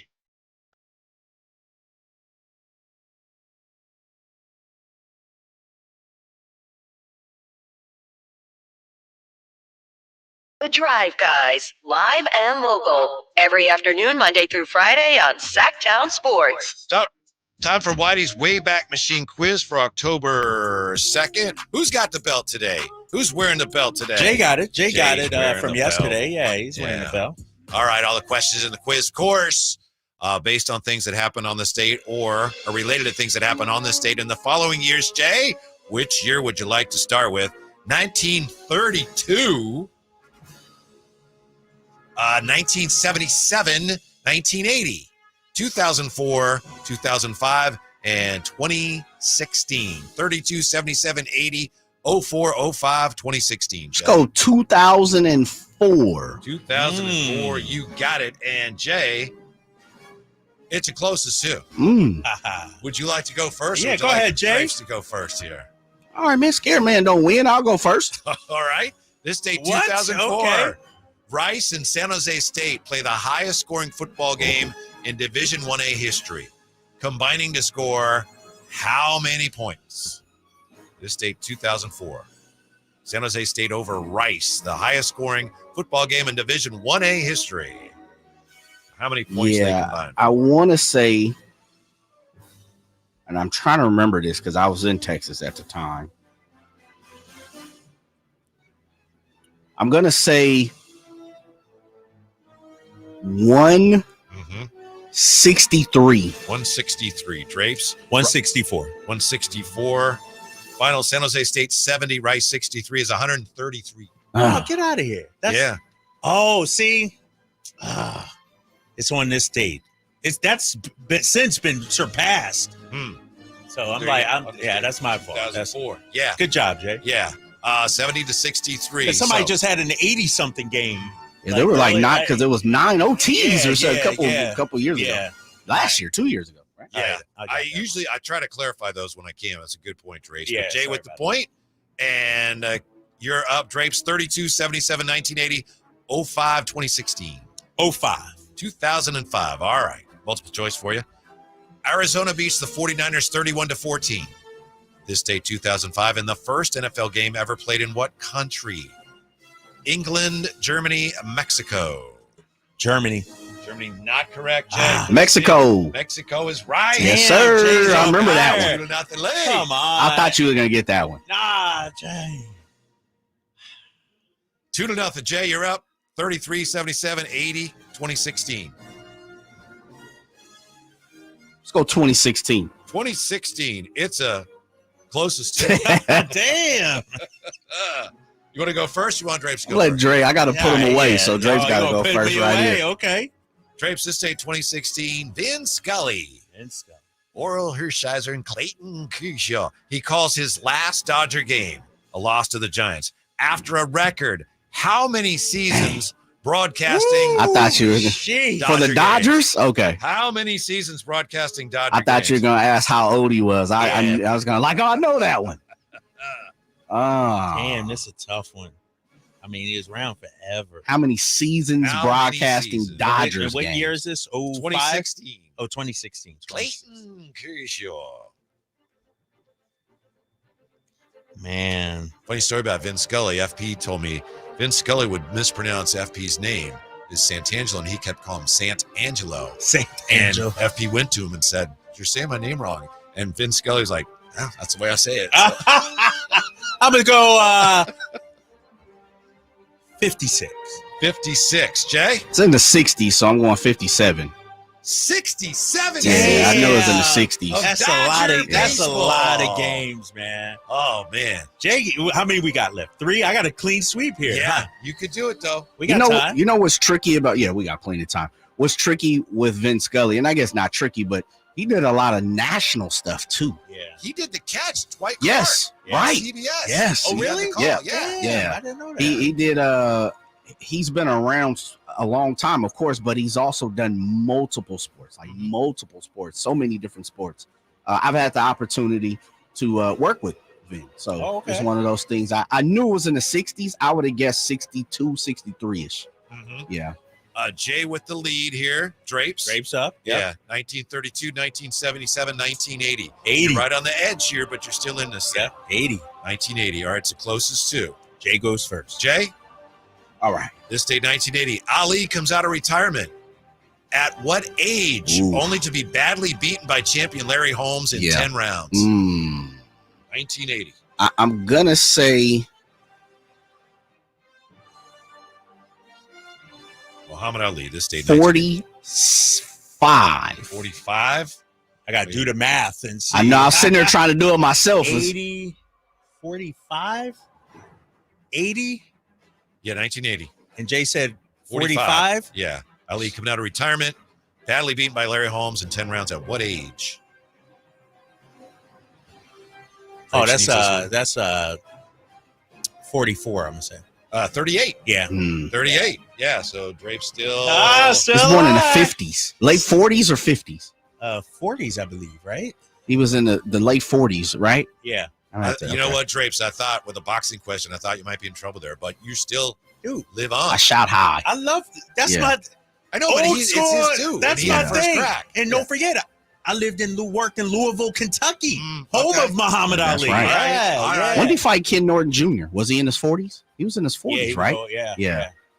All right, Jay, you're up 3-1. That came on 83 or something? Yeah. 1932, 1977. Was that the one in San Diego where he broke his jaw? I think so. Was it San Diego? Yeah, that was the last one for him. He was out. 1932, 1977, Jay. 1 point. Put you over the top. 77. 1977. I should have went 32. That's Drape's years. Why, do you care which one he picks? No, he don't. He No, gave 77. it. Yeah, All right, he well, said, 77. come on. I'm running from it. All right, okay. Jay, this is multiple choice for you. Okay. What team becomes the first in baseball with 4 players all hitting 30 or more home runs in a season? The Yankees, the Dodgers, the Braves. Ooh, I thought it was one other. This is Dang. 1977. Man. Give me this off my mind, talking about Pete Rose. Big Red Machines were what? Early 73, 72, 73, I think 74? they first started calling that in the early 70s. Yeah. And then 70 through 76. They won the back-to-back 75, Right. 76. I was trying That's to, when they okay. were really That's where I was going. That was the first that popped in my mind. All right, give it to me one more time. First team that ever have This 4 date, guys. 1977. They become Okay. the first team with 4 players all hitting 30 or more home runs in a season. Yankees, Dodgers, Braves. Man. I'm going to say Dodgers. Dodgers, Dusty Baker, Davey Lopes, Reggie Smith, and Ron Say. It's Nice. And Jay, That's a has the good win one, today. Jay. That's a good one, man. Nicely I done. know it I wasn't was the gonna say Braves. Yankees. Yeah, I was going to No, say it wasn't the Yankees. Braves. And the Yankees were down in the 70s. So you were thinking They it were whack. was The Reds. The Reds. Big When Red you first Machines. read it, I was like, oh, it's got to be the Reds. But then I was like, 30 is a lot for 4 guys. Yeah, You that's know, a lot. Pete never really hit. I think Pete highest maybe is around 30. I Is don't he? even think I don't even hit 30 yet. He had 20s. 20. Yeah. No, I think he's hit 20 a few times. Maybe. Look that up. Yeah. Okay. So good match. Well played. Nice one, Jay. Got to Nice jump one. on you today, All and he right. just never let go. That's all right. Well, all the questions favoring Jay, but it's no, I'm joking. I'm joking. No, that's good stuff, Jay. Good stuff. Yeah. You Well all right, done. Whitey? You nervous over here? You watching the Braves beat up Oh, is on it- the Padres right now? Is baseball on? Oh, yeah. Bases loaded, 2 outs for your boys. Yeah. That is maybe squandering an opportunity here, huh? Yep, Just yep. 1-0. Yeah. Yeah. Another game tomorrow if we need one. Nothing to worry Hey, about. man, don't get the Braves life. You know that. That little franchise there. Uh-huh. That's the Tigers. That's become their catchphrase. Don't let the Tigers get hot. Really? Is that has their become thing? their big thing. Yeah. Because they got hot. They stayed hot today. Oh, they got my guy Xander up. Xander will come through, man. That's my guy. He'll come through. He's a Red Sox at heart. So tomorrow we got a shorter show for you as we get ready Oh, yeah, for we do, huh? more Thursday Night Football tomorrow. Yeah, exactly. And Jay, sent out the guest list for tomorrow. Sean Powell at 2:30, and then we're going to talk about the Houston Rockets with Ryan Hollins, former King. Yeah, my Love guy. Ryan Hollins. That dude's a funny guy, man. And Sean did, I don't know if you guys had the opportunity to see it. Sean did the NBA TV, NBA.com preview, Kings preview. Oh, so he was I the gotta guy look who that put up. the pen to Yeah. the pencil for Okay. that. All right. Yeah. All right. Yeah. We're going to have a better week, all of us, any of us, when On it the comes to picks? picks this week. No, not at all. No? I just feel No, like no. it's hard now, man. We're It's- everywhere right This season is so topsy turvy, dude. Man, it's our boy Ramsey weighing in on the Pete Rose, 16 home runs, most for Pete. Yeah, I knew he was around That's 20, somewhere crazy, around Never there. got Yeah. 20. He had 16 couple times then. Yeah. Never right. a big power hitter. No. Switch hitter. Yeah. So yeah, we got. Are we making our picks starting tomorrow, or is it just one pick tomorrow? Because we got to get the Thursday night game in there, right? Yeah, we got to get the Thursday night game, and then I need to know: do I still? Yeah, you stole one. I still. Yes, you got one in the chamber, sir. That was a good one today. I'm gonna ask the boss man.